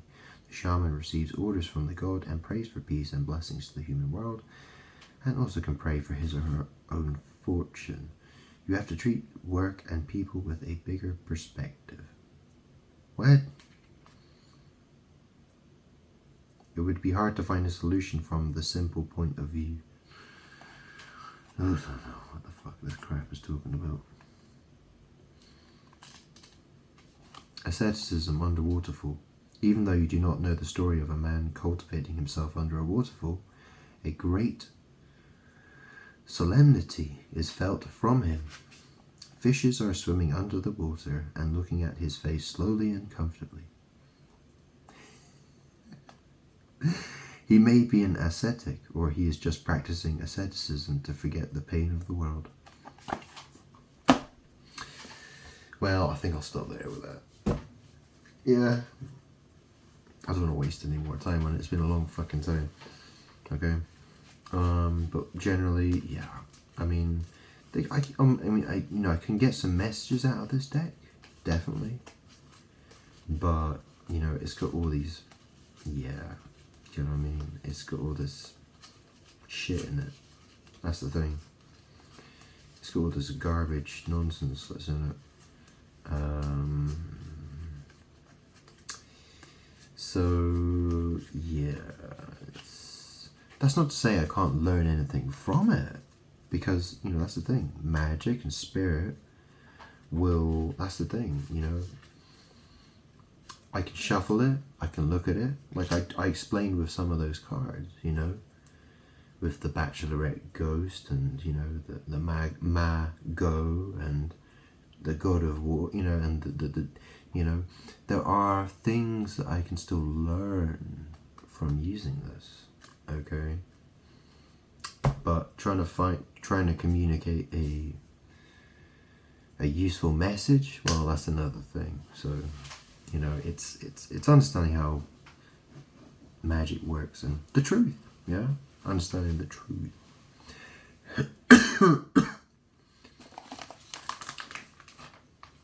It's a learning process. There's a lot to learn. Okay. So, is there anything else I'd like to do here before I go?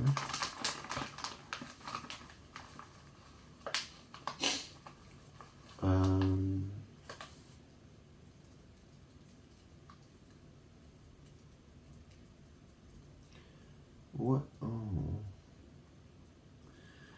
Yeah, I'm gonna have a cigarette.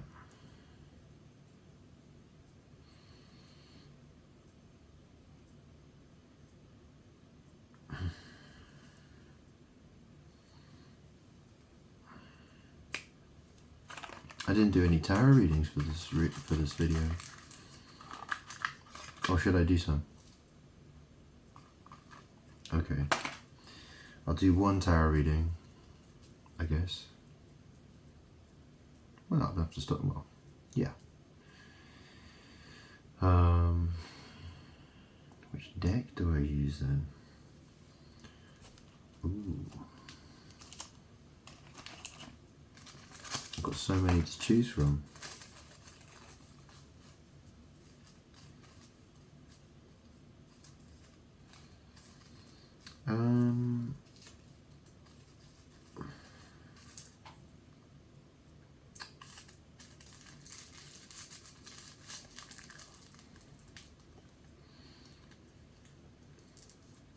I'll use the red. Yeah. Okay.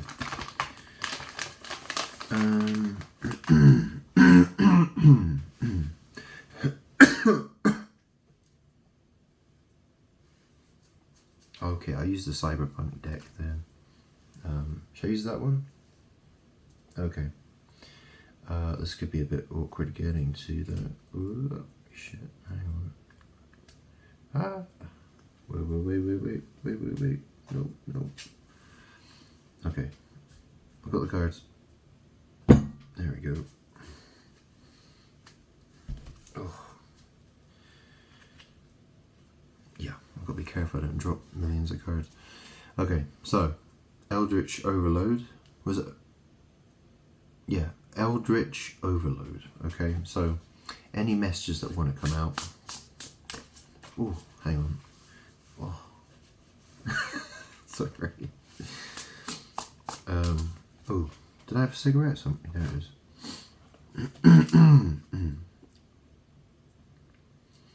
So any closing messages for...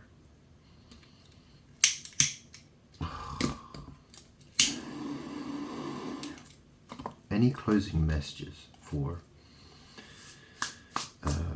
this video? From my viewer or from me or something? Whatever you want, let us know. Whoa! Okay, so we have the Queen of Swords. Okay, the Queen of Swords. See that there?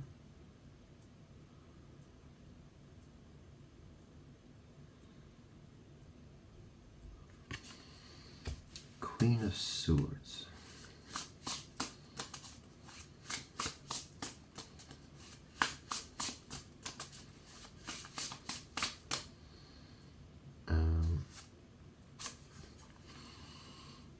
And then we have the Five of Potions. So this is Five of Cups. You see there's a woman, she dropped all those drinks. So it's an unhappy situation. Yeah, so Queen of Swords, Five of Cups.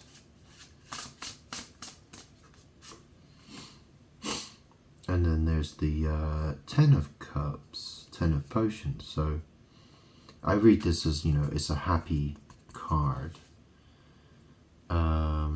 In this deck, it can be read as an unhappy card because this person's unhappy here. But I always read this as happy. Yeah.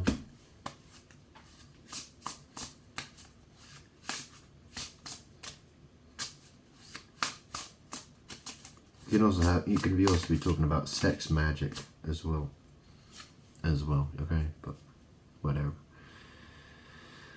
Three of Wands, so yeah, that's setting out to do something, or it's sex, or it's manifesting. And then there's the Empress. The Empress.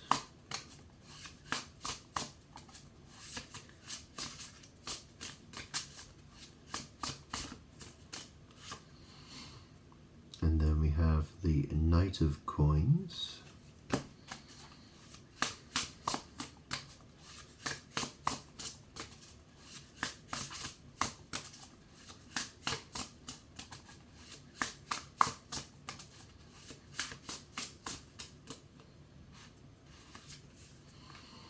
And then we have the Queen of Wands.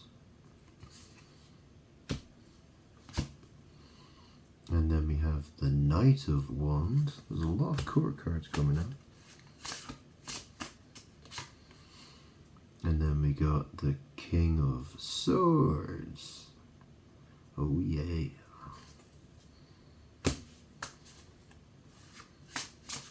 Whoa. And then we got the Hermit. Who's that then? Huh? Who's that? Who's that? Oh, I wonder. Who would the King of Swords be, huh? Oh, the Fool. Well, that's the thing, you know. He's having a good time. Look, he's jumping. He's crowd surfing. He's like, yeah, man, look at me, I'm so cool. I don't give a shit about that. On a new journey, yeah. He's going on that adventure. And then we have, ooh, is that the devil? Oh, the devil. Oh yeah. Yeah. Okay. Well, that's the thing, you know. That's like I said. I mean, you watched the beginning of this video, didn't you? You know what I mean? I'm gonna have, you know, lots of concubines and, you know, all kinds of. I'm gonna be doing all kinds of naughty things. That's the plan, right? So,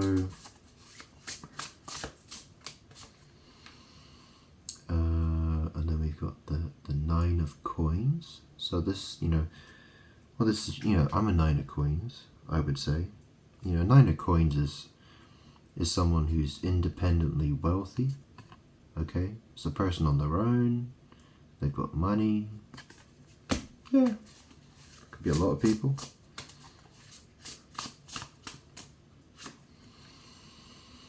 Then we have the 3 of coins. So this is people working together. Yeah, people working together.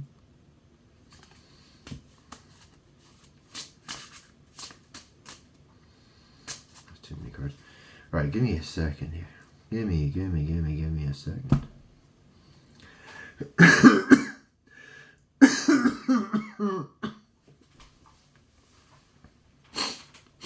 Excuse me.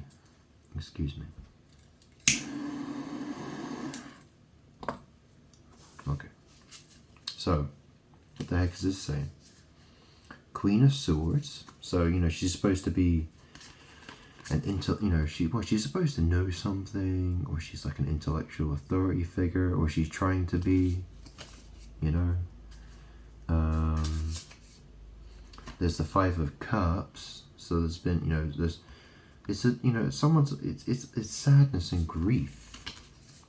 So, and then there's the 10 of Cups. So that's like storybook ending happy. That's like very happy. You know, there's the family. There's the multiple people. They got the rainbow in the sky. They're happy. Okay.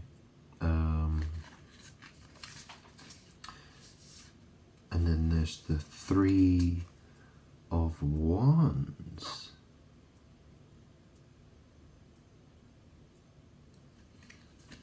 So that's like sex, or it's, you know, it's butt sex. Perhaps it's manifesting or setting out to do something. And then there's the Empress. Okay. And then there's the Knight of Coins. So the Knight of Coins is like, well, coins have to do with dirt, money, material. And obviously, you know, he's on that bike, he's riding to go somewhere or something.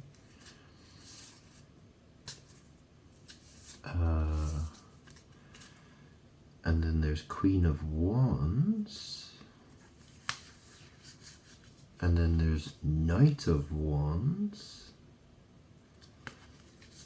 which is similar to the Knight of Coins, but obviously there's a wand involved. And then it says there, King of Swords. The Hermit. Yeah, that's me. And then the Fool, it's just talking about, you know, a new journey. You know, carefree, not worried about anything, just going on a new journey, having a great fucking time. You know, I'm gonna be the devil. Yeah, the Fool. I'm not giving a shit anymore. I want to be the devil. Okay, I'm God. I get to choose who I am. Thanks.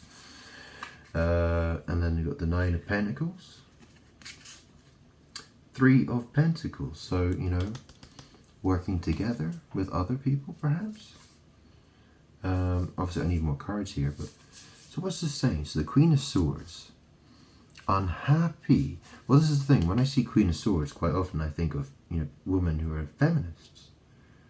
Okay, because the fact that, you know, she's a woman and she wants to be the intellectual authority figure.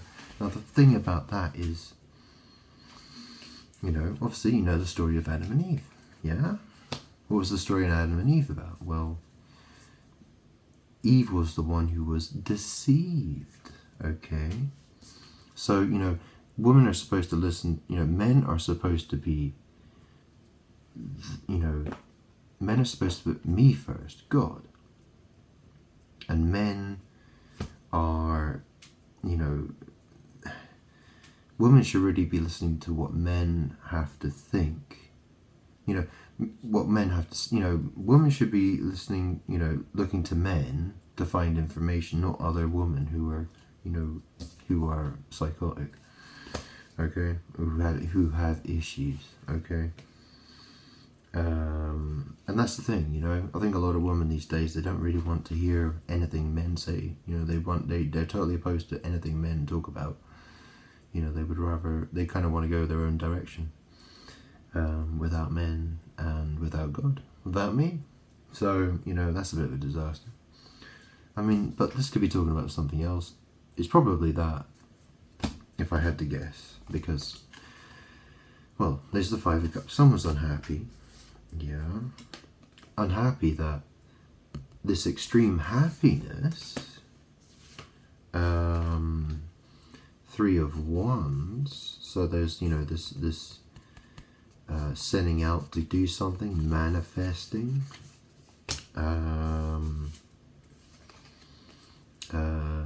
the Empress. Okay, so Knight of Coins. So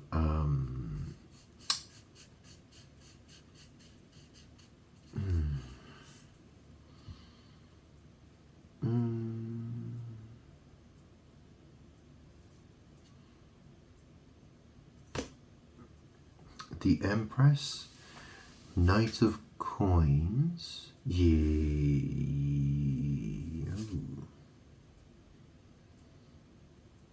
The Empress, Knight of Coins.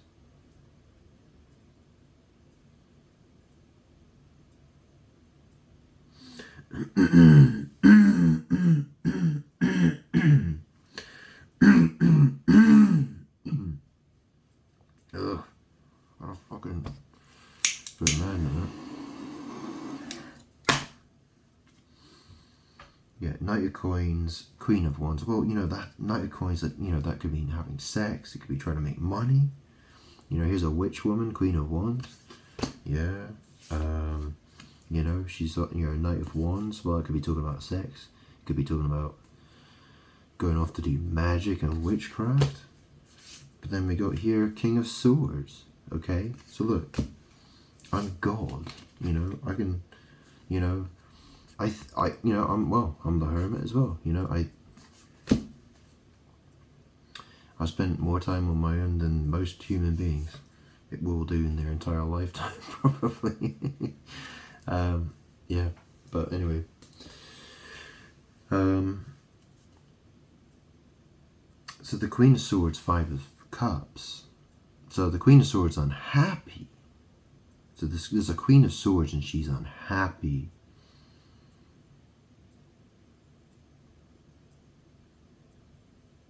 There's the Five of Cups, and then there's the Ten of Cups.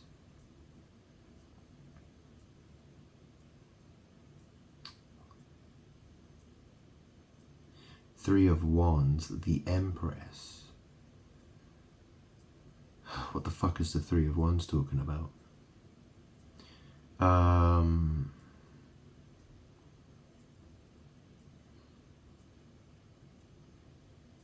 Five of Cups, Ten of Five of Cups, Ten of Cups, Three of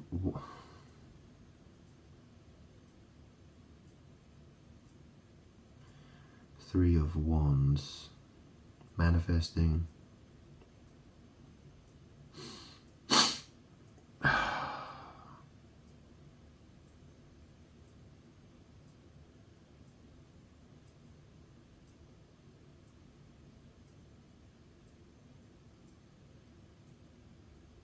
the Empress, Knight of Pentacles,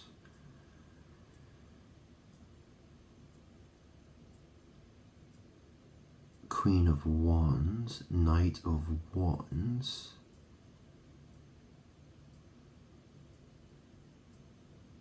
the King of Swords,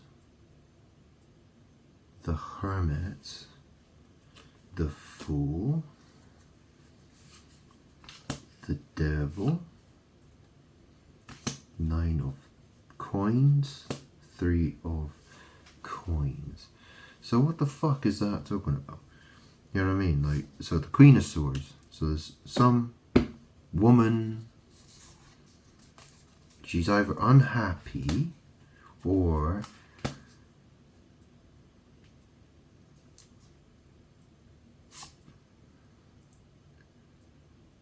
yeah, I don't think you know, because the Five of Cups, it comes after the Queen of Swords. So, you know, she's unhappy, and she's unhappy. There's 10 of Cups. This is happy. So she's like jealous.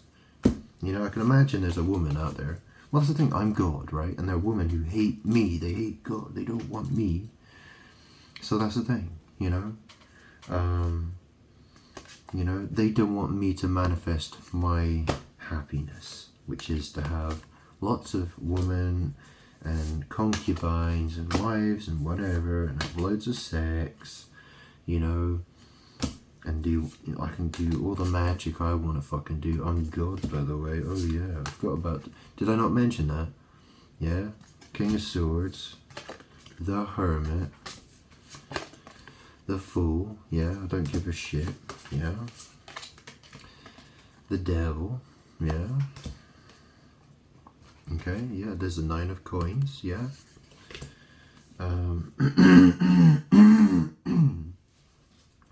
So this, you know, normally it's a woman who's pictured in the Nine of Coins. It's you know, it's an independent woman on her own, and Nine of Coins, right? So that's 9 out of 10 in terms of material. Okay, so guess how much money that fucking is. Is it hard? Is it hard for me to explain? Do I have to explain it that much? I don't think so. Okay.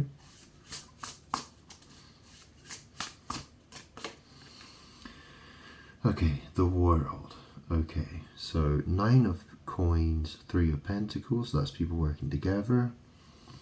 The World. Well, it could be end of a cycle, or it could mean the end of the world, or it could mean the world. Take a pick. You know what I mean? Which one? And then we got the Page of Swords. So, yeah, probably stupid people.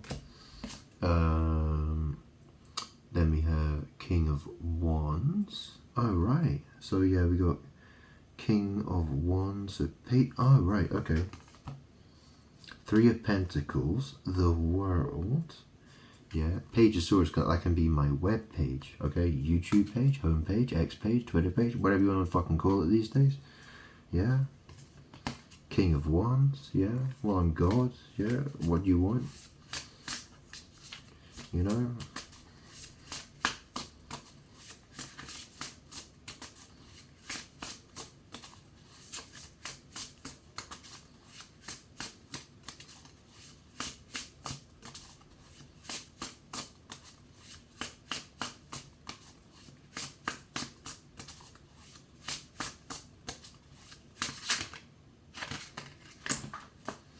Okay, and then we got the 7 of Pentacles there. So this is, you know, some work being done.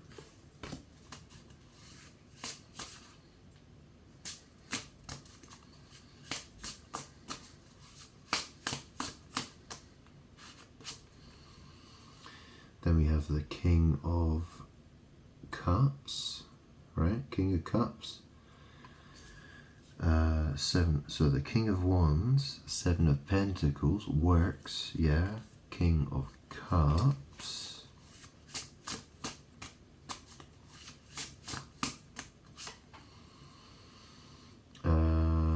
Eight of Coins, so that's dedication to craft. Okay, that's dedication to craft. The Tower, yeah. So that's the thing. So the tower is, chaos and destruction. But, obviously my Facebook page, well, it's got several thousand posts on it. So it's an enormous tower of posts. Yeah. My X page is a lot smaller. It only has about 2,000-ish. So it's got nearly 2,000. Well, it's like 2,170 posts or something. It's something like that. I don't even know how to count. I don't think it's even possible to count on Facebook how many posts I got. I mean, Facebook would fucking crash, I think. I've got so many fucking posts on there. You wouldn't fucking believe it. So many. Okay, and then we have the Four of Swords. So this is moving on, okay? I know it's a bit of a weird, but this thing, it's like bursting out of his chest. It's like saying, hey, I don't want to leave. I don't want to be here anymore. I want to fucking go somewhere else. Yeah. And then we got Judgment.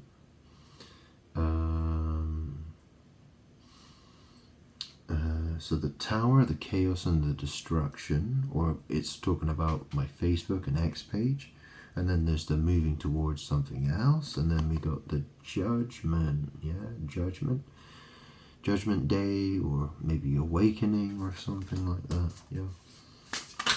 Oh, I've got a few cards here. Excuse me. So we got the Page of Cups there. Yeah. So, this is probably someone who's an asshole. Then we got the Queen of Cups. So it's basically just saying she's a bitch, right?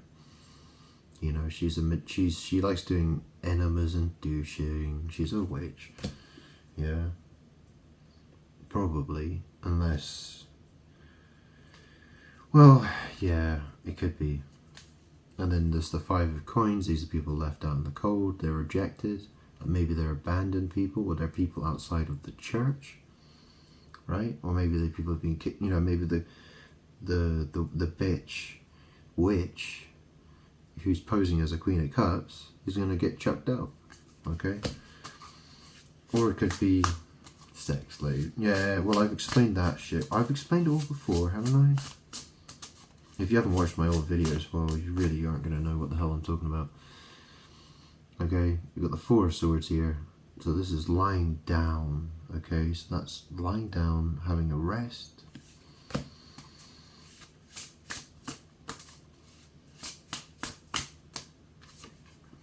And then there's the Four of Coins. So that's holding on. That's holding on to material possessions or people. Yeah.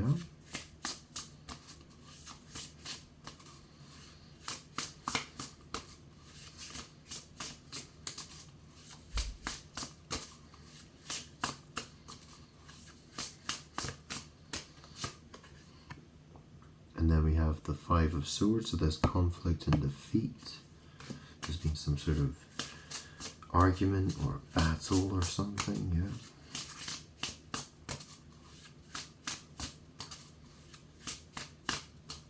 Some kind of defeat, I would say. Or it's saying defeat, and it's, yeah. Come on, give me a card. Okay, and then we have the Wheel of Fortune, so destiny, fortune, destiny.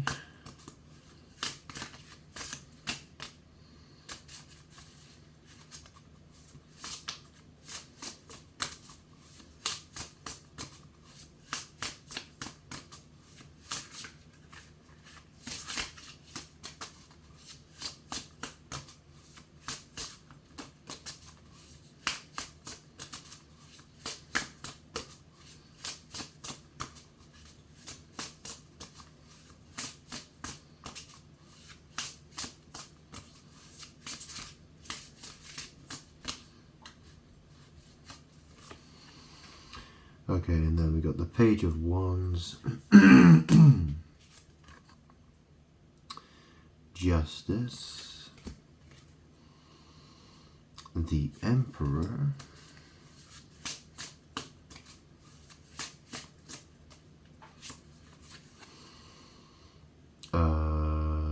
Temperance,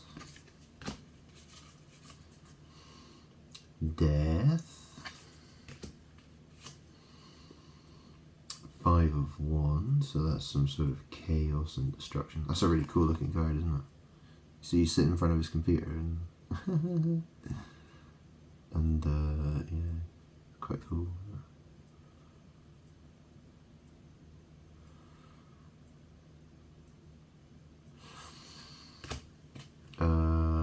And then there's the moon.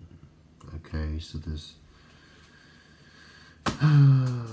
yeah, it's all the same shit. You know what I mean? Like, well, yeah. Sex magic, sex magic, sex magic. So let's run through this, okay?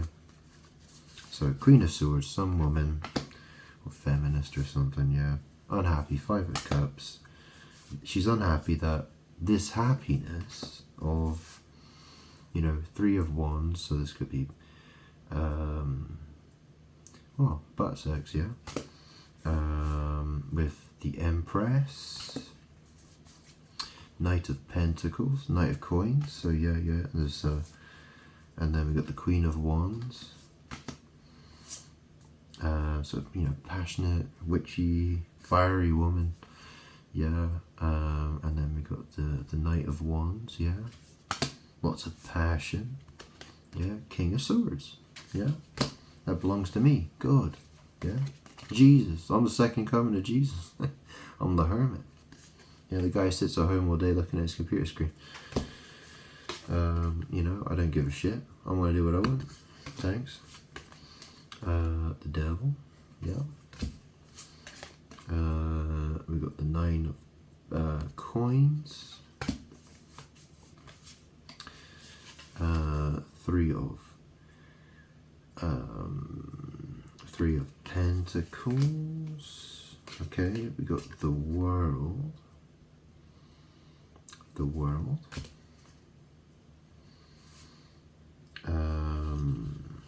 So Nine of Pentacles, Three of Pentacles work together. The World.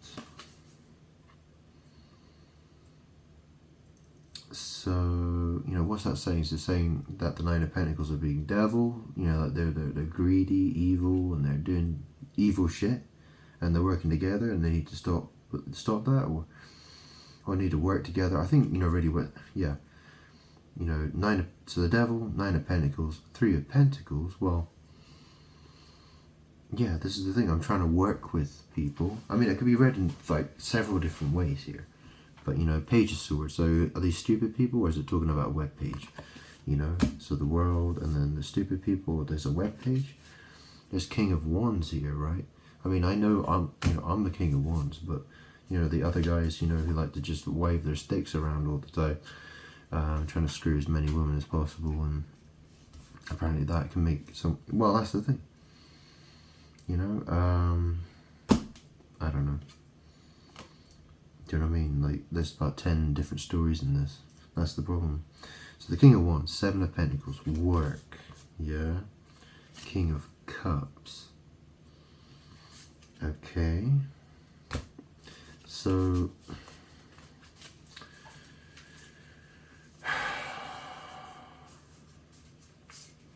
what the fuck is this trying to say?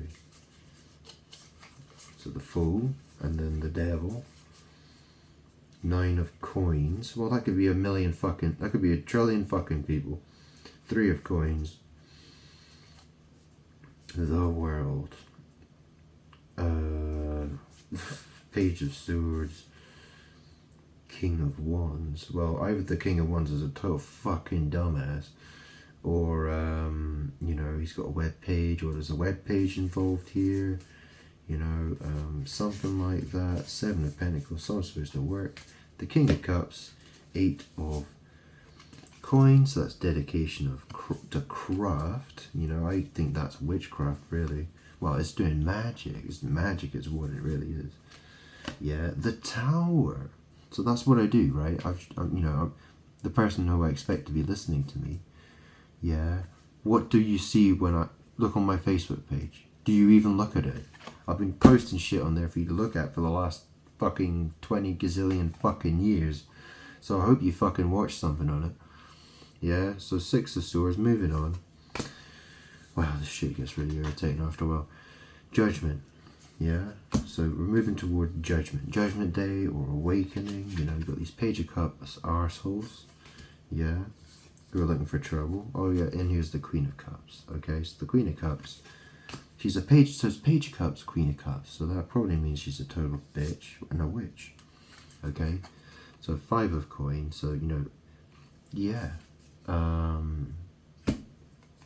You know, oh. And they got the 4 of Swords.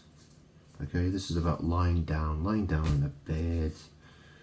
4 of Coins. That's like holding, you know, that's like holding on to possession. So, you know, Page of Cups, Queen of Cups. Yeah, and the 4 of Coins.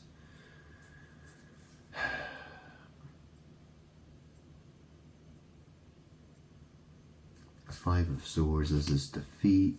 The Wheel of Fortune. Page of Wands. Justice.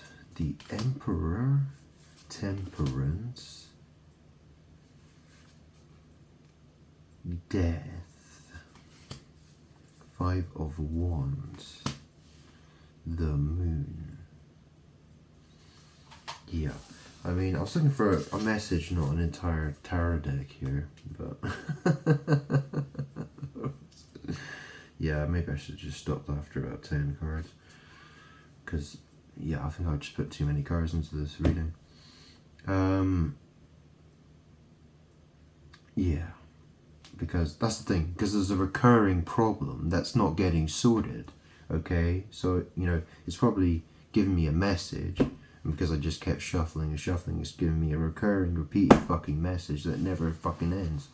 Because no one fucking does anything about it. Because everyone wants to just keep fucking sticking things in holes all the fucking time. And doing witchcraft. So, let's start a new one, shall we? But, you know, I can read this in several different ways. But basically, you know what I mean? You know, there's... you know, the Judgment, and then the Page of Cups, the Queen of Cups. Well, these could be sex slaves, yeah? Like I've spoken about a million times before, yeah? You know, the Page of Cups and their sex slaves, Queen of Cups, because they keep doing wars and douching, you know, enemas to them. Right, they're lying down, yeah? They're holding on to them. 4 of Pentacles. There's a battle conflict, yeah? 5 of Swords, Wheel of Fortune. Yeah, because it's all about trying to control people through magic and witchcraft. Page of Wands, Justice, the Emperor. Temperance, Death, 5 of Wands, the Moon. Well, this is the thing. I mean, I could read that in literally about a million different ways. Because there's so many fucking... There's so much witchcraft going on. I fucking... Ugh, really annoying. So I'm still waiting for someone to fucking do something. Yeah. Or is everyone just gonna die? Okay, Wheel of Fortune, okay? Destiny, fates.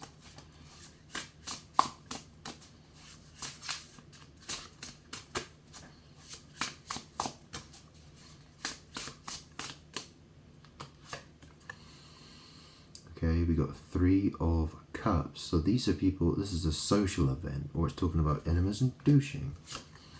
Okay, here we have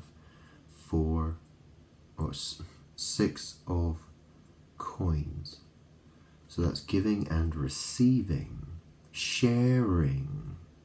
Okay, so if you have friends, see, I don't actually have any friends. Yeah, no, I don't have any. Why is that? So if you have friends, yeah, fucking share. Yeah? Before I lose my fucking mind. Do you understand? Right here, you see, this is the 6 of Wands. Okay, this is, you know, this is about victory and conquest, and it's also about sex. Okay, this is 10 of Wands. This is someone who is extremely fucking tired. Yeah? Exhausted to the absolute extreme. Do you see that? Do you see that? Yeah? That's me. But on the other hand, we could read this a slightly different way, couldn't we? Wheel of Fortune, yeah? Destiny, fate, enemas and douching, yeah? Sex trafficked people, yeah? Shagging, yeah? Hardcore, yeah? So, what's the story then? Yeah, what's the story? Because it's, what it is, every card represents several ideas. Okay? Several different ideas. So, obviously, there are a lot of different stories hidden in those cards. Okay, I'm telling you my story, and I've told you other stories about what other people are doing because I've done a lot of investigating about it. And I'm trying to expose it, but, there's a public footpath that's being blocked here that needs to be unblocked. So you either share, with your friends, or you can just allow people to be sex trafficked, and used as sex slaves and have to endure horrible, painful, nasty shit, But it's blood on your hands, okay? Remember that. So you either do something, and if you're going to do it soon. Otherwise, don't bother.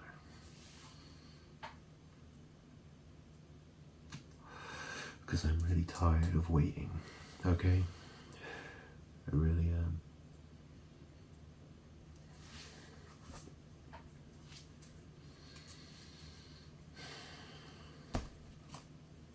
Go on, we'll do one more reading. Just for you, yeah?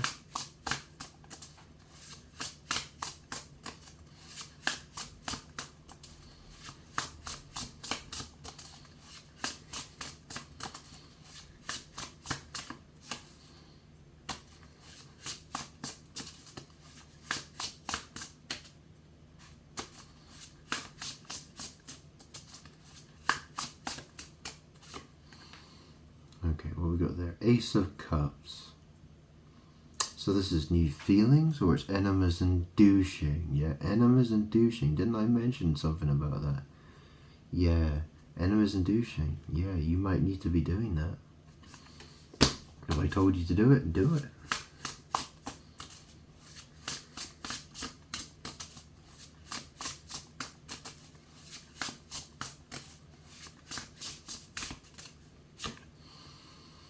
Okay, Queen of Cups.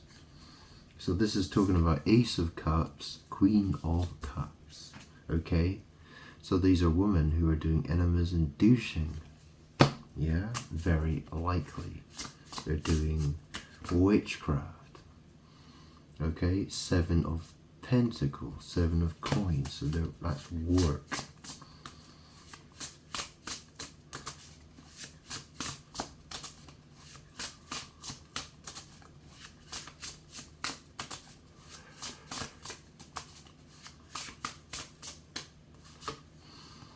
And then we have the Devil.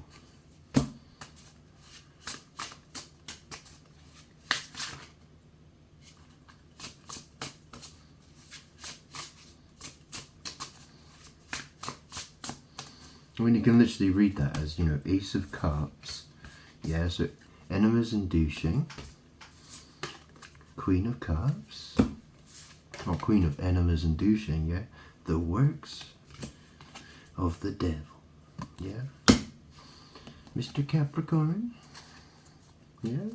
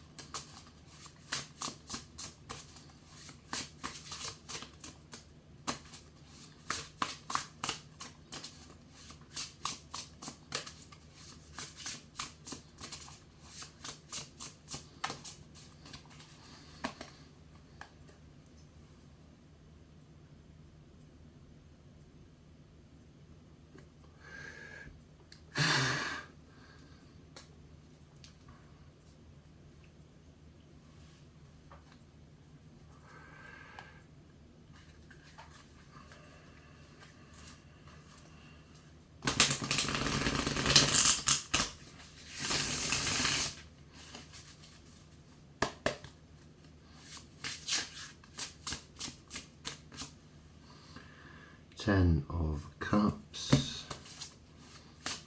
That comes after the Devil card, of course, yeah.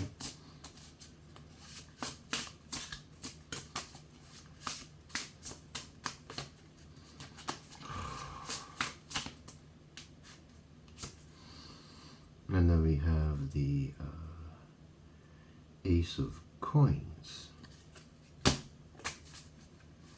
Ace of Coins. So what's that talking about? Arsehole? Is it talking about money? A dump or something? A piece of shit?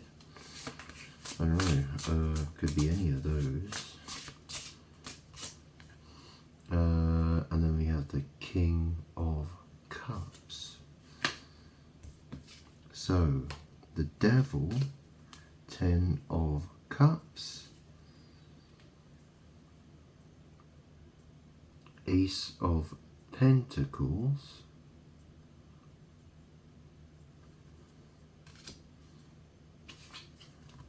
King of Cups.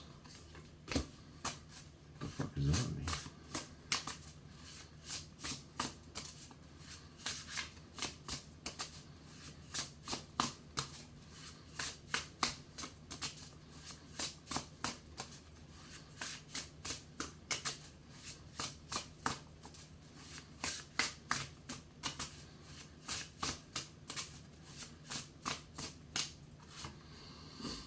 And then we got the World.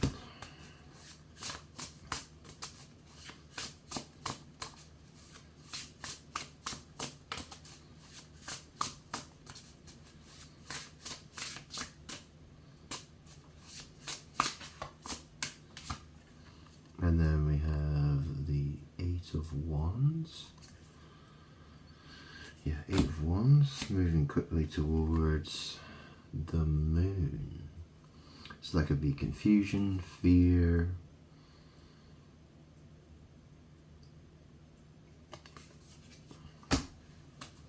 dreams, nightmares, I don't know.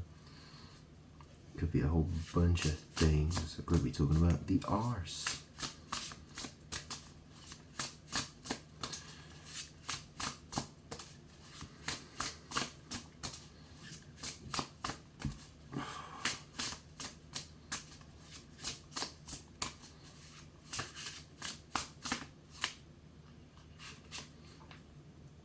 And then we got the Seven of Wands. So someone making a stand for themselves, or they're being attacked by a bunch of people. Oh, fucking hell. Is any what's the other one? And then we have Justice, the Hermit.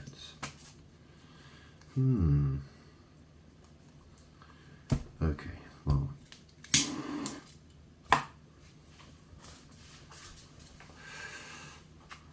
So what the fuck is this saying? Ace of Potions. So Ace of Cups. Queen of Cups.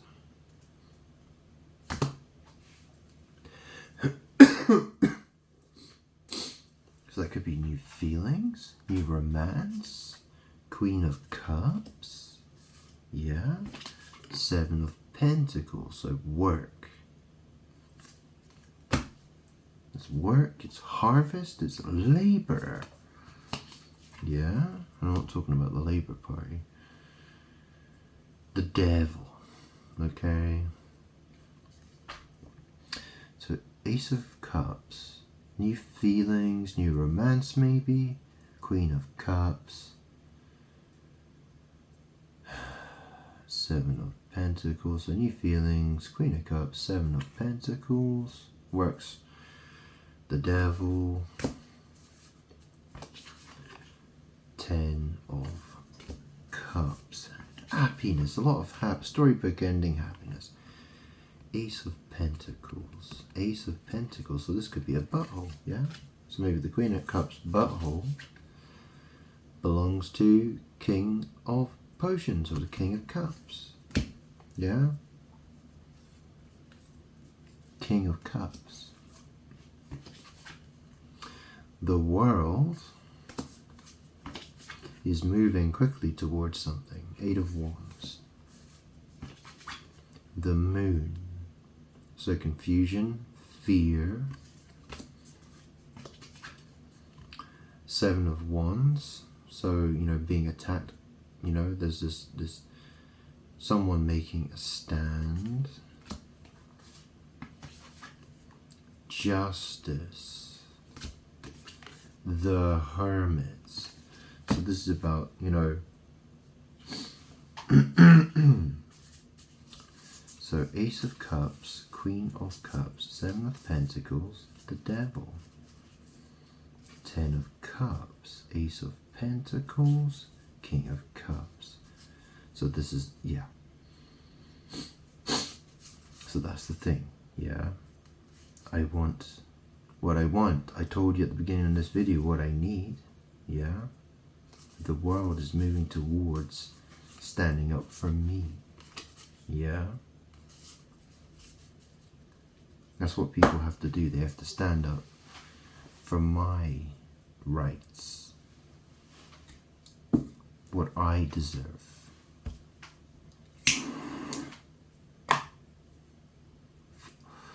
Or everyone's dead. Yeah, like I explained a million times already.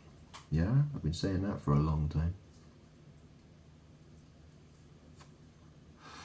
Haven't I? So, what more can I add to this video? What more can I add to this video? It's been a very long video.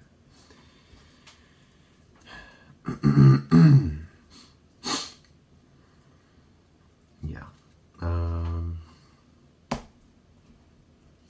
Go on now, we get some more flowery advice, shall we? 3 cards. Three of these cards, alright?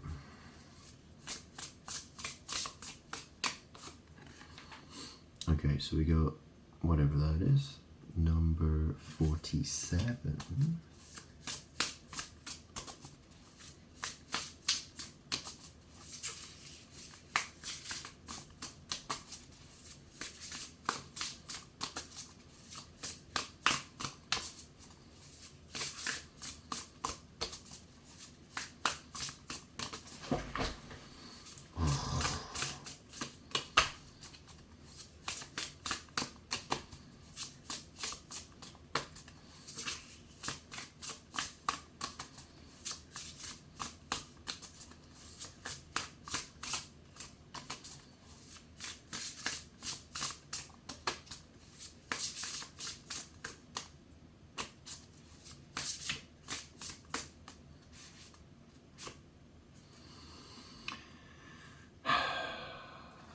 Number 56.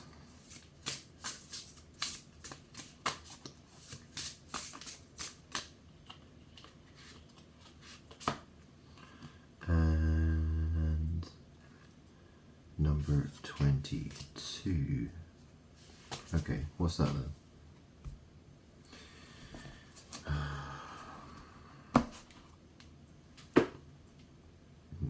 don't know which one's which. Hang on. This one. Oops. This one. Okay, so 47. I am always loving you. So it says rainbow pink, Dianthus chinensis.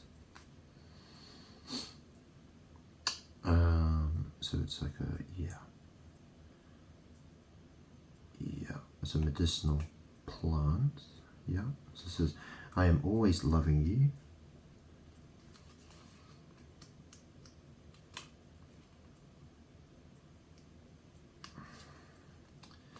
Korean pasque flower.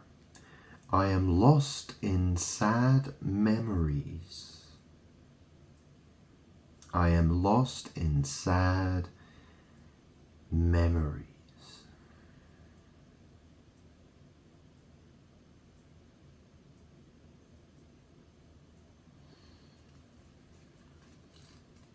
$22. What an interesting number. Bayon San Winter Aconite. I am afraid my waiting will be meaningless. You want to read that for yourself? Can you see that? I am afraid my waiting will be meaningless. Can you read that? It's right there. Yeah, you probably can't read it, but that's what it fucking says, yeah? So, on that note,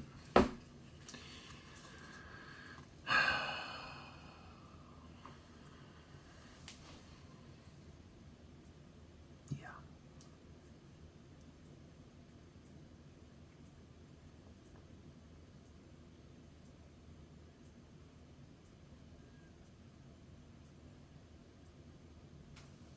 I don't think there's anything else I can do, really. You know, what more can I add to this conversation, you know? That'll do. Do something.